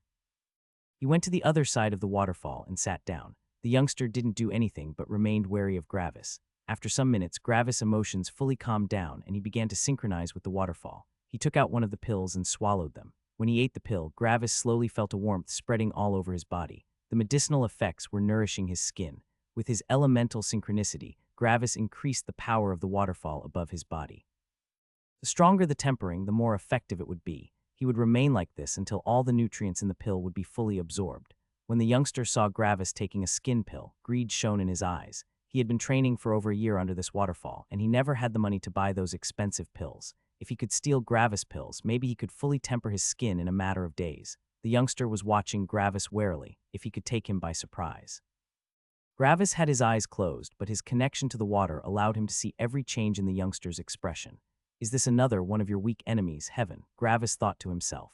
If the youngster didn't do anything, Gravis wouldn't bother with him, but if the youngster decided to attack him, the youngster was unsure. On the one hand, he thought of himself as an honorable person. He never attacked anyone out of greed, but on the other hand, a skin pill was just what he needed. Those pills were incredibly expensive. The youngster was wrestling with himself. Should he or should he not? Some hours passed where nothing happened. The youngster gritted his teeth, grabbed his weapon, and stood up slowly. He leaned against the stone wall behind the waterfall until he couldn't be seen anymore. Then he slowly crept closer to Gravis. He moved until he was behind Gravis, gripping his sword tightly. The youngster couldn't see, but Gravis' eyes had already opened and looked to the front with a sharp look. The youngster lifted his sword and remained in that position for multiple seconds. He was trying to force himself to attack Gravis, but it was incredibly hard. After a while, Gravis took out the second skin pill, like he didn't notice the youngster behind him. The effects of the first one already ended, and he didn't want to waste more time. When the youngster saw the second pill, his greed took over and he slashed down with his sword. SWOSH. The waterfall immediately went wild and pushed the youngster's body into the river below. He couldn't even finish his attack before he was already underwater. He did his best to swim towards the surface, but the currents were pulling him down for some reason. The youngster began to panic and began to swim wildly. After around a minute, when he was nearly out of air, the currents eased up and the youngster broke through the surface, taking a huge breath. His panic slowly subsided and he turned around towards Gravis. Cold eyes. That was the only thing the youngster saw. Gravis was looking at him with cold eyes from his position under the waterfall. The youngster felt fear and had a distinct feeling that Gravis was responsible for the waterfall's weird behavior. He felt like Gravis was warning him not to do something this foolish again. The youngster gritted his teeth again. Suddenly, he turned around, swam to the riverbank, and ran towards the town. Gravis looked at the youngsters leaving back and shook his head. Had he not seen how the youngster was always in conflict with his own emotions, he would have killed the youngster. The fact that the youngster was this conflicted meant that he was not beyond salvation. He hoped this would wake the youngster up. Gravis continued training under the waterfall and didn't think about the encounter anymore. About an hour later, Gravis noticed a commotion coming from the river. 4 men were walking towards the waterfall. Judging by their armor, 2 of the men were personal guards. One of them was a middle-aged man in beautiful robes. His muscles bulked through the robes and he walked at the front of the group. Behind the 3 men, Gravis could see the youngster from before. Gravis' eyes narrowed. He spared the youngster so he may learn from his mistakes and grow. Yet the youngster returned with reinforcements. Gravis shook his head. Seems like I was too naive, he thought to himself with regret. He tried to believe in the good of the people, but that was apparently only a dream. The middle-aged man stopped a couple of meters in front of Gravis, pointed his fingers at him, and shouted, "How dare you? You attacked my—" "What do you want?" Gravis interrupted the man. The man felt a little shocked, and one of the guards walked forward. "Insolence! Who do you think you are speaking to?" "Stop with the bullshit. What do you want?" Gravis interrupted again. The men gnashed their teeth. Surprisingly, the middle-aged man didn't feel rage, but relief. Obviously, he was here to steal Gravis' wealth and silence him. He initially felt a little bad about doing it, but Gravis' infuriating behavior made it easier for him. He beckoned to his guards and they ran towards Gravis. Gravis sighed. It didn't have to be this way. Suddenly, the water in the river went crazy and grabbed the men like a whip. They couldn't even react before they got pulled underwater. The youngster's eyes showed deep panic. Why did I do that? The surroundings were silent again. Gravis continued training while the 4 men were slowly drowning in the river. Gravis felt helpless in this situation. He wanted to spare the youngster, but he realized that the youngster probably wouldn't have changed. Now that he thought about it, if Gravis were weaker, he would be dead by now. The youngster would have probably made his first human kill, and the next time would be even easier for him. The only reason why Gravis could feel pity right now was because he was multiple times stronger than his opponent. If he were weaker, he would be dead. Gravis sighed again and shook his head. The cultivation world really is cruel. Some hours later, Gravis finished his training and inspected his skin. Are you serious? He shouted towards himself in anger and shock. His skin had only been tempered to about 10. He had used 2 pills already. Would he need 18 more pills to temper his skin? Gravis gnashed his teeth. Phornius had said in one of his lessons that the stronger the body was, the harder it would be to temper it. Gravis had tempered organs and blood for 15 years. He knew that he would need lots of pills, but not that many. Gravis sighed in exasperation, stood up, and ran towards the hunting guild. Oh wait, Gravis stopped and turned around. The water parted and he jumped to the 4 corpses at the bottom. He searched through the bodies and took everything of value. About 5 gold. That's nice. Seems like this guy wasn't some nobody, Gravis said to himself with a grin. He jumped out and ran towards the hunting guild. He needed more money. The door of the hunting guild burst open. We're back, shouted a man at the front of a big hunting party. He had multiple scars on his face and showed a victorious smile. Behind him, a gigantic 2-handed sword hung, thoroughly drenched in blood. 7 people with different weapons stood behind him. Most people in the hunting guild released a loud hee-yee in unison and lifted their jugs of ale. The group walked in, triumphantly. The leader of the group noticed that things were a little different. Usually everyone would stand up and cheer, but many kept quiet this time. The leader furrowed his brows. He walked to one of the guys he knew. Did something happen? The cheer this time seems more subdued, he asked. The guy he asked was the same person that called Gravis a newbie on his first day. The person smiled bitterly. Well, something happened when you were gone, but that's not important right now, so I take it you succeeded, he asked with a grin. The leader smiled again and nodded. Yeah. Earth Salamander has been slain. He sat down at the table and took a swig from the man's beer. Man, that took forever. It put up one hell of a fight. Only when it bit and devoured Mensk did we finally have a chance to injure it majorly. It fled and we had to track it for nearly 2 weeks. Sadly, Jacob got ambushed by a ferocious beast snake and died too. Someone always dies in a hunt for low-grade demonic beasts. The leader sighed. The man in front of him also sighed. They were good men. He took another swig of his mug, but it was empty. Hey, you drank all my booze, Anthony. He shouted and stood up. The leader, Anthony, just laughed loudly and ordered more beer. Calm down, the next one's on me. We made it big this time. The corpse is pretty complete, and we should all make a couple of gold off of it. With this, I should have enough money to buy a skin pill for my son. Anthony leaned back and looked out of one of the windows. If he can get into the elemental guilds, he will get much further in life than his father. The man in front of him lifted his new mug. Cheers to that, and he took a swig. Anthony looked at the man and felt like something was wrong. So what happened? You all seem kind of downtrodden, Anthony asked the man. The man just bitterly smiled. Well, we have a new guy, he said as he took another swig. So, Anthony asked, confused. That sounds more like a good thing, the man sighed. Why don't you look at the mission board, then you'll know. Anthony furrowed his brows, stood up and walked to the mission board. When he arrived, he gasped. It was empty. Why was it empty? There always were tens of missions up for grabs. Anthony walked back to the man. Did the new guy do all this? He asked, concerned. The man just nodded and took another mouthful of beer. Not only that. When everyone realized that the missions for ferocious beasts have grown sparse, a group formed to hunt a low-grade demonic beast. Guess what happened? Anthony furrowed his brows further. What? The man laughed bitterly. That guy had finished all the low-grade demonic beasts before he finished the ferocious beasts. Impossible. Anthony shouted at the man and stood up. No one can hunt that many low-grade demonic beasts in such a short amount of time, especially when they hunt them solo. Even someone with tempered muscles only has a 50-50 chance of winning, even less if they wanted to kill it. The man just laughed bitterly again. It's true. If you don't believe me, ask Simon. The man gestured to the lady behind the counter. Anthony didn't believe him and walked over to Simon, who just sat on a chair behind the counter and read a book. Hey, Simon, could you please show me the missions for low-grade demonic beasts? He asked her politely. The lady just waved her hand nonchalantly. All gone, she said as she continued reading. Anthony's face whitened. But it's only been 2 weeks, he shouted. Simon looked at Anthony with a frown. Don't shout at me, it's not my fault. The demon cleared all of them. The demon? Anthony asked with a raised eyebrow. Simon sighed. Yes, that's his nickname. At least that's what we call him. She gestured toward the tables where all the hunters sat. Look around. Everyone's just waiting for new missions to come. It's even harder to find any ferocious beasts in the surroundings since the demon also kills them.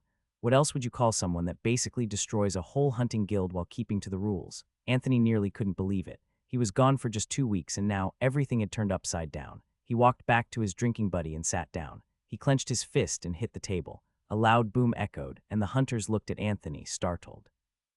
Why did no one do anything about this? He shouted at the whole guild. Everyone looked away from his eyes. When Anthony saw this, his teeth clenched. Look at you. One guy is taking all the meat for himself, not even leaving us any soup, and you all take it like some abused kids. Does the guild not have any men left? He shouted in rage. Anthony's drinking buddy just smiled bitterly again. We would if we could. You haven't seen the guy. He took another swig from his beer, emptying it.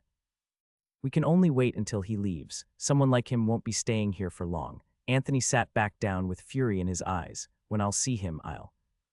Bang! The doors of the hunting guild opened loudly, and the whole atmosphere changed. Every hunter looked deeply into their mugs uncomfortably.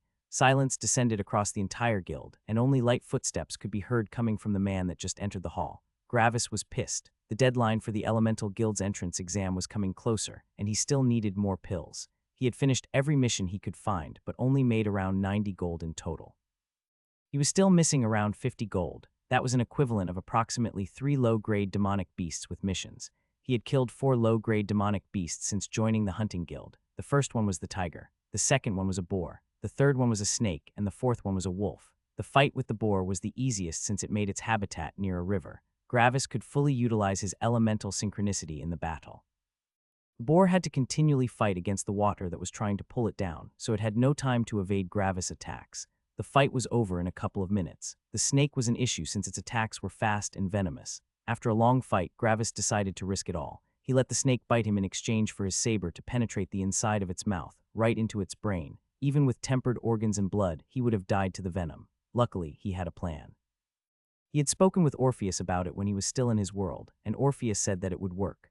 Gravis had quickly made a fire and jumped into it. He let the heat of the fire course through his veins, changing the liquid venom into gas. The composition of the venom changed, making it less effective. He still felt enormous pain for many hours, but he had survived. The last demonic beast, the wolf, didn't even have a mission. Gravis just saw it while hunting a ferocious beast. Wolves were faster than tigers and lions, but they mainly used their bite as an attack. Gravis got injured and nearly lost his arm, but he was able to sever a tendon of the wolf's front paw. The fight then completely went into his favor, and he had slain it after a while. In the past couple of days, he was just running around the wilderness, trying to find any beast, even if it didn't have a mission. He still needed 50 gold, which equated to around 100 ferocious beasts. This constant searching around made him cranky. Gravis walked to the mission board and didn't see any missions. Then he walked to the lady behind the counter. Without him even needing to say anything, the lady just shook her head. Gravis spat and walked to the entrance, but about 7 people blocked his path when he arrived. "We need to talk," said Anthony. Gravis narrowed his eyes. The girl was around 16 years old and had long purple hair bound into a ponytail. She smiled happily as she walked around the town. She was dressed in similar purple robes and was carrying a long wooden staff with a purple jewel on her back. Everyone was stunned by the beauty she radiated, but they didn't dare get closer for some reason. The people didn't know why they didn't dare. They just didn't. "It seemed like we found a good seedling in this town, miss. Who would have thought?" The old man commented with a polite smile. The girl's smile brightened. "I know, right? That Jonathan had a nice heart and motivation. Maybe he'll manage to repay us in the future. So what do you think of my idea, teacher?" she asked as she turned to the old man. The old man laughed slightly. "It's a good idea," he nodded, "though they can only be of help if they grow up quickly. That Jonathan should be able to get into the proxy elemental guilds, and with some luck, he should be able to repay you." Old man smiled. Her smile brightened further. "All right, so let's quickly go to the next town." The girl ran excitedly to the exit of the town, and the old man followed helplessly. Even though he seemed to just be walking, he somehow kept up with the young girl. Just when they left the town gate, the old man stopped with shocked eyes. "Miss, wait," he shouted. The girl stopped and looked back at her teacher, confused. Her teacher looked towards the east of the town, and the girl could see shock and excitement in his eyes. She gasped in shock. Her teacher never grew excited or shocked, and he always acted stable and friendly. Yet in this backwater town, he found something that excited him. The girl's emotions riled up in anticipation. This would be fun. "What is it, teacher?" she asked impatiently. The old man continued looking to the east. After a while, he turned to the girl with a smile. "I feel a strong will aura from the east," he explained. The girl gasped in shock. "A will aura here?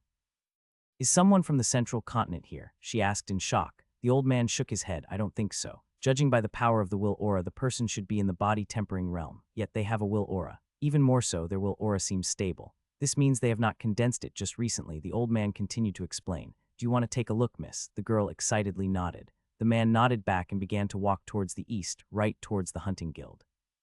The girl eagerly followed. Gravis initially didn't care about the hunters blocking his way. He simply continued walking like they were not there. But when they pulled out their weapons, his eyes narrowed and he released his will aura. The whole hunting guild fell silent, and everyone felt an ominous cold wind blowing lightly. They felt like a wild beast was stalking them. The hunters in front of Gravis had it even worse. They fell back, and breathing became increasingly more difficult.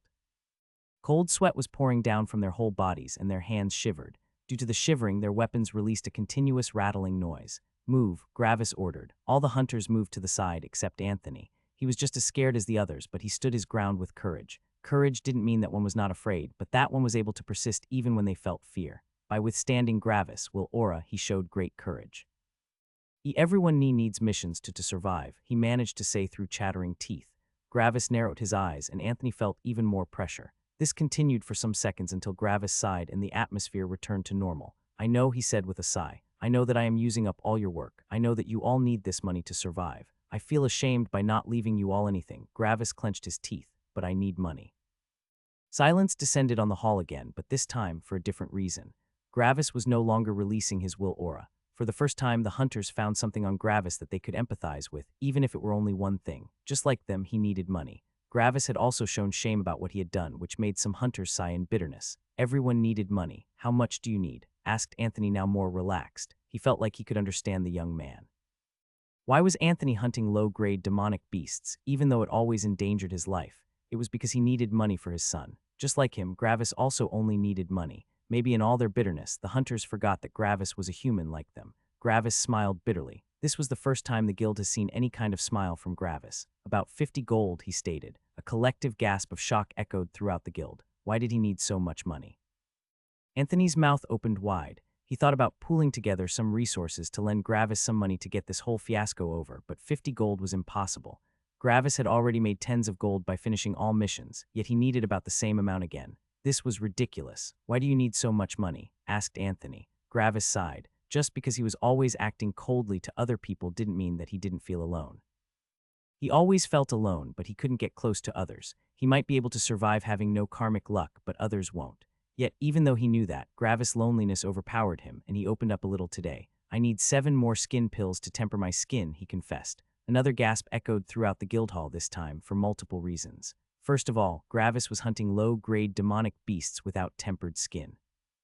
Without tempered skin, one couldn't temper their muscles, so how did he actually kill all those beasts? The other reason was the crazy amount of skin pills he needed. 1 pill was generally enough to temper the skin. Maybe someone would need 2, but that could be replaced with some months of training.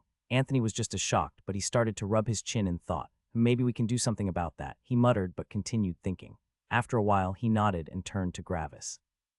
I think we can help you, but only if you stop hunting for a while. We are a lot of people, Anthony gestured to the whole guild. If we put our minds together, we may find a way for someone of your strength to earn some money. Anthony smiled and offered his hand. What do you say, friends? He smiled at Gravis. For the first time in this lower world, Gravis felt a brotherly warmth. He had taken the living of tens of people, yet Anthony was offering to help him. Anthony could have been stubborn and could have said that this had nothing to do with him. Gravis probably wouldn't be able to be so cold-blooded that he would continue. He already felt enormous shame because of his actions. Gravis felt warmth, and his insides were shaking a little. He felt his eyes producing some tears but suppressed it. Finally, he took Anthony's hand and shook it. Bang! The door behind Anthony opened and smacked him in the back. He stumbled forward, but Gravis quickly supported him so he wouldn't fall. A young girl and an old man were looking at Gravis with interest. This is him. The girl heard her teacher's voice appearing in her head. Hello, I'm here to offer you a trade, the girl said to Gravis with a smile. The girl was surprised when her teacher brought her to a local hunting guild. No one from the central continent would go there, so it was very likely that the person with the will aura was local. This is great, she thought as she excitedly kicked open the door. Bang, she hit a person standing behind the door in the back, but she didn't care. She hadn't used much strength, so they wouldn't be injured. Instead, she looked through the hunting guild, inspecting every person. That's him, she heard her teacher's voice inside her mind. Together with the voice, her attention was drawn to a youngster with black hair and black eyes. She smiled excitedly, but inside she was shocked. Someone of her age had already cultivated a will aura. On top of that, the person was only in the body tempering realm. Someone in the body tempering realm with a will aura was unheard of, even in the central continent. Building a will aura did not require talent, but required one to go through many life and death battles.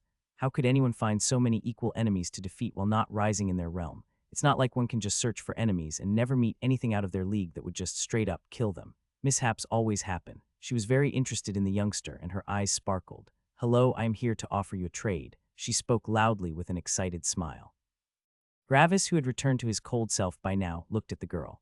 The girl looked beautiful, but he had seen lots of immortal beauties in his hometown, so he was not struck dumb. How could mortals compare to gods? Yet he felt something different this time. All the immortal fairies in the past were like stars in the sky, completely untouchable. This girl, however, was in the lower world and looking at him. It felt more real and less illusory. What trade? Gravis asked evenly. The girl heard his distant voice and looked into his cold eyes. Gravis did not release his will aura, but the girl was already in the energy-gathering realm, so she could still feel a slight inkling. The hidden killing intent excited her. The stronger he was, the higher the chances of him helping her in the future. She had struck gold. The girl threw a short glance at her teacher, and he immediately sent a sound transmission to her mind. The boy has a very strong body for his age. His organs and blood are tempered, and by the feel of his body, he has been in that realm for multiple years. Only rich clans can afford to temper the organs and blood first, yet the boy has condensed a will aura and is in this backwater town. Her teacher's voice sounded like he was in deep thought. This is very peculiar. No clan would risk losing all their invested resources by getting their heirs to fight that many life and death battles. Only when death is a genuine possibility can one build a will aura.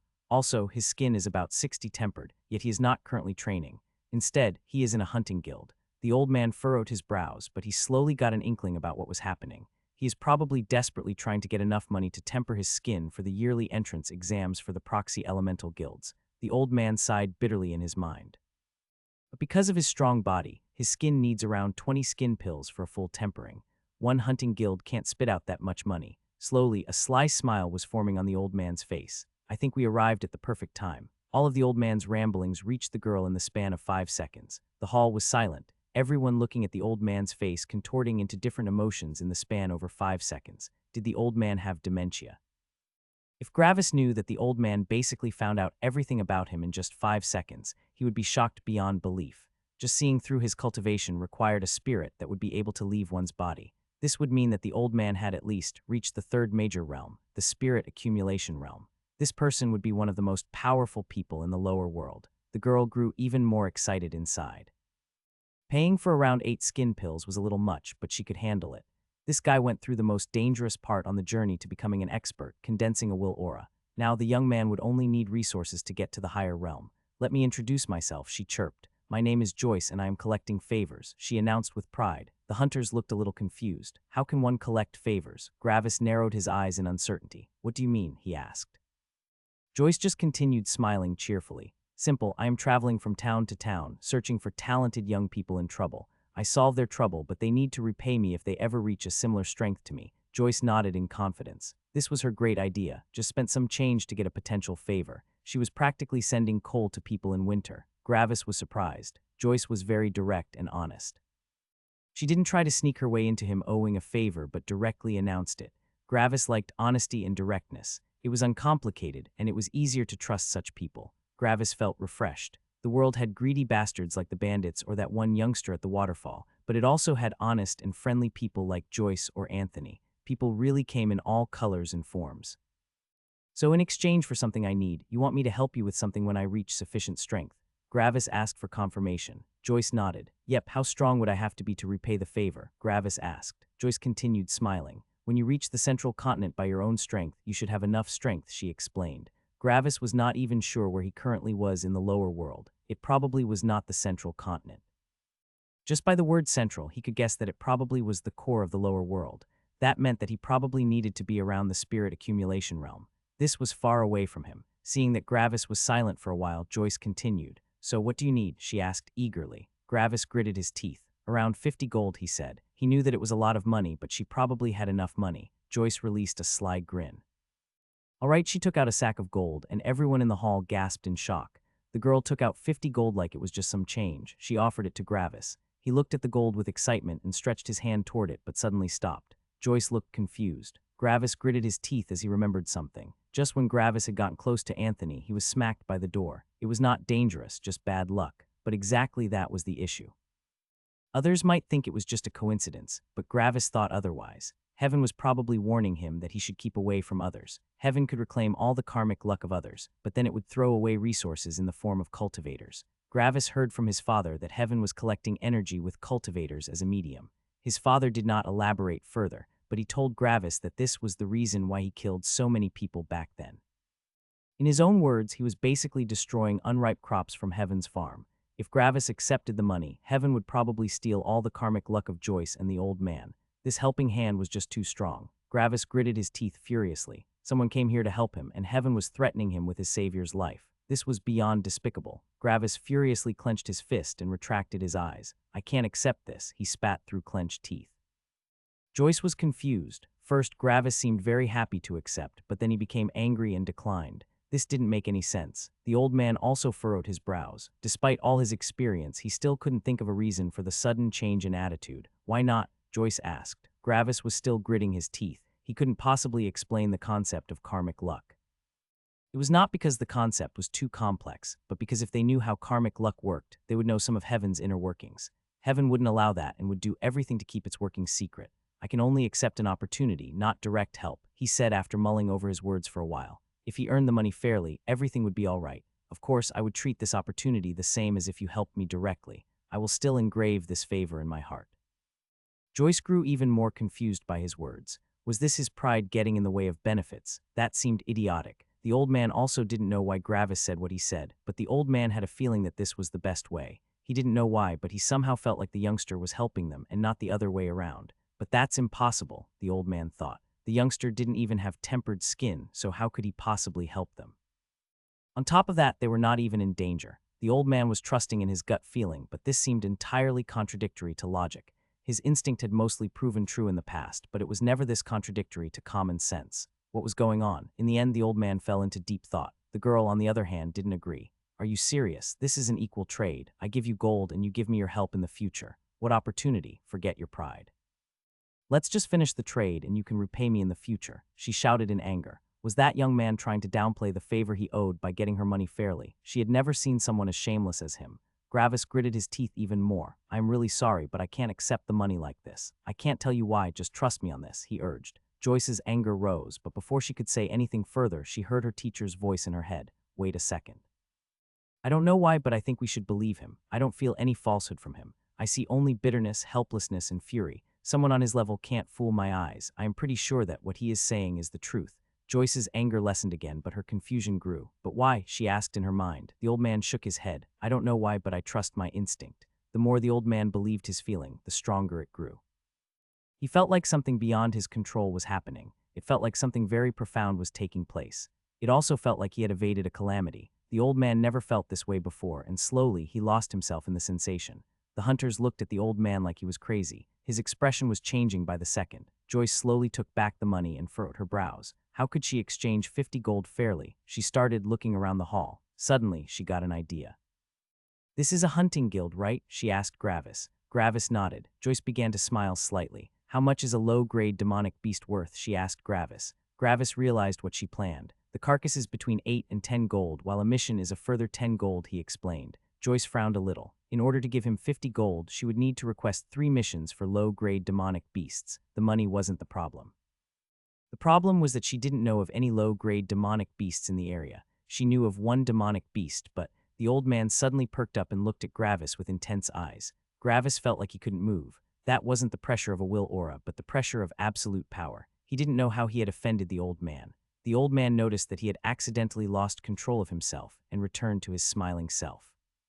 The pressure on Gravis immediately lifted, and he sighed in relief. That old man was powerful. Gravis felt like a helpless chicken in front of him. Miss Joyce heard the voice of her teacher in her mind. I think I have an idea. It might be more expensive than we initially believed, but if he can grasp this opportunity, his will grow even firmer. Joyce listened to the plan of her teacher and furrowed her brows again. Could the young man do that? Even with their help and his will aura, it still seemed impossible. After deliberating about the decision for a couple of seconds, she decided to risk it and nodded. Her teacher took something out of thin air and gave it to Joyce. Joyce took it and looked at Gravis. Okay, I trust you, but in return you must trust me, she said with intense eyes. Gravis already felt trust towards her and nodded without hesitation. Joyce showed the thing in her hands. It was a jade token. When Gravis saw this, his body seized up in shock. He knew what that was. He learned about them in his theoretical lessons. That was an instantly deployable formation array. First, you need to buy this for 5 gold, Joyce said. 5 gold was about all of Gravis' money. He gritted his teeth but accepted the trade. This formation array can restrict a mid-grade demonic beast for about 2 hours. It will be very difficult for it to move its body in that time, but don't underestimate such a beast. Their defense is even sturdier than a low-grade demonic beast's, and they are much faster, Joyce said and then walked to the counter. Simone, the counter lady, had been watching for a while but perked up when Joyce walked toward her. I want to submit a mission for a mid-grade demonic beast. The hunting guild first fell silent, and then erupted in an uproar. A middle-grade demonic beast. They usually didn't accept such missions since killing such a monster required multiple people with tempered muscles at least. Its defense was nearly impenetrable, and its speed would be monstrous. When one tempered their muscles, their attacking power, as well as their speed, would increase. The speed increase was the main reason why people with tempered muscles reigned supreme. Even with a formation array, an attack from a middle-grade demonic beast would still be incredibly fast. Simone was just as shocked and didn't know how to process this request. She had never received such a mission. Who would send a request for such a monster to a small hunting guild of a town? One could only find success with hunting guilds in cities. Only they had enough people with tempered muscles for such a task. "Don't mind it," said Joyce, placing down a sack full of gold. "According to the standard of missions, 100 gold will be the reward," she said as she turned to Gravis. "Are you up to the task?" Gravis furrowed his brows. Even if he could ignore the beast's speed, he was not sure if he could manage to hit any weak spots. Joyce said that the formation array would restrict its movements, but it could surely still manage to release some attacks. He needed a plan for that. Joyce grinned a little. "Scared?" she asked mockingly. Gravis looked up and into her eyes. "I am thinking about how I should handle this," he explained. Joyce's grin transformed into a smile. "Good, you have courage. I hope my gold will not be wasted. I don't want my money to remain in this small hunting guild forever." Then Joyce started explaining all the details to Simone, who wrote everything down on a notice. Simone felt like this was unreal, but she also felt pride in filling out a mission for a medium-grade demonic beast. After Simone noted everything down, she took the money and stashed it below the counter. Then she walked to the mission board and put the notice up. Everyone was looking at the notice, but even with the hefty reward, no one dared to take it. Gravis continued thinking, and after a while his eyes shined. Everyone watched as Gravis walked up to the notice and took it down. He went to Simone and placed the notice, as well as his emblem, down on the table. Then he frowned because he realized that he didn't have the contract fee. Simone sighed and waved her hand in dismissal. "No one else will take this mission, and it has been placed specifically for you. You can ignore the contract fee," she said. Gravis felt thankful and took the notice back. He had a mission. He had his weapons. He had a plan. Now only the execution remained. He turned to Joyce and the old man and bowed deeply. "I will never forget what you have done for me today," he solemnly swore. The old man waved his hand, and Gravis felt his upper body being lifted until he stood straight again. "As long as you help the young miss when the time is right, everything will be repaid," the old man smiled. "Also, the money is not yours yet. You have to earn it with your own strength." Gravis felt sincere gratitude and would remember this favor. He had to repay it no matter what. Like this, another reason was added for him to become stronger. He turned to Joyce. "How can I find you in the central continent?" Joyce smiled. "You will learn of my family when you arrive, and you will probably also hear my name. Then you will know where I am." She then remembered something. "Right, what's your name?" The hunters in the hall who listened to the whole exchange also noticed that they didn't know Gravis' name. No one had asked him that before. Some of them felt ashamed for not asking a fellow hunter for their name. Gravis looked shocked and then rubbed his neck in embarrassment. He just realized that he had never introduced himself to anyone in the lower world. He had completely forgotten about that. "I'm Gravis," he said shyly. The hunters felt bewildered. Was this shy youngster still the person they had called the demon? Right now, he looked like a shy country boy who didn't know how the world worked. The contrast was immense. Joyce smiled happily. "Gravis, I will remember that." Then she turned around and walked to the exit, her teacher following her. Before she left, she turned around and winked at Gravis. "Until we meet again, Gravis." Then she quickly left. Gravis felt like he was in a dream. No girl had ever winked at him before. People in his hometown either kept away from him or acted deferentially. This was the first time where someone of the opposite gender made his heart flutter. He didn't know how to react to those unknown emotions he was feeling. In the end, he just stood there dumbly. "Ha ha ha, was that your first contact with a girl?" Gravis felt an arm wrapping around his shoulder. "Man, if I hadn't seen you acting all cold before, I would never believe you to be the rumored demon," Anthony said with a laugh. Gravis acted flustered. "Demon, what are you talking about?" he asked. Anthony just laughed, and slowly more people joined in. "You don't know that's your nickname," he said while laughing. Gravis felt weird. In his mind, he was just doing missions and tried to limit his contact with others. What was demon-like about him? He couldn't find anything on him that resembled any demon.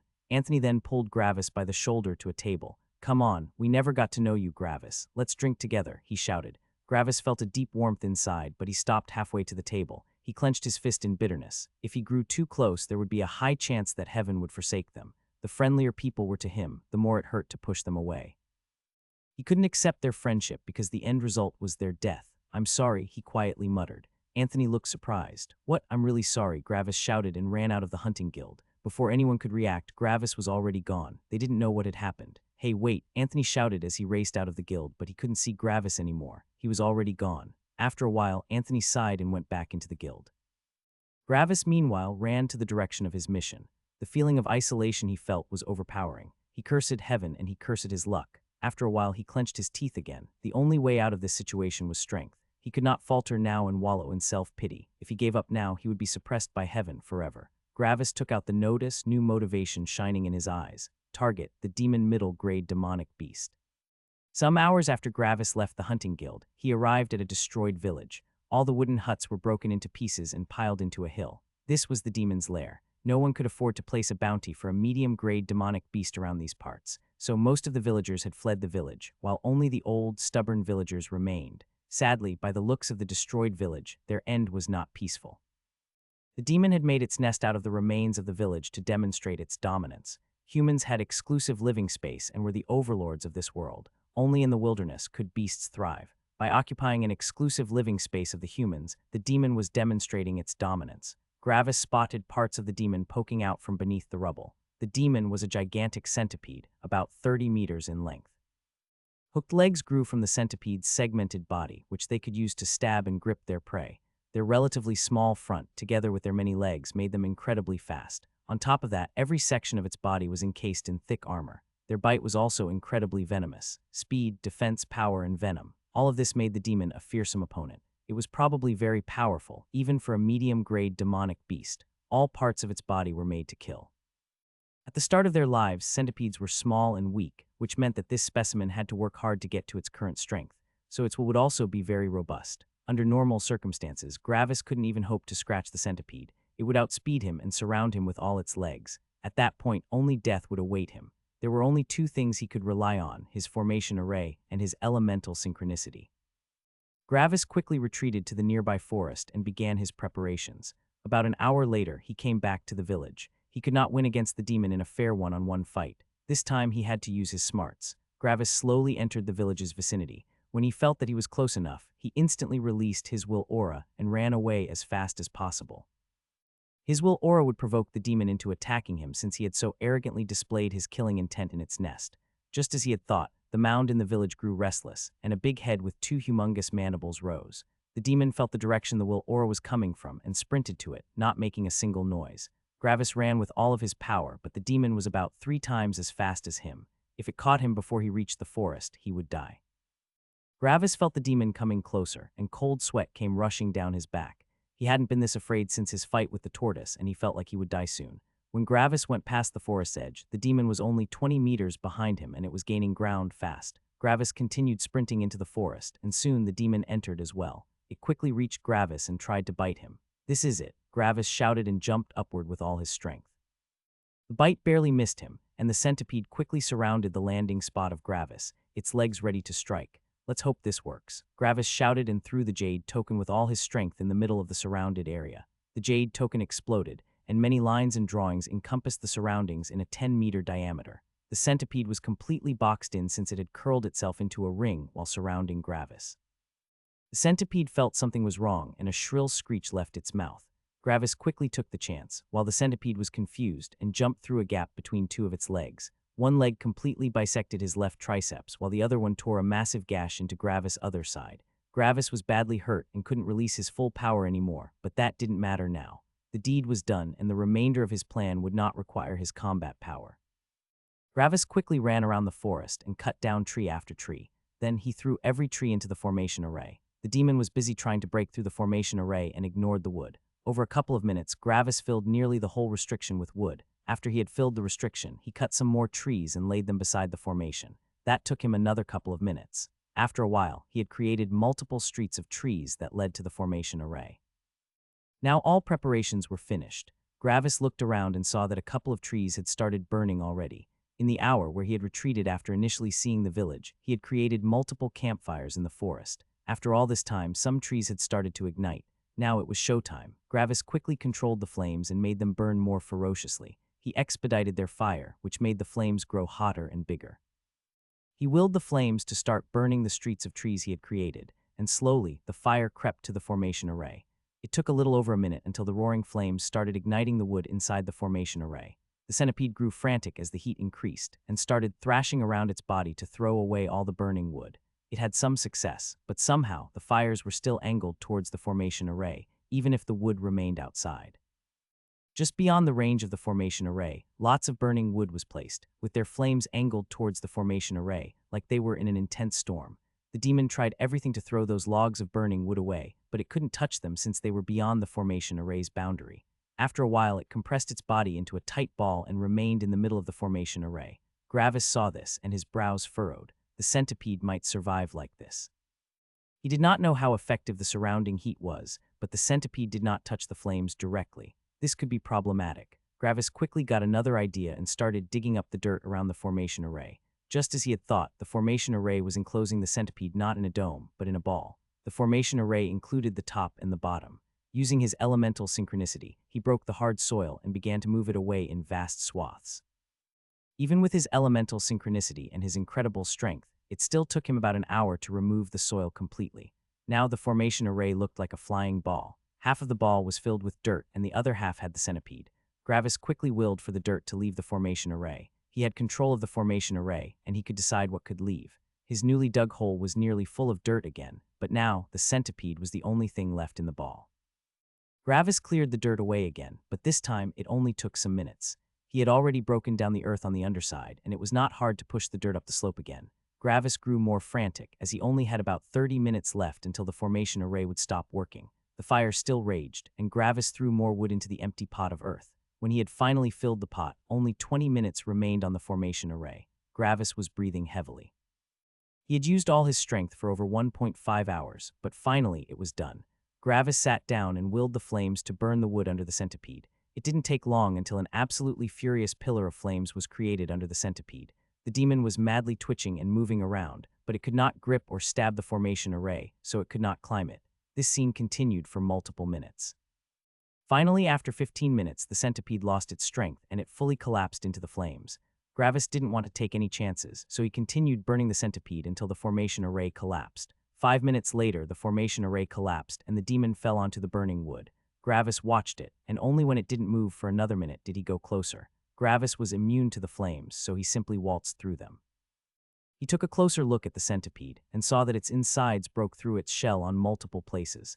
The shell couldn't withstand the increasing pressure of its insides and had exploded. The whole body was black and burned everywhere. The demon was definitely dead. Gravis sighed in relief and sat down in the bonfire. He didn't mind the heat. It felt relaxing, actually. The corpse couldn't be used for anything. Everything was burned beyond recognition and would soon turn to ash. Its head was still relatively intact since it was the last thing that fell to the flames. Gravis quickly cut off its head by sawing through the weakened armor on its body and carried it out of the fire. He had to prove that he had completed the mission, after all. With this, he could finally temper his skin. Gravis quickly carried the head back to the hunting guild. When he dropped the head on the table, it received some cracks due to the head's hardness. The hunters in the bounty hall were shocked and excited. They had never come into contact with the corpse or head of a middle-grade demonic beast. Luckily, the bounty list was the same for every hunting guild, so it included middle as well as high-grade demonic beasts. There was not much they could salvage, yet luckily, the beast's core was located in its head. A beast core was the center of a beast's power, but the core wouldn't gain any relevancy until the beast evolved into an energy beast. All demonic beasts only used their bodies as weapons. A middle-grade demonic beast was a middle-grade demonic beast because its body was strong enough to create a core. The core would stay empty and grow for a long time. When the core reached its maturity, the middle-grade demonic beast would rise to high grade. Then it would start gathering energy until the core was completely filled. When the core was full, the high-grade demonic beast would evolve into an energy beast. The hunters tried everything, but they couldn't get to the core. The head's flesh and the shell were just too hard. With red faces, they asked Gravis to retrieve the core. Gravis also had issues getting to the core, but he managed due to his high strength. The core looked like a round crystal and had the size of Gravis' fist. The hunters inspected it and followed the guidelines in their rulebook. After a while, they shockingly concluded that the core was around 75 of the size of a fully evolved core. This meant that the centipede was easily in the stronger half of middle-grade demonic beasts. They all looked at Gravis with astonishment. How had he killed such a monster? They quickly figured out the price of the core, and one of the hunters left to get more money from the guild bank. They didn't have such an amount readily available. After a while, the hunter returned with many more hunters following him. They heard about the head and wanted to see it. The hunters quickly crowded around the head and voiced their astonishment. Gravis also quickly received his money. Beast cores were used in the crafting of equipment, and thus they were worth a lot. Gravis received 60 gold for the core, which surprised him. That was way more than he had thought. The guild had to use up nearly all its savings to pay him, but they would make their money back by selling the core. Gravis left the bounty hall and went through the main entrance of the hunting guild. A loud synchronized cheer went through the hall when the hunters saw him. Gravis' expression grew cold, but inside he was smiling bitterly. He couldn't grow close to any of them, so he released a slight amount of his will aura to deter any contact. Any hunter that tried to interact with him felt nervous and retreated. They felt like Gravis was in a bad mood and that he probably didn't want to talk to anyone. Sadly, Gravis wanted to talk with them more than anything right now, but he couldn't. With that, his frustration grew again. He quickly walked over to Simone and retrieved his gold. Before she could say anything, Gravis had already turned around and left the guild. Everyone in the guild felt confused. In their eyes, Gravis was too strange. At one moment, he acted like a shy country boy, and at other moments, he radiated coldness and killing intent. They grew interested in his personality, but sadly, the hunters didn't know that this would be the last time they saw him. When Gravis left the guild, he sprinted towards the town. His loneliness hurt every time he walked into the guild, yet he enjoyed the contact with others. He felt both happy and sad that he would not return to the hunting guild. He bought the remaining 8 skin pills he needed, and unexpectedly, he still had around 110 gold left. The remaining 8 skin pills had cost him 56 gold. The core was worth 60 by itself, and together with the 100 gold reward, he reached his current crazy amount of money. After he bought the skin pills, he rushed to the waterfall where he had trained previously. Suddenly, 3 bandits jumped out of the bushes. "Give us your money or bang." Gravis ran the shouting man over before any of them could react. Multiple bones in his body broke since he didn't have tempered skin. The bandits looked shocked at Gravis, who simply continued rushing away. They've never been in this situation before. That dick didn't even let me finish my sentence," the one broken man spoke weakly as he lay in the bushes. One of the others quickly walked towards him to lift him, but the man immediately screamed, "Ahhh, it hurts." "Stop pulling, you bastard." Gravis ignored all this. If he vented his frustration on weaker enemies, he would stray into dangerous territory. As soon as he would feel a feeling of superiority, his will would weaken. The strength of his will had just increased by fighting the centipede, and he wouldn't risk weakening it. After some time, he reached the waterfall. This time, a young woman was sitting under the waterfall. She looked beautiful, with glistening skin, and a smile of tranquility adorned her face. Yet Gravis quickly ignored her. Sex didn't matter to him since he couldn't grow close to anyone. He threw everything about others out of his mind. Gravis jumped to the waterfall and sat beneath it. The young woman had noticed him, and when she saw Gravis taking out a skin pill, she grew excited. She stood up and walked over to him seductively. "Hey, how come you're here? I've never seen you before," she spoke with a husk in her voice. Gravis looked at her coldly, consumed the pill, and ignored her. The young woman furrowed her brows. She felt a little insulted that Gravis didn't even show a slight reaction to her beauty. Still, she walked closer to Gravis. "Hey, don't ignore me like that. I'm just here to talk," she said. SWOSH. The young woman tried to swim to the surface, but the currents of the pond kept her underwater. She started struggling and fighting for her life, but nothing seemed to help. Gravis watched coldly as she drew her last breath and joined the other skeletons at the bottom of the pond. The last youngster had hesitated for a long while, and Gravis had seen him trying to keep himself under control. The youngster hadn't been used to killing and still seemed to have some good in him. That was why Gravis had spared him before. But this woman immediately acted upon seeing his skin pill. There was no hesitation in her actions. The bandits were at least open and honest about their robbery. They probably would have also spared his life if he surrendered his wealth. The more people there were in a town, the more money they could get. Yet this woman wanted to kill him in cold blood. Gravis looked coldly at the pond for a while and then continued tempering his skin. Gravis sat under the waterfall for many hours. Since the skin pill's nutrients also allowed him to skip meals, he never left in all that time. Some people arrived in those hours and also tempered their skins. Most of them just sat under the waterfall, and when they saw Gravis taking out a skin pill, they just looked at him in envy. Yet they didn't do anything. Unfortunately, even though most of the new arrivals ignored him, the pond's skeleton count had been increased by another 2. One guy tried to attack him directly. The other guy offered him some poisoned food. Gravis didn't like deceit or people trying to kill him, so he had no scruples killing the 2. Heaven was continually sending him weak enemies, and Gravis was starting to get annoyed. Finally, after many hours, he had successfully tempered his skin. It had taken so much to get here. He had killed a mid-grade demonic beast, 4 low-grade demonic beasts, and countless ferocious beasts. He had been hunting non-stop for basically 2 whole weeks. If his body were like any others, he would only need to kill a few ferocious beasts to temper his skin. That would have been so much easier. Yet Gravis also suspected that his skin was probably harder than the average tempered skin. He had taken 20 skin pills, after all. The nutrients had to go somewhere. His skin had probably been tempered to the best possible state. He had begun with tempered organs and blood, which gave him a far sturdier foundation than others. He grew a little excited when he thought about his muscles' power in the future. Gravis left the waterfall and walked into the forest. The pressure of the entrance exam's deadline for the elemental guilds had made him rush around everywhere. Finally, he could relax a little. When no one was around, Gravis took out his saber and slashed his left arm. Clank. Gravis had used a lot of strength, but the saber didn't break the skin. He had used quite some force, and the slash would, at least, draw some blood from people with tempered skin, yet his skin seemed fine. He could only see a faint white mark. He attacked again this time, using all the force he could muster with only one hand. CRSH, the saber drew some blood, but it was only superficial, like someone scraping their arm on the corner of a table. With some cloth, the little blood could easily be wiped away. A normal person wouldn't even bother to use anything to cover the scratch. Gravis was quite surprised, since that slash would have buried his saber around halfway into someone's arm if they had tempered skin. It seemed like taking so many skin pills didn't only have downsides. With this, someone without tempered muscles wouldn't even be able to break his skin. They could only injure him if they landed an attack on one of his orifices. Of course, he wouldn't allow that. He never wanted to be the victim of one of his own ass stabbings. Gravis felt happy and relieved. The time pressure was wholly gone, and he still had around 70 days until the entrance exams. On top of that, he also had a lot of money. He felt like a knot had loosened inside him, and with a smile, he lay on the ground and watched the sky. It was night time by now, and Gravis was looking at the unfamiliar starscape. This was the first time where he could watch the stars in leisure while being in the lower world, and his mind wandered. He had been in the lower world for a little over 3 weeks by now. With the time dilation, only around half an hour would have passed in his homeworld. This felt so bizarre to him. Orpheus would have only drunk around 2 cups of his coffee in that time. Phorneus wouldn't even have finished a lesson. The contrast between the worlds was immense. When immortals and gods in his homeworld cultivated, many years would go by.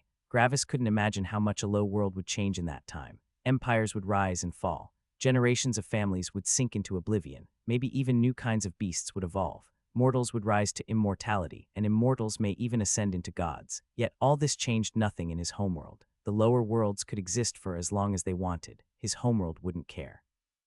In Gravis' surroundings, he heard some animals walking around. Not every animal was a ferocious beast. There were still all kinds of variety and life in the wilderness. If one looked at the world as a whole, ferocious beasts were actually very rare. In multiple kilometers around, there may only be 1 or 2, and that was considering that he was in the middle of a lively forest. As he lay in the grass, Gravis lifted his hand to the sky and gripped, like he wanted to catch a star.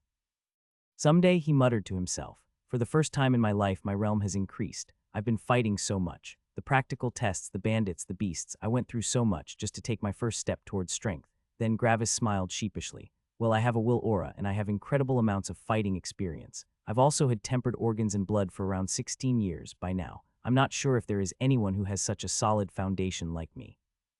Just like Orpheus always told me, the sturdier the foundation, the easier the path. Gravis continued talking to himself. Maybe because of the lack of social contact, he started seeking social contact with himself.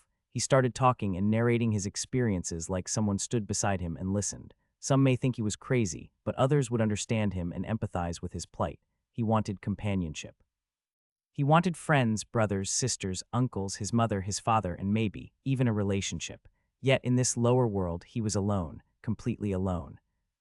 The next day, Gravis asked for directions to Body City. This was the city where the yearly entrance exams for the elemental guilds were being held. Gravis didn't have to search for long since Body City was the biggest city for thousands of kilometers. Nearly everyone knew where Body City was located. Body City was located about 1,000 kilometers to the north. That was quite the distance. If he normally walked, he would take forever to get there. Luckily, he had quite a strong body and good stamina. Gravis could run for around 3 hours before he needed a break. If he took a 1-hour break after 3 hours of running, he would reach the city in about 26 hours if he didn't sleep. Luckily, Gravis still had a lot of time, so he wouldn't need to rush. Gravis started his journey on the same day. There was nothing in Wilderness Town that kept him there. Maybe he could also find some exciting things in the city. It was, after all, the center of cultivation for the surrounding thousands of kilometers. Gravis grew excited at the prospect of exploring such an important city. Gravis left the city and began his journey to Body City, yet, of course, pay a toll too. Bang! Gravis ran the poor bandit over, and multiple bones in the bandit broke, even though the bandit had tempered skin.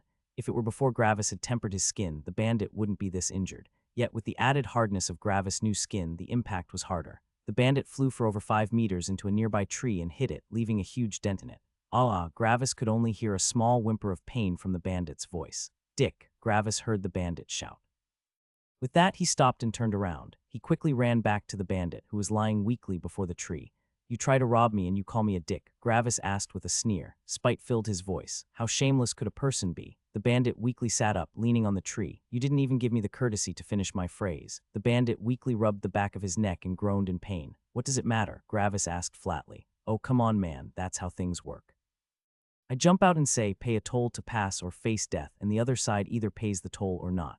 If not, we talk to each other and exchange our ideologies. Then we fight. If I win, I'll take a bigger toll, and if they win, they either just walk past me or take some of my stuff. It's normal, dude. Gravis furrowed his brows. That sounds nice, but that does not change the fact that you're trying to rob me. The bandit groaned in pain. You just don't get it, man. Isn't this also some kind of training? We get to fight and train, and the loser has to pay up. I mean, nobody dies, so it's all right. Now Gravis grew a little confused. But you said that your phrase was pay a toll or face death. You are kind of saying that you would kill them if they don't pay. The bandit groaned again, this time in exasperation. Dude, that's just posturing. It's to sound cool. Everyone knows that bandits normally don't kill. We just fight and that's that. Gravis raised an eyebrow. Actually, I've seen some bandits attacking a nearby village. They tried to kill the people and the women. So I kind of don't believe you. The bandit spat in disgust. Those fuckers are the reason why the life of a bandit grows harder these days. They're not bandits. They're murderers or raiders if you want. Those sacks of shit don't understand how the world works. If they start raiding and killing, the cities and towns will send out guards with killing orders. Then what? Now, Gravis was surprised. Though if you encounter a guard, you don't get killed. The bandit sneered at Gravis. Did you live your whole life under a rock or something? No, we don't get killed, they just kind of. Bully us, bully you. Gravis looked astonished. Yeah, you know, like slapping us around and taunting us. Sometimes they even take our stuff. Oh, look at me, I'm a guard. I'm so safe in my own house and in my walls. I'm better than everyone else, the bandit taunted in mock sarcasm. Fucking arrogant ass, shitty ass tin cans. Gravis ignored the vulgar language. I really don't understand. Wouldn't stealing from the traveling merchants discourage them from traveling? Why would anyone important let that happen? The bandit groaned again in exasperation. Dude, you really are the textbook definition of an innocent village boy from the mountains, are ya? You've probably even never visited a city before, right? The bandit looked at Gravis, who didn't react. The bandit spat to the side. Man, just my luck running into you.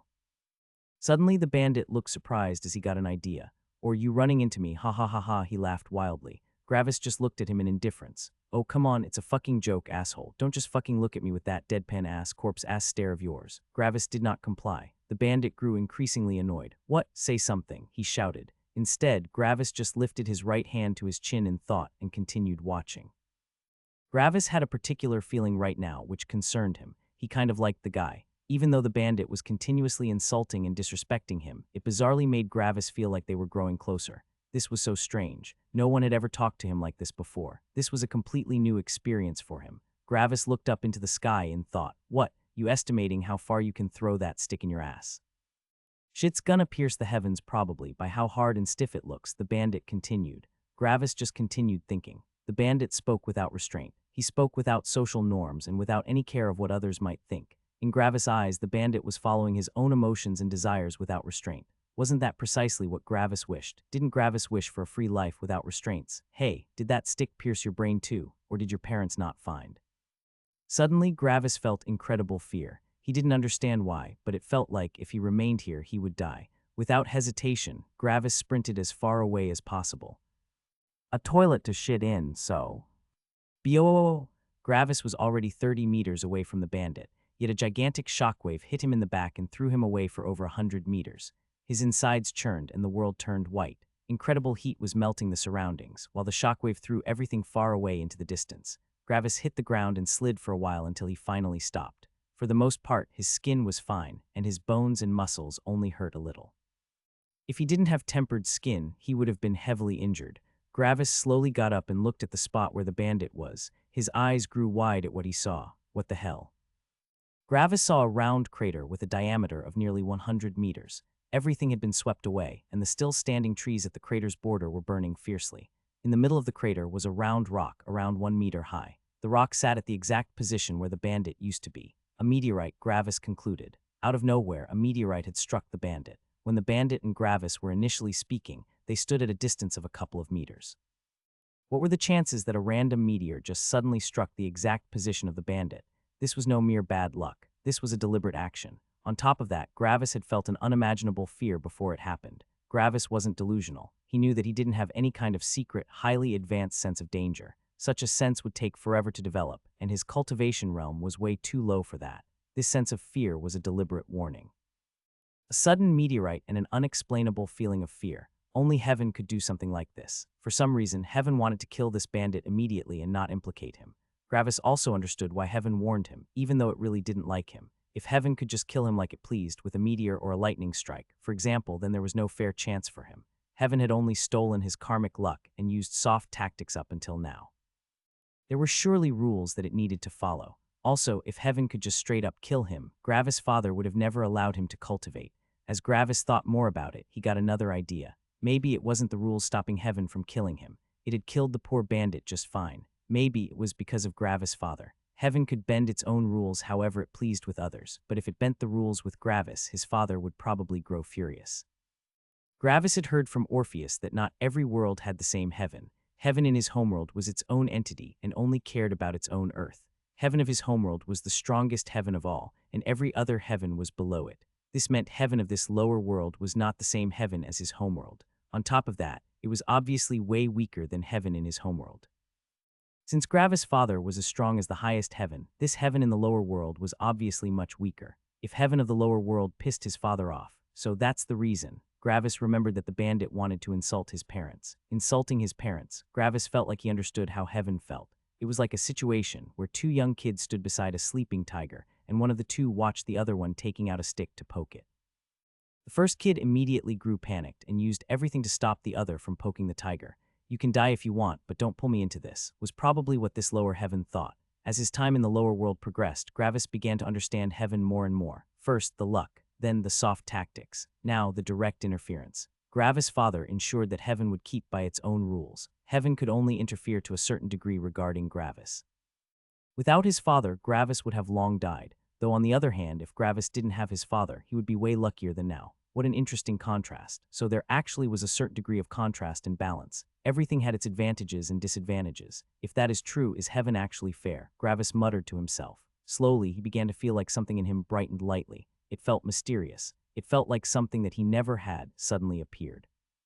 He felt a slight warmth coming from within. Is this karmic luck? He asked himself. As if it answered him, he felt it slowly vibrate. Heaven heard everything. Maybe this was heaven's method to try to get him over to its side. If he accepted heaven, he wouldn't be this unlucky anymore. He would probably stumble upon great opportunities, and together with his elemental synchronicity, he would soar through the cultivation path. Yet, if he accepted heaven, he would forever be under its rule. Heaven would never allow anyone else to grow as strong as itself again. If he followed heaven, he would always remain beneath it. On top of that, he would betray his whole family. If Gravis' father decided to offer peace with heaven, it would probably accept happily. His father obviously had not, though. This meant there was a deeper reason. Gravis turned to look at the meteorite. Heaven is fair. If heaven truly were fair, it would not break its own rules to protect its own hide. On top of that, if the bandit actually managed to utter what he wanted to say, Gravis' father probably wouldn't care. Why would the opposer care about the ramblings of an ant? Yet heaven, even if the possibility was incredibly small, decided to ignore its own rules. It was only fair when it wanted to be. Gravis sneered, "Fuck off." Immediately, he felt the warm feeling inside of him vanish, and he heard a loud thunder coming from the sky. There were no clouds or even lightning. It was just a loud thunder. Gravis grinned. It seemed like heaven was angry that it didn't succeed. Gravis had never been on the same path as everyone else. Everyone else lived their life in karmic luck. They were all trying to grow closer to heaven. Heaven was the supreme ruler of everything on earth in their heart, trying to understand heaven's rules, trying to grow closer to heaven, trying to leave their life at heaven's mercy. Gravis was different. Gravis' family were the only ones who fought against heaven. They were the only enemies of heaven. Everything under heaven was under its mercy, except Gravis' family. That was because they had his father. They were destined to never walk the same path as heaven. They would remain enemies as long as one side was still alive. That was why his father was called the opposer. Gravis continued on his way to Body City. He didn't keep what happened in mind. Even though he had learned much and now knew more about heaven, that didn't change a thing. He was still without luck, and he still had to create his own lucky chances. He could know as much as he wanted about heaven, but he couldn't do anything without enough strength. Stop! Another bandit jumped out from a nearby bush. Why were they always hiding in bushes? This time, Gravis actually stopped. He was interested in how this whole thing worked. He looked at the bandit with a curious glint in his eyes. I have paved this road. I have planted these trees. I have watered this grass. I created everything here. Pay a toll to pass or receive judgment. The bandit shouted loudly and imposingly to the heavens. To be honest, Gravis was a little impressed by the sheer magnitude of the bandit's boasting. Many of the trees were at least 100 years old, yet the bandit was only a young man. He wondered if anyone would actually believe that. How much is the toll? Gravis asked. He wondered how expensive all those tolls actually were that the bandits always wanted. I see that you are a man that follows the law. I am also a man that follows the law. The toll is the same for everyone. The toll is 50 copper coins, the bandit narrated. Gravis was really surprised. 50 copper coins, that was only half a silver coin. That was way less than he had thought. No wonder the merchants were still walking the streets. Gravis thought more about it and realized that, due to all these bandits with tempered skin, the road was actually rather safe. What ferocious beast would dare to run around this road? The more Gravis thought about it, the weirder it seemed. Bandits, which normally extorted poor helpless merchants, were keeping the main trading road clean with only a little money. No wonder the guards didn't do anything about them. The bandits were a huge help for the merchants. The bandit waited for Gravis to answer, but Gravis didn't react. Slowly, the bandit lost some of his drive. Hey, is 50 copper too much for you? 40 would be all right as well. He sounded more sympathetic now. Gravis focused again and looked at the bandit with narrowed eyes. He wanted to see how that other thing would go that the earlier bandit told him. No, I will not pay, Gravis simply stated. The bandit first furrowed his brows. Oh, then he looked like he understood something. Oh, now he cleared his throat. How dare you to disrespect my life's work? I have cared for the trees for many years. I have watered them every day with at least 10 liters of water. How can you be so heartless? The bandit was back in his heroic, overbearing self. I won't pay, Gravis said. He was not good at this whole posturing before a fight thing. The bandit was waiting for Gravis to say more, but nothing more came. Suddenly, the bandit deflated. Really? That's all you have? Way to kill the mood, he groaned and rolled his eyes. Gravis felt a little embarrassed. Sorry, it's my first time doing this, he explained. The bandit groaned in helplessness and nonchalantly waved his hand. Don't worry, it happens sometimes, it's normal. Do you still want to try? He asked, concerned. Gravis nodded sheepishly. Sure, let's just fight, he said. The bandit quickly held up his hands. Wow, stop, we can't just go without some foreplay. How about this? You try to pass me, then I stop you and say another phrase, and you just say no. Then we fight. How does that sound? The bandit asked. Gravis nodded. He walked forward and tried to pass the bandit, who quickly jumped in front of him. Stop, you violated the law, pay a fine or serve your sentence. The bandit shouted imposingly. Gravis simply did as instructed. No, he shouted. Then pay with your blood. The bandit shouted and drew his sword. With a heroic jump which was full of openings, the bandit slashed at Gravis' shoulder. Gravis just stood there, and the bandit slowly grew panicked when he saw that Gravis was not moving. The bandit didn't want to cripple the poor guy. Clank, the sword hit Gravis' shoulder and chipped. Gravis just stood there, not caring. On the other side, the bandit looked at his chipped sword in shock. He quickly jumped back, now more panicked. What are you? Gravis furrowed his brows. What do you mean? He asked. The bandit pointed at Gravis with a shaking finger. Even the strongest tempered skin would have at least been split. You don't even have a scratch on you. You're not a human. Then the bandit gasped loudly. You must be some strange kind of demonic beast. No wonder you didn't know how to posture. The bandit grew more afraid and started fleeing down the road. Gravis honestly didn't know how he should feel right now. He had been mistaken for a demonic beast. Should he be angry? Should he be embarrassed? Should he feel proud? He wasn't sure. After a while, he just sighed. I think I'm not cut out for this whole posturing thing, he concluded and continued down the road. What's even the point of that? Gravis continued running leisurely, and soon he started to catch up with the bandit, who was talking to another bandit by this point. They noticed him, and the earlier bandit blanched while the other one gripped his spear firmly. The bandit jumped at Gravis and used all his strength to stab the spear into Gravis' abdomen. Crack! The spear couldn't withstand the force, and the shaft broke in the middle. Though this time Gravis' skin had a slight poke mark. It didn't draw blood, but it was at least visible that something had hit him. Spears were harder to wield, but if they connected, they had an enormous destructive force. The bandit looked in pure terror at his broken spear. Then he quickly turned around and continued running down the road, together with the other bandit. Now, Gravis felt a little amused, and for the first time in a long while, he felt a little mischievous. He continued down the road, making sure that the bandits were just a little faster than him. He wondered how this would go. Gravis continued running after the bandits. Along the way, the bandits picked up lots of other bandits. At the beginning, the new bandits didn't believe the old bandits and attacked Gravis. Yet after their weapons broke, they immediately joined the makeshift bandit caravan. Now every bandit that saw the caravan immediately joined them in running away. Gravis smiled while watching the bandit caravan growing bigger and bigger. Chasing those bandits was a lot of fun. Suddenly a cold shudder went through Gravis. He nearly fell for Heaven's trick. He had started enjoying the feeling of superiority. If he hadn't noticed Heaven's intentions, his will would grow weaker. Gravis realized that he could not relax. Heaven was treacherous and used every kind of scheme to stop him from growing. Even this innocent bit of fun could be weaponized by Heaven. Gravis clenched his teeth. "You really won't allow me any kind of happiness," he muttered to himself as he continued running. "Why are we running? We are over 20 people by now. With that many people, we can even take down a low-grade demonic beast," one of the bandits shouted to the others. "Are you kidding?" One of the first bandits of the caravan shouted through intermittent pants. "My full-power spear thrust didn't even break its skin. Gravis had already been degraded to an it. If we can't even break its defense, then how are we supposed to kill it? There must be something we can do." "I'm not sure I can hold out much longer," the same bandit who proposed the attack said. "Quit whining. I've been running way longer than you, and I can still keep going," shouted the very first bandit. "You're going to be impressed when you see how far your body can be pushed in this chase. We only need to run. The closer we get to Body City, the stronger our fellow brothers get. But it's so far," one of them whined. "Why don't we just scatter and get picked off one by one? Are you insane?" "There is safety in numbers," another one immediately shut down the idea. "Hey, you just said that our numbers don't matter, so how is there suddenly safety in numbers?" The bandit seemed annoyed. "Have you ever seen a swarm of fish? They can't do anything about their predators, but due to their numbers, many of them survive. I doubt the monster will kill every single one of them explained. "Fuck you, I'm taking this chance," another bandit shouted as he left the street and ran to the right into the forest. "Idiot," a bandit spat on the ground. They watched how the monster chasing them would react to the fleeing bandit. Surprisingly, the monster seemed to ignore the bandit. When others saw how it ignored the bandit, they immediately took their chance and also scattered in all directions. "You idiots," cursed the first bandit and continued running along the path. "Who will warn our brothers if you all run for your lives?" he shouted at them heroically. It seemed like this bandit had quite the loyal heart. Even if it might cost his life, he would still warn his brothers on the street. Luckily, he was not completely alone. Another bandit followed him. "Ignore those selfish bastards. We'll warn our brothers," he stated heroically as they pitifully continued running. Gravis tried to ignore everything. If he were to attach any emotions to this situation, it would only help Heaven. After all this running, Gravis finally decided to take a break and slowed down. Also, he started getting hungry. He didn't bother to bring any rations since he could just hunt any wild animal or ferocious beast. The two bandits grew ecstatic as they saw Gravis giving up the chase. Yet they continued running. They had to get away as far as possible. After some minutes, they ultimately left Gravis' vision. He didn't care and just rested for a couple of minutes. After he had rested enough, he ran into the forest to get some food. He searched for some minutes until he heard a loud roar echoing throughout the forest.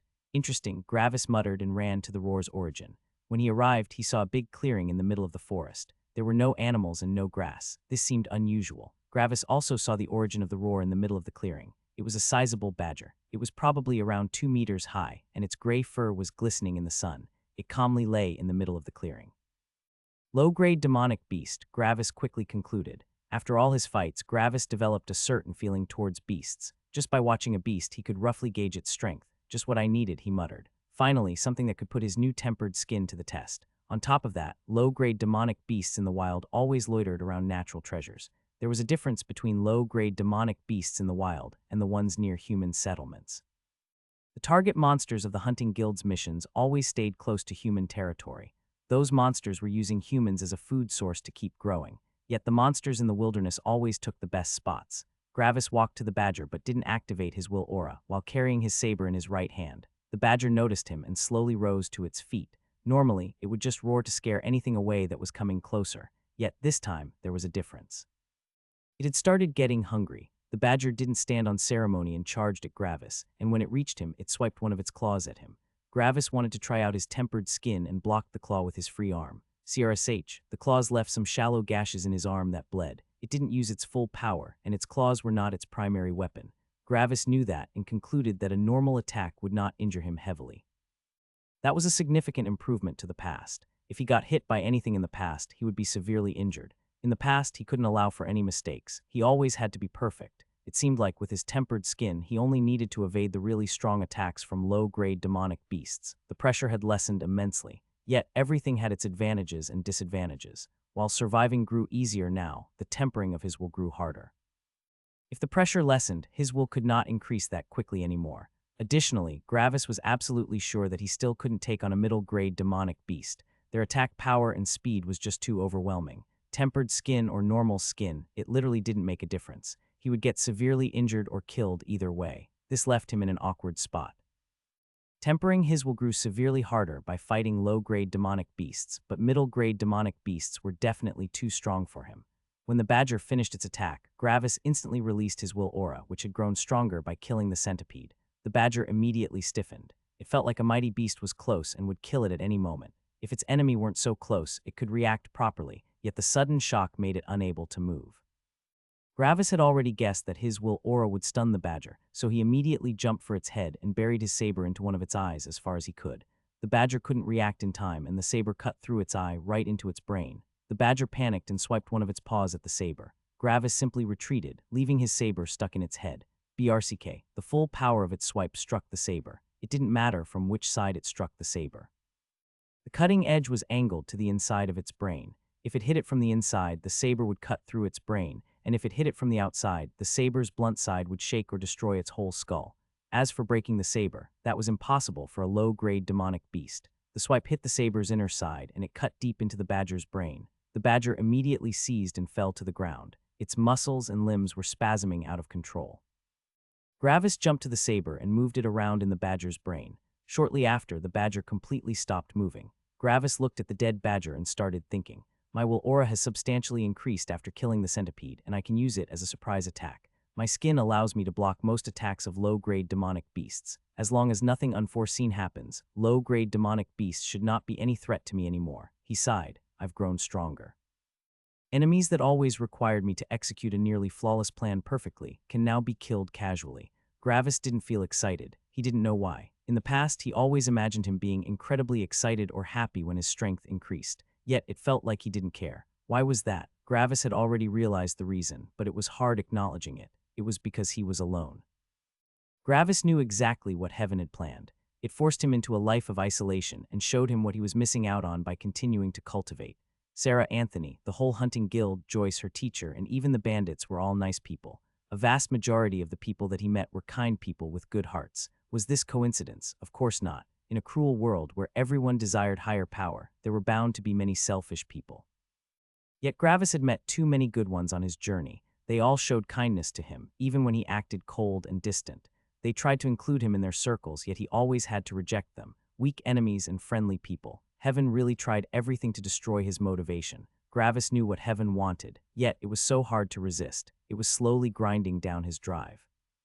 The only things that kept Gravis going were his family and his eventual return to his homeworld. He only had to grow powerful enough, and then he wouldn't be alone anymore. He had to keep going. If he stopped now, what would Stella say? What would his father say? Well, his father would probably say that it was all right, but Gravis was sure that his father would still sigh in sadness. His father surely hoped for one of his children to grow to his level. Gravis was sure that his father had a good reason to fight against heaven. His father had probably lived for a very long time, with no one but heaven standing on his level. In some weird way, he was perhaps also feeling alone, even if he had a family. Gravis gritted his teeth. He couldn't stop now. He wanted to go back to his family. He wanted to make his father proud. He wanted freedom. He wanted to take revenge on heaven. Heaven was constantly emotionally torturing him. Instead of losing his drive, Gravis' hatred toward heaven only increased. Gravis looked upward at the sky with hate-filled eyes. He transformed all his loneliness into hatred and rage. At some point in the future, Gravis would make heaven pay. With newfound motivation, he quickly looked around the clearing. There had to be a reason for a low-grade demonic beast to stay here. After searching, Gravis promptly found out. In the middle of the clearing, behind the spot where the badger had been sleeping, he saw a lone melon. When Gravis saw it, he immediately realized several things. There was no vegetation in the clearing because this plant had absorbed all the life force in its surroundings. Due to all the theoretical lessons in his homeworld, Gravis also knew what this plant was. An origin melon, he sneered. An origin melon was called as such because it symbolized the start of cultivation. Yet what was generally considered the start of cultivation in this lower world? It was skin tempering. One melon would completely temper one's skin, no matter what. It didn't matter if the person required 1 or 10 skin pills. One melon would fully temper their skin. Gravis had been looking forward to what he would find by killing the low-grade demonic beast, yet he had completely forgotten about his karmic luck. If he had had this origin melon before, all his difficulties in tempering his skin wouldn't have happened. Yet he found one just when he had tempered his skin. Heaven really was cruel. Well, it should be worth at least something, Gravis said as he pocketed the origin melon. Now that all his sadness and curiosity was gone, Gravis remembered that he was hungry. He dissected the corpse of the badger and cooked it. After a satisfying meal, he went back to the street and continued on his way. Surprisingly, Gravis had not seen any bandits after traveling for several hours. It seemed like they had all been warned. Like this, Gravis traveled without any interruptions. That was until he grew close to Body City. Just a couple of kilometers away from Body City, Gravis saw a big bunch of bandits standing behind an imposing man. The man was nearly 2 meters tall and carried a humongous sword made of bone on his back. He stood imposingly in the middle of the road, and it seemed like nothing could shake him. Gravis had a prediction who the man was based on all the context clues. A bandit with tempered muscles, he concluded. This would be interesting. Gravis stopped about 20 meters away from the bandit and looked him in the eyes. "So you are the demonic beast in human form," he harumphed. "You don't seem that impressive. I'm not a demonic beast. I'm here for the entrance exams of the elemental guilds," Gravis stated. He didn't want to entertain any misunderstandings anymore. "Bullshit. We couldn't even pierce your skin with a full-powered spear strike. No human can have that hard of a skin," the first bandit shouted. Gravis furrowed his brows. "My skin is just very hard. It took me 20 skin pills to temper it. Of course it's hard." The bandits looked shocked, but the first bandit continued. 20 skin pills, as if, where would you even get enough money to buy all those?" Gravis sighed. "I cleared all the missions of the local hunting guild of Wilderness Town. It took me a while, but I managed to get enough money." Gravis didn't want to tell them about the middle-grade demonic beast. They would not believe him, and he would look even more like a liar. Some of the bandits started talking with each other. Some of them lived near Wilderness Town, and something like that couldn't be kept secret. After a while of discussing, one of them walked forward. "I've heard that the demon from the hunting guild was able to release a frightening aura. We don't feel any of that from you," he said. "Oh, do you mean this?" Gravis asked as he released his will aura. The surrounding temperature plummeted, and the bandits felt an immense pressure coming down on them. They had trouble breathing, and cold sweat was running down their bodies. Yet just as quickly as the pressure appeared, it vanished again, and the bandits looked around in shock. They were not sure what just happened. At one point, it felt like death itself was coming to get them, and then everything returned to normal. What was happening? Even the bandit with tempered muscles had felt terrified for a short while. He took a deep breath to calm down, and his expression of disdain vanished into one of interest. "What is this aura?" he asked. "If you go through enough life and death battles, your will increases, and if it reaches a certain threshold, you can manifest it. That's called a will aura," Gravis explained. The bandits looked around, unsure about the truthfulness of it. This seemed too magical. Something illusory like the will can manifest itself. The bandit with tempered muscles, on the other hand, seemed very interested. He went through some life and death battles in his life, and he kind of had a feeling for the enemy's will. Yet only after he heard Gravis' explanation was he able to connect those two. The difference between his prior enemy's will and Gravis was like heaven and earth. "Interesting," he shouted. "I believe you." Everyone looked at the bandit, but their fear slowly vanished. He was the strongest bandit on this long street, and he had seen many things. If he believed Gravis, then it was probably true. Gravis nodded and continued walking forward. "Shink." Yet the bandit unsheathed his giant sword. "How about we spar a little?" he asked. "Of course, we'll stop when it gets too dangerous. Now this is interesting. I wonder if I can take on someone with tempered muscles," Gravis thought. Gravis nodded. "All right. My name is Giros. What's yours?" Giros said as he readied his humongous bone blade. He did a couple of small jumps to warm up and swung his sword to the left and right. Gravis saw how gracefully and quickly Giros moved his sword and realized that this fight would not be easy. "I'm Gravis," he said. "Gravis, a good name. All right, let's start. Be careful," Giros shouted as he shot forward and chopped at Gravis. "Fast," Gravis shouted in his mind. Giros was faster than a low-grade demonic beast. Gravis always had to pre-plan his actions against such opponents, because his own speed could not compare. Yet this time he fought a human with such speed and power, not a monster. Gravis wanted to test his opponent's strength and blocked the humongous sword with his saber. Boom! Gravis' whole body shook, and the power of the strike buried him up to his knees into the ground, the street breaking in the process. His entire body ached, and he felt like his whole body was churning on the inside. "Oh, that's impressive," Giros said with surprise. "I didn't use my full strength, but you still managed to block my strike." Giros jumped back. "Your muscles are definitely not tempered yet, but you could still block a casual strike from me. That's really impressive." Gravis jumped out of the hole and limbered up his stiff muscles. After some seconds where Giros just waited for Gravis to finish, Gravis readied himself again. "All right, we can continue." Gravis' eyes narrowed. "Now this fight will become different." Giros laughed loudly. "I'm looking forward to it," he shouted as he shot forward again, doing the same chop as before. Gravis was prepared and raised his saber again in a block. Yet this time he was not blocking but parrying. A parry was more challenging to pull off than a block. Gravis had to redirect parts of the enemy's strength to change the course of the attack. With all his prior battle experience, he managed the parry pretty easily, and the sword missed him, hitting the ground. Gravis' saber, which was raised slightly due to the parry, immediately shot forward in a counterattack towards Giros' face. Giros didn't grow panicked and simply slapped the saber to the side with a hand.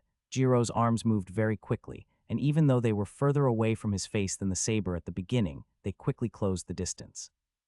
Gravis didn't lose his focus and went with the flow of the attack, his whole body angled to the side sharply. Just in time, Jiro's other arm swung the sword diagonally upwards. Even though Gravis' body was already angled very strongly, the sword would still take his arm if this continued. Clank, Gravis' knee hit the side of the rising sword, changing its trajectory slightly. While it continued swinging, Gravis crouched under the sword and stabbed his saber forward again. A slash would take too long. Only a stab would be quick enough. Just like last time, Jiro slapped the saber. Shink. Yet this time things were different. Gravis was sure that Jiro's would do the same block again, so he angled the saber in the last moment. Jiro's had slapped the saber's sharp edge, and even though he managed to block the attack, his hand bled strongly. Jiro's looked at his bleeding hand in shock. Don't pull the same moves twice, Jiro's heard Gravis shout, who had jumped back again. The bandits looked shocked at the exchange. Someone without tempered muscles had injured their boss. This was unreal. They had seen how the fight went down, so they quickly figured out why. Gravis was moving like he already knew what his opponent would do. Just when Gravis' opponent started an attack, he was already moving as if he already knew. Jiro's looked at his hand, then laughed loudly. Ha ha ha, I believe you fully now. The way you move is very strange, yet it's incredibly effective. With my experience, I can tell that this is not some martial art. Those moves were created by yourself in multiple serious fights. You definitely have more fighting experience than me, he shouted in happiness. More fighting experience than the boss. The bandits asked themselves in shock. Their boss was already in his 30s and had fought a lot of battles. His fighting experience was extensive. Yet a young boy, around 16 years old, had more fighting experience than him. How was that possible? Gravis was surprised that Jiro's could glean so many things from two simple exchanges. Gravis knew that Jiro's probably had a lot of fighting experience together with tempered muscles. This was a formidable opponent. Have you learned martial arts before? Jiro's asked. Gravis furrowed his brows. I don't think so. I have only been taught the absolute fundamentals of weapon usage. Ever since then, I have only fought. You asked me how I would train, I wouldn't even be sure how to answer you. I never trained anything regarding my weapons specifically. I only fight, Gravis narrated. He had just noticed how weird that actually was. Weren't cultivators supposed to swing their weapons in training daily? Jiro's grew really interested. This is astounding. Your fighting style is basically untouched by human guidance. Now that you say it, it also feels more like I am fighting a beast. This is interesting. Want to continue? He asked in eagerness. Gravis nodded. Maybe if he fought more with Jiro's, he would learn more things about himself. An opponent who didn't want to kill him and had enough fighting experience was rare. Gravis was using Jiro's as a mirror to analyze himself. Be careful, Gravis. I didn't use my full strength before because I was afraid you would get seriously injured. Now I'm going to use my full power, Jiro's shouted and then shot forward. He swung his humongous sword in a horizontal slash. Jiro's was even faster than before, and without Gravis' extensive fighting experience, he would have been hacked in two. Instead of falling back, Gravis ran into the swing. He blocked it with his saber and jumped a little. The swing of the sword pushed the saber along as well as Gravis. Gravis just flew along with the sword. When the sword slowed down, Gravis quickly pushed himself under it, using his saber as leverage. From a crouching position, Gravis pushed upwards on the side of the sword with the full power of his body, transforming the horizontal sword's trajectory to a diagonal one. Jiro's eyes widened as his sword completely left his control and swung upward. In one fluid motion, Gravis laid his saber on the closest edge of the sword and moved it towards Jiro's like he was grinding the sword. The big bone sword didn't have a guard at its handle. Guards on sword handles were explicitly created to prevent a scenario like this.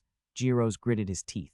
If this continued, Gravis would sever his hand. Bang! Instead of changing his sword's course, Jiro's swung it further. Because of this, his body also rotated further. Gravis lost his leverage on the sword's edge, and suddenly an elbow shot towards him. The elbow came too suddenly, and he couldn't react. The elbow hit Gravis in the shoulder, and Gravis flew away for nearly 10 meters. Gravis landed and used his momentum to get back on his feet quickly. Gravis bitterly smiled. His shoulder was broken. He had lost. How could he win with a broken shoulder? Jiro's calmed down slowly. Gravis' maneuver was brilliant, and Jiro's had nearly lost his fingers. If he didn't have so much fighting experience, he wouldn't have been able to make this split-second decision to further move his sword. Yet, Jiro's knew that Gravis probably wouldn't have severed his fingers. This helped him calm down. They were only sparring, not fighting to the death. Truly impressive, he said. You made my heart boil in fear and adrenaline. It's been a long time since I felt that. Gravis smiled bitterly. No, you're the impressive one. You countered every attack of mine perfectly. The only time I injured you was because you underestimated me. I've truly lost. Jiro's furrowed his brows. What are you talking about? What do you mean with you lost? You haven't even used your so-called will aura. I fought with my full strength, yet you didn't. It was obviously my loss, Jiro's announced loudly. The bandits were shocked, but soon they realized that Jiro's was right. They had felt Gravis, will aura before, and they knew how oppressive it felt. One didn't have to have extensive fighting experience to know how strongly it would suppress them. In the end, the bandits agreed with Jiro's. The fight would have gone completely different if Gravis released his will aura. Like this, their astonishment for Gravis only increased. Gravis smiled bitterly. This was a spar, not a fight. If you fought for your life, you would have also fought differently. We can't determine a winner through a simple spar. You're wrong, Jiro's sighed. Not everyone is as used to life and death battles as you. I can say with certainty that I have used my full strength. Spars and true fights are the same thing for me. Jiro's looked bitterly at the sky. Maybe that's the difference between you and me. I've lived in peace for too long and have forgotten how it feels to be close to dying. Gravis was astonished. It was hard to accept that someone else was stronger. Gravis was really impressed by Jiro's strength of will. Jiro's had lots of fighting experience and didn't shy away from acknowledging his own weak points. All in all, he was an impressive fighter. Gravis sighed too. He saw himself in Jiro's. If Gravis ever lost his drive, would this be what he would become? A person with a lot of fighting experience, yet crippled of the drive to move forward. Someone who lived comfortably and was okay with where he currently was. However, Gravis also saw longing and regret in Jiro's. Jiro's obviously wanted to become stronger, yet he lost the drive to risk his life. Gravis felt the regret in Jiro's and wished to never arrive at Jiro's position. I must not become complacent, Gravis shouted to himself in his mind. There was no easy way of gaining strength. If Gravis weren't prepared to risk his life, he would be fine for a while, but eventually he would find himself in a weaker position than people who lived on the edge of death. He would lose his advantage, and it would be incredibly difficult to regain it. Gravis' goal was the peak. He might live longer if he didn't risk his life, but he would never reach the peak like that. It's all or nothing. Either I die or I reach the peak, Gravis swore to himself. By the way, you should look into martial arts when you reach Body City. Having your own fighting style is important and impressive, but don't neglect your ancestors' teachings. They have lived for much longer than you and have accumulated more fighting experience. You should buy some, Jiro's advised Gravis. Gravis nodded. He knew that many people would have created fighting techniques that he couldn't create himself. It would help him immensely in furthering his own fighting style. Jiro sheathed his sword again and walked to Gravis. If you ever need a place to return to, you can always come to our bandit guild, he said with a smile. You have a guild? Gravis asked in astonishment. Jiro's raised an eyebrow. You didn't know? Of course we have a guild. How else would we be able to enforce all the rules that a bandit should follow? Jiro's laughed lightly. You're a strange one. With that, Jiro's extended his hand to Gravis in friendship. Gravis nearly accepted the hand out of instinct, but he stopped himself. He felt like he saw the shadow of heaven behind Jiro's. If Gravis accepted his invitation, he would either have to stop moving forward or Jiro's and maybe even the whole bandit guild would die. Gravis clenched his teeth and his fists in frustration. I'm sorry, I can't, he said through gritted teeth. Jiro's furrowed his brows. What's the issue with accepting a friend? I'm really sorry, Gravis said again. Jiro's only sighed. You probably have your reasons. Jiro's took his hand back. I see genuine regret in your eyes. I might not understand, but I believe that you have a good reason, he said with a bitter smile. What are you all still doing here? Get back to your posts. The merchants won't extort themselves, shouted Jiro suddenly to the bandits. They quickly perked up and started running away in different directions. All of them sent one last glance at Gravis and left. Jiro's only winked at Gravis. Don't mention it, Jiro smirked. I'm looking forward to how far you can go. And with that, Jiro's also ran down the road. Gravis' eyes followed Jiro's back, and he saw Jiro's waving at him as he ran down the street. Even though it hurt, Gravis was still happy that he met him. Gravis felt a bit regretful as he remembered all the bandits he had run over while he stayed in Wilderness Town. They always jumped out of bushes and started posturing, but he just ran them over. Today, he had learned that not all bandits were cruel murderers. Gravis quickly shook his head, and with renewed motivation, he continued to Body City. He still had a lot of time until the entrance exams started. In that time, he could research different kinds of martial arts and include them in his fighting style. Gravis grew excited as he came closer to Body City. Only a couple more kilometers, then he would be able to explore a whole new city. He was sure that the city also offered bone-tempering pills. The martial arts were surely also extensive. Gravis couldn't wait. Body City was big. Its walls were made of solid metal and had a height of about 20 meters, and as Gravis stood before the city, he felt like a gigantic wall was splitting the world in two. The walls extended several kilometers to either side, and Gravis could not estimate the city's size behind them. This was an impressive fortress that no one in the body-tempering stage could damage. Gravis walked to the city entrance, where he could see a queue forming. Obviously, it would take a while to get into the city. Gravis simply stood at the back of the line and waited for his turn. It took nearly 2 hours until he could enter. 1 silver entrance fee, a guard told him with a bored expression. Gravis fumbled around in his pockets until he found 1 silver. It was surprisingly hard for him to find 1 silver since all his bags were full of gold coins. After a while, he found it and threw it to the guard. "All right, you can enter," the guard continued narrating boringly. Gravis was a little surprised since he was still carrying his saber. "Weapons are allowed in the city?" he asked in surprise. The guard let out a snort like he heard something amusing. "Weapons don't matter. Every city guard has tempered muscles, and our city lord has a fully tempered body. The only people that can act out of line in Body City are people in the Magic Gathering realm." "And what would someone in the Magic Gathering realm want from our city?" "Now go in," the guard explained and then shooed Gravis to enter. Magic Gathering Realm. This seems to be the name for the energy gathering realm in this lower world. I wonder why they call it magic, Gravis thought. Gravis didn't wait any longer and just went into the city. A city really was different from a town. All the guards had tempered muscles, which meant that theoretically, Gravis couldn't do whatever he wanted in the city. In Wilderness Town, there was no one with his strength, but here, every guard was able to put up an intense fight. Gravis felt happy because all this pressure of constant weaklings attacking him was vanishing. Now there were enough people at his level in the city. If someone wanted to fight him, they surely wouldn't be weaklings that he could just ignore. Just thinking about all the potential opponents made Gravis' blood boil. As Gravis walked down the busy main street, he looked around the city. Every single building was made of stone and had at least 2 floors. Many shops, guilds, and even arenas littered the side of the main street, though what he didn't see were stalls on the streets. It seemed like the city forbade stalls from opening in the streets. "Come here, come all. Anyone able to take on Big Bari. 15 wins with no defeats. You only need to pay 10 silver to fight a strong opponent. Where else could you find such a good deal?" One man shouted from beside one of the arenas. Apparently, fighting in arenas was also a way to make money. Gravis ignored the arena and continued. He was excited for potential enemies, but that did not mean that every fight could help him. A battle in the arena was obviously not a fight to the death. It was more like a sparring match. Sparring from time to time was okay, but if he sparred a lot, his will and his feeling for danger would weaken.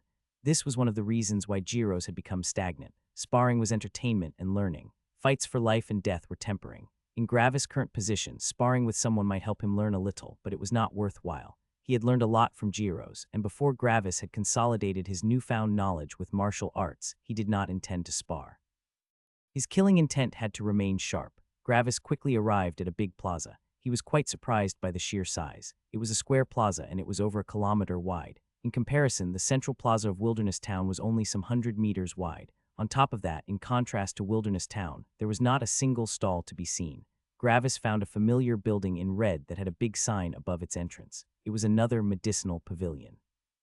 Apparently, this kind of shop existed in multiple towns and cities. Gravis quickly walked to the pavilion. He had a lot of money, and he intended to buy something to temper his bones. If he managed to temper his bones, then only the muscles would be left, and due to his incredible foundation of tempering everything else first, his muscles would become unfathomably strong.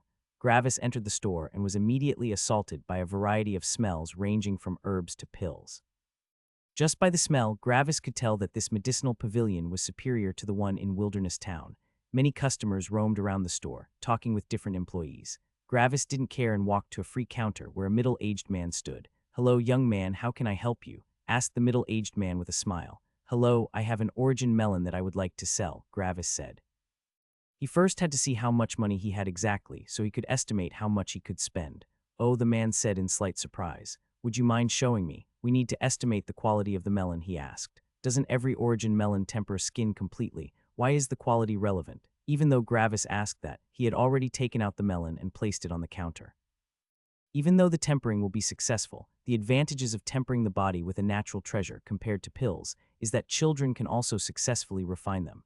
That's where the quality of the natural treasure comes into play. The higher the quality, the earlier it can be refined and the more it's worth, the man explained while he inspected the melon. After a while, the man finished his inspection.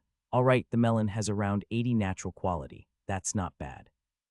Sadly, it seemed to have been thrown around in your bag recently, which damaged it a little. Looks like you had a good fight while that was in your bag," he explained while laughing a little. Gravis sighed. He was moving around erratically and with his full power when he was fighting Jiros. He had totally forgotten about the origin melon in his bag. "So how much for the melon?" Gravis asked. "With the added damage, the inherent quality gets reduced to 70. This means that a 7-year-old child could refine it."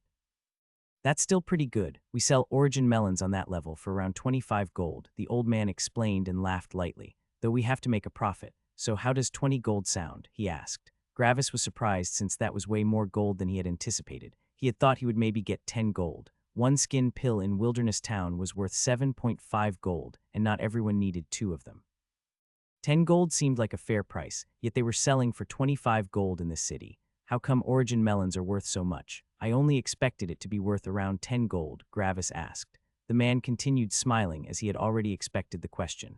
If we only consider the tempering, then the melon would only sell for 7.5 gold since one skin pill costs 5 gold.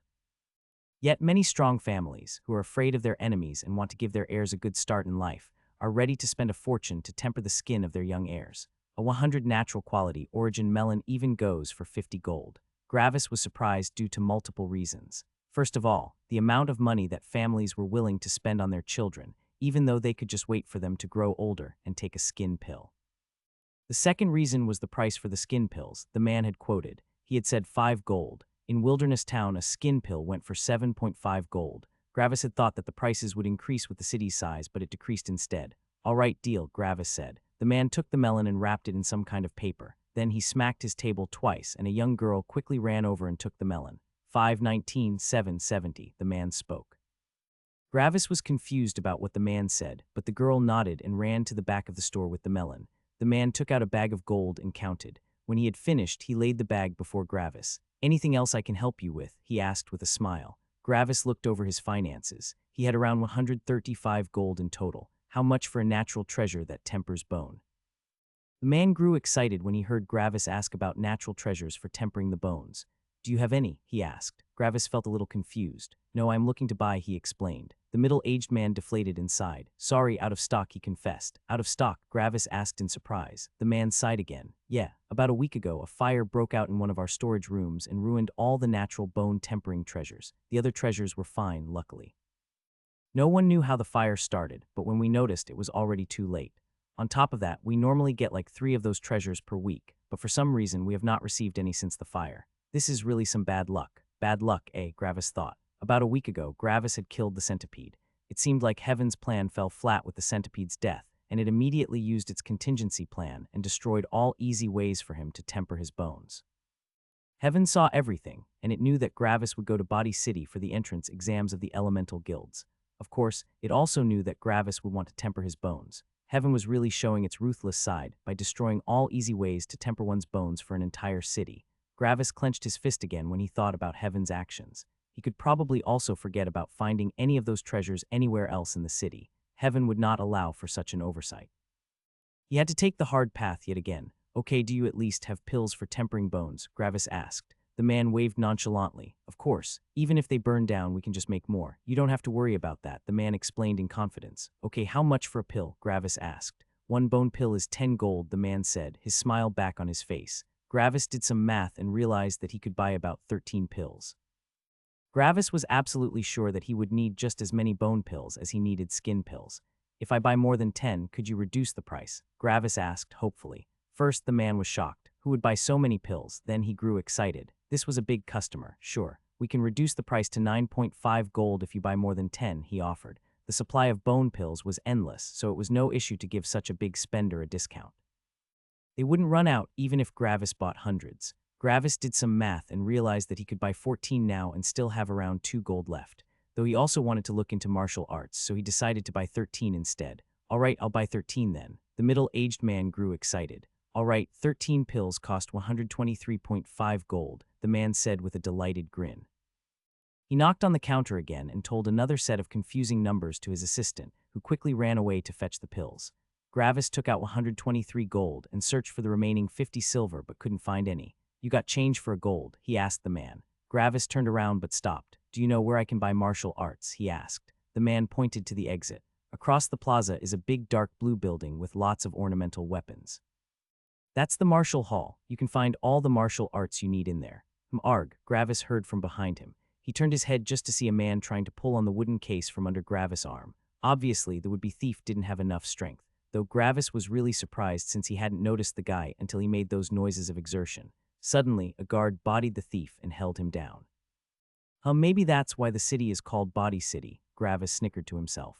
The poor thief was on the floor and tried to take out a dagger. Yet another guard came and kicked the dagger away, and the guards started kicking the guy. "Stop resisting." They continued shouting as the guy cowered in a fetal position. "Come on, man, that's enough," Gravis said to them. The two guards looked at him, saw his pill case, and surprisingly stopped. He was resisting arrest.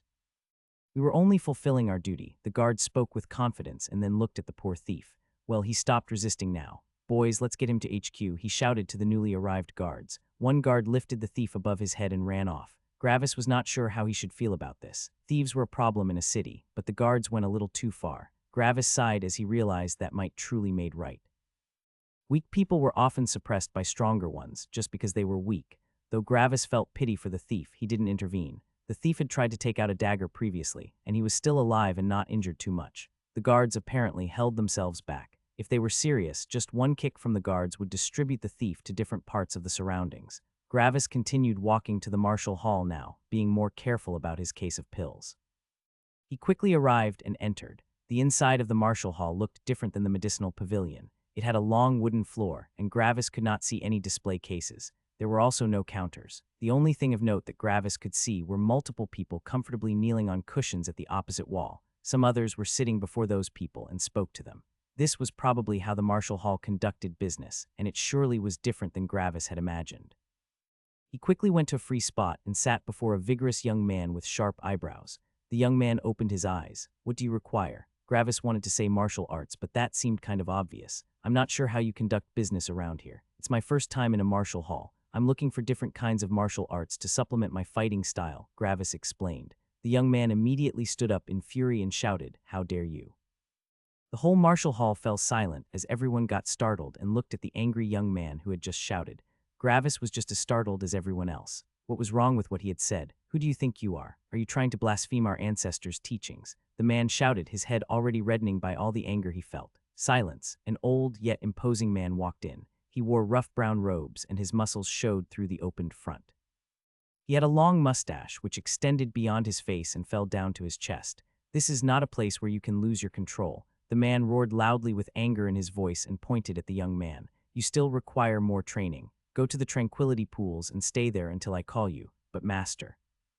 Silence. Another imposing shout shook the martial hall. "Go," the old man ordered again. The young man wanted to protest, but clenched his fist and walked away. He obviously was very unwilling. "I apologize for this interruption, everyone," the old man continued, now with a friendlier voice. "You can all go back to business," the man said friendly, while he bent down to remove the young man's pillow, which he replaced with his own. Then he comfortably kneeled on his cushion and looked at Gravis with a neutral look. "Now, what did you say that made him so mad?" he asked. Gravis quickly shook his head to get his bearings. "I told him that I am not knowledgeable about how you do business around here. Then I asked for different kinds of martial arts to supplement my fighting style. Did I say something wrong?" Gravis asked, concerned. The old man listened, and when Gravis finished narrating, he understood why the previous man got angry.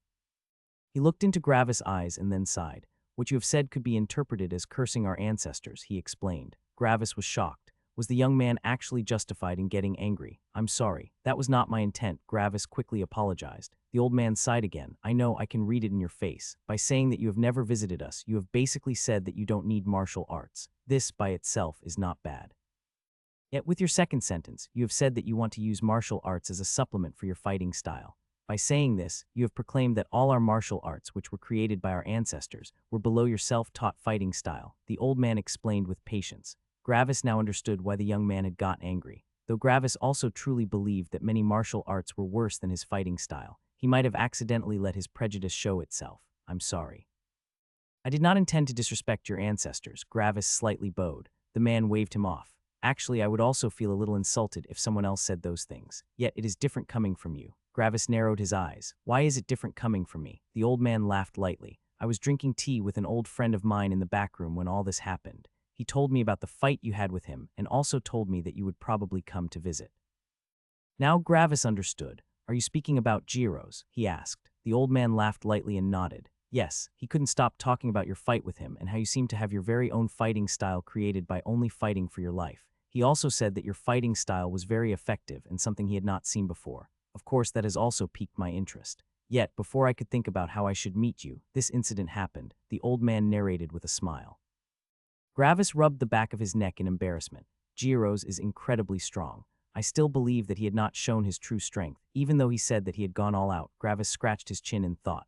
How should I put it? There was a certain absence of pressure I felt while fighting him, even though he was the strongest human I ever fought against. The old man smiled bitterly. The pressure you are describing is the intent to kill, and also the readiness to be killed, the old man sighed again. Sadly, Jiros and I have lost this intent. We have grown complacent, and we have lost part of that will. We may still have our intent to kill, but we have lived for too long. We are no longer willing to risk our lives because our lives have grown too important to us. So I am sad to inform you, but that was truly Jiro's full strength, the old man narrated with regret. When Gravis heard that, he also sighed in regret, two mighty people whose drive had been crippled. He swore that he would never let that happen to himself. Gravis quickly changed the topic. So about martial arts. He started and waited for the old man to continue. The old man smiled again. How about we spar a little? With that, I can judge your fighting style and might find a suitable martial art for you. If you win, I will also let you choose another one for free. If you want more, you have to buy them, the old man proposed. Gravis thought about it, but nodded. Even though he wanted to avoid sparring as much as possible to not dampen his killing intent, this spar was against a strong opponent and also someone who could show him the right direction. Okay, where? Gravis asked. They both walked through a door and followed a hallway into another room. Do you want to watch? The old man spoke into the room. Watch what? Gravis heard the voice of Jiros coming from the room. When Gravis entered the room, Jiros grew surprised but then grinned. Of course. Then he also stood up and followed the two through another door. I can't wait to see your ass getting handed to you, William. Then Jiros turned to Gravis. Kick his ass, Gravis. He shouted, and Gravis just nodded awkwardly. They had just gone their different ways, yet he met Jiros again after such a short time. Gravis still felt awkward about how he had declined Jiros' invitation, yet by the looks of it, Jiros didn't seem to mind. They soon reached a sizable garden, filled with trees, plants, flowers, and different ponds. The birds chirped and bees were collecting nectar from all the flowers. A 20-meter-wide clear meadow was in the middle of everything. It was flat and could be used as a makeshift arena. At one of the ponds, a young man sat cross-legged with closed eyes. When the young man heard the footsteps, he opened his eyes, and when he spotted Gravis, his fury reignited. It was the same young man who had got angry earlier. Yet when the young man saw his master's strict eyes, he averted his gaze. All right, this should be a good place, said the old man, William. He slowly unsheathed a one-handed sword from his side and looked at Gravis. My name is William, he stated. Gravis took out his saber and warmed up. I'm Gravis, he answered. Jiros had found a spot to the side and watched with a grin on his face. The young man, on the other hand, was surprised, but also happy. This disrespectful brat was fighting with his master. He couldn't wait to see Gravis getting beaten to a pulp. In this spar, I will try one martial style after another. In case you don't know what a martial style is, let me give you an explanation. Martial arts have one or several different attacks, while a martial style encompasses the whole way you fight, William explained. Gravis thought about it and nodded. Fighting against different styles would help him get used to various enemies. He had fought many beasts before, but he had never really fought a human who was an actual danger to him in a real fight. If Gravis didn't have experience against humans, then that could spell his doom when he fought one. William smiled. All right, I'll start with the flowing crane style. With that, William changed his sword's hold so that his sword arm looked up like it was imitating a crane's neck. His sword drooped down like it was mimicking the long beak of a crane. You can start whenever you want. Gravis looked at William's stance and didn't see any opening. William could reach and block every direction easily. Gravis was also sure that William had already tempered his muscles. If he hadn't, then how could he have gotten his position inside the martial hall? So overpowering also fell through. Gravis decided to directly attack him with a slash. He charged at William while lifting his saber. When Gravis got close, though, he realized the best way to counter his attack would be a single stab forward. Gravis would not be able to complete his slash before the hypothetical thrust took his life. CRRRSH. Gravis rammed his feet into the ground to stop his charge. He was still about 3 meters away from William. Even though this seemed to be an excellent opportunity for William to attack, he didn't take it and instead continued watching Gravis. Gravis watched William's stance again. Any kind of slashing was a no-go since a counter stab would arrive faster than a slash. Stabbing was also a no-go since the opponent probably outsped him. On top of that, sabers were not made for stabbing. Gravis felt like he was actually looking at a low-grade demonic beast crane. Then why not fight like I would fight a crane? Gravis thought to himself. In his mind, he pictured a crane, 3 meters tall with a long, slender neck and thin, fast legs with sharp claws. If he neared it, it would stab him with its beak, and if he attacked it from its side, it would stab its claws at him. Yet there is one major difference between a crane and a human, Gravis concluded. Now he had an attack plan. Gravis ran at William and lowered himself to the ground while keeping his saber horizontally close to him. He reached William's range, and William stabbed towards Gravis' head. If Gravis couldn't defend, William could stop the attack. He didn't want to kill the young man. Clank, Gravis lowered his head further, and he pushed the sword upwards with his saber. This had required perfect timing, yet due to his combat experience, Gravis had felt the perfect timing. William grew shocked at the accurate block. One wrong move would have killed Gravis. Not everyone was ready to go all in right at the start of a fight, yet it had worked. Gravis quickly went closer and readied his saber for a slash. William suddenly lifted one of his legs for a kick, but what he saw next shocked him immensely. Gravis was not targeting his body with his slash, but the place where William's leg would be. From an outsider's perspective, it looked like William was kicking right into Gravis' slash. No, William screamed in his mind. Clank, the blunt side of the saber hit William's shin. His leg was not hurt too badly. It only spouted a slight red bruise, yet if Gravis had used the sharp side of his saber, the leg would have been severed. Both of them jumped back. How? How is this possible? Asked the young man to the side to no one in particular. This is one of our highest fighting styles. How can it lose to someone without any martial training? All the thoughts in the young man's head were swirling around. It was incredibly difficult for him to form a coherent sentence. Then the young man shook his head. It was luck, he shouted to himself in his mind. Ahahaha, everyone heard a lock laugh from Jiro's. You lost only after a single exchange. Jiro's shouted while continuously hitting the floor in hilarity. Fuck, this is so good. William couldn't bother with Jiro's right now. How did you know I would use a kick? He asked Gravis, intense interest showing in his eyes. He had intended to show Gravis the mistakes in his fighting style, but William now realized that he could maybe use Gravis to further his own martial arts and styles. Gravis scratched the back of his neck. You looked like a crane when you fought, so I thought about how I would fight a crane. I realized that a crane has his beak and his claws as a weapon. Yet the difference between a human and a crane is that humans do not have claws on their feet. It was kind of obvious that you would try to kick me. William's eyes widened. This was definitely not obvious. The kick was the secret weapon of the martial style, and it always caught people by surprise. When people with weapons fought, they mainly focused on the weapons and were not prepared for such an attack. Interesting, William muttered. Would you mind going for another round while I use a different technique? He asked. Gravis shrugged his shoulders. I want an additional free martial art, he simply said. Sure, William agreed without hesitation. Who wouldn't accept this trade? William would have to pay Gravis expenses out of his own pocket, but gold could be found anywhere. Yet an opponent that helped to better his fighting style was rare. William changed his stance. He grabbed his sword with both hands and held it in front of him. His muscles swelled, and he looked like a tiger ready to strike. For some reason, Gravis had immediately seen a tiger image when William changed his stance.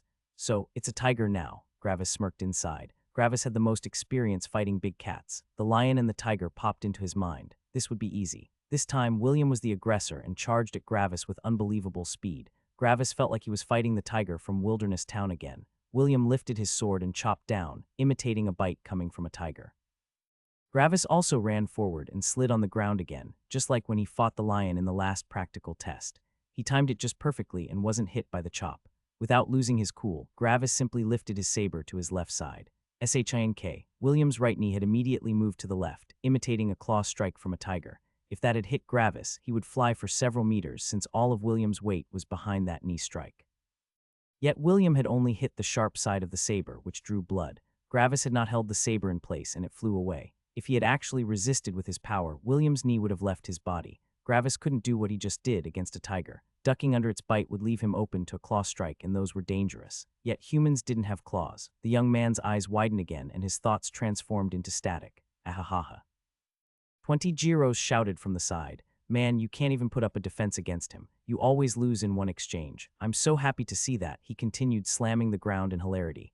William still couldn't bother with Jiros. He looked down and thought hard. Is it the same reason again? He asked Gravis. Gravis simply nodded, and William continued thinking.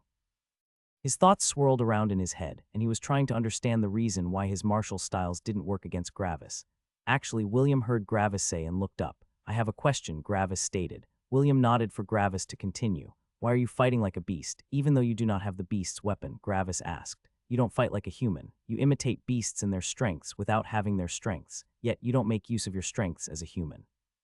You don't use the flexibility of our upper body. You don't make use of our ability to crouch very low. This really confuses me. Gravis spoke his thoughts. Suddenly, William felt a light go up in his head. He was fighting like a beast without having the beast's weapons. This was the reason why it was so easy for Gravis to counter him. Yet without extensive fighting experience against beasts, this would be impossible. Maybe, you're right. William sighed and looked at the sundown on the horizon. It was already evening. What have I been doing all my life? William asked himself. See, that's what I've been telling you all this time, Jiros shouted from the side at William. Your martial styles might be strong against inexperienced opponents, but their weaknesses get quickly exposed by an experienced one. Shut up. The young man couldn't take it anymore and stood up. You don't understand the strengths of martial arts. Be quiet, shouted William and looked at the young man with narrowed eyes. The young man lost some of his drive. But master. They are insulting our martial arts, he continued. William took a deep breath and sighed. That might be true, but they have the right, William said between deep breaths. I am the strongest person in the martial hall, and they have both defeated me. William bitterly smiled now. If I, who has mastered most martial styles, lose to two people with their own fighting styles, it only shows the weakness of our martial styles. Gravis was impressed by William. William was an old man and had, probably, practiced martial arts and martial styles for his whole life. Renouncing his own experience and ideology required a strong heart and will. Being able to do that was very rare, and Gravis felt like he had met another incredible man today. The young man, on the other hand, went silent and continued watching. Yet William turned to Gravis. Martial styles might be useless to you, but martial arts could still improve your fighting strength. William's eyes were blazing. Martial styles mostly imitate the strengths of beasts, but martial arts take advantage of the human body to increase their power. Watch, William took out his sword again and turned so Gravis could see his side. This is a normal chop with my full power. William's sword slashed downwards with incredible speed. Gravis could hear the wind being cut from several meters distance, and he realized that he couldn't block this attack. His arms would break, at least. William's body was way stronger than Gravis. And this, William lifted his sword again, and Gravis felt a peculiar sensation emanating from William's body. Is the wind-splitting chop? William shouted as his body bent slightly to the back, and his sword cut down with even more speed than before. Yet this time, Gravis could not hear the wind getting cut. The attack was completely silent. To Gravis, the second attack felt more dangerous than the first one. The first one looked like it would break anything it hit, but the second one felt like it could cut the world itself. Of course, William didn't have the strength to do that, but just the change in aura was tremendous. The wind-splitting chop makes no sound and uses the whole body's power to elevate its killing potential beyond a normal attack. William looked back at Gravis with fire burning in his eyes. You might not have the muscle strength to hurt a middle-grade demonic beast, but if you use such an attack, you could break through such a beast's defense, he said with confidence. Gravis grew excited but calmed down quickly because there was a problem with this attack. It might raise the killing power of your attack, but the wind-up time is longer too. If someone took advantage of that time, you have no way to defend, Gravis explained. Exactly, shouted William loudly. That is where martial arts and martial styles differ. Martial styles encompass a whole fighting style, while martial arts are singular attacks with impressive strengths but also with weaknesses. William smirked slyly. But you are not required to use it every time you attack. Wait for a chance where the enemy is not ready for a counterattack and use it. Martial arts may have weaknesses, but all weaknesses can be made up by timing. Gravis' eyes lighted up, and he pondered more. If he timed an attack right, he might be able to even injure middle-grade demonic beasts. Having a slight possibility to deal damage was better than having no possibility at all. Show me more, Gravis shouted. William smiled. Martial arts were still useful because they were based on the human body. Attack me with a chop, be serious, and try to kill me with that. As long as you don't follow up with another attack, nothing will happen to me. I will lower my strength to be just as strong as you, he shouted to Gravis and readied his sword. Gravis trusted William and gripped his saber. He charged with his full power and released all his strength in a chop. William blocked it, but his legs buckled and his knees shook. If we were in a real fight, I would lose the initiative and you would overwhelm me with your attacks. Blocking is the worst way to stop an attack in a fight. Now, attack me again. Gravis lifted his saber again and slashed. William angled his sword and parried, but he still got pushed to the side, Gravis' eyes following him. Parrying is a better way to block an attack, but it requires better timing and better control of your power. My parry could be considered okay, but it was not perfect. Now attack again, William continued explaining. Gravis was not sure what William wanted to show him. He already knew all that, yet he attacked again. This time, William jumped back. If I retreat from your attack, you will keep pressing the advantage and eventually overwhelm me. As you already know, the last way to stop an attack is a dodge. Yet without perfect timing, this could end very badly. Yet there is another way. Attack me again. Now Gravis grew excited. He wanted to see what William would do. Gravis used another chop, but suddenly William vanished from his sight. Gravis was shocked because he couldn't find William with his eyes. Yet he somehow felt William to his left and turned his head. Sure enough, William stood to his left with a grin. You might not believe me, but I have only moved as fast as you, he explained with a grin. Gravis really wasn't sure if he believed him. That was just too fast. He even lost track of William. Please explain. William jumped back to his position. Look at exactly how I am standing. At first glance, it looks like any normal fighting stance, but all my weight is actually concentrated on my front foot. This means William's other leg, as well as his whole body, rotated on the front leg and he quickly rotated 90. If I rotate like this and you attack from the front, I will quickly stand beside you while only moving one leg. When Gravis saw it from a distance, it didn't look special. Yet, just earlier, he had seen its effectiveness with his own eyes. Of course, William continued, this only works on straight attacks from the front. A side ward slash would make this whole thing useless. Yet with the right timing, you can surprise your opponent. William stood up straight and mightily puffed out his chest. If you have a martial art for every possible situation and use them at the right time, your whole strength will multiply. You dodge faster, you attack stronger. Every martial art is designed to elevate one key component of your strength while sacrificing another. With timing, you can ignore the disadvantages and make full use of the advantages. Gravis was impressed by William's performance, and he saw that martial arts could elevate his fighting power to the next level. "Show me," Gravis shouted, and William and Giros grinned. They wanted to see how far Gravis' strength could increase.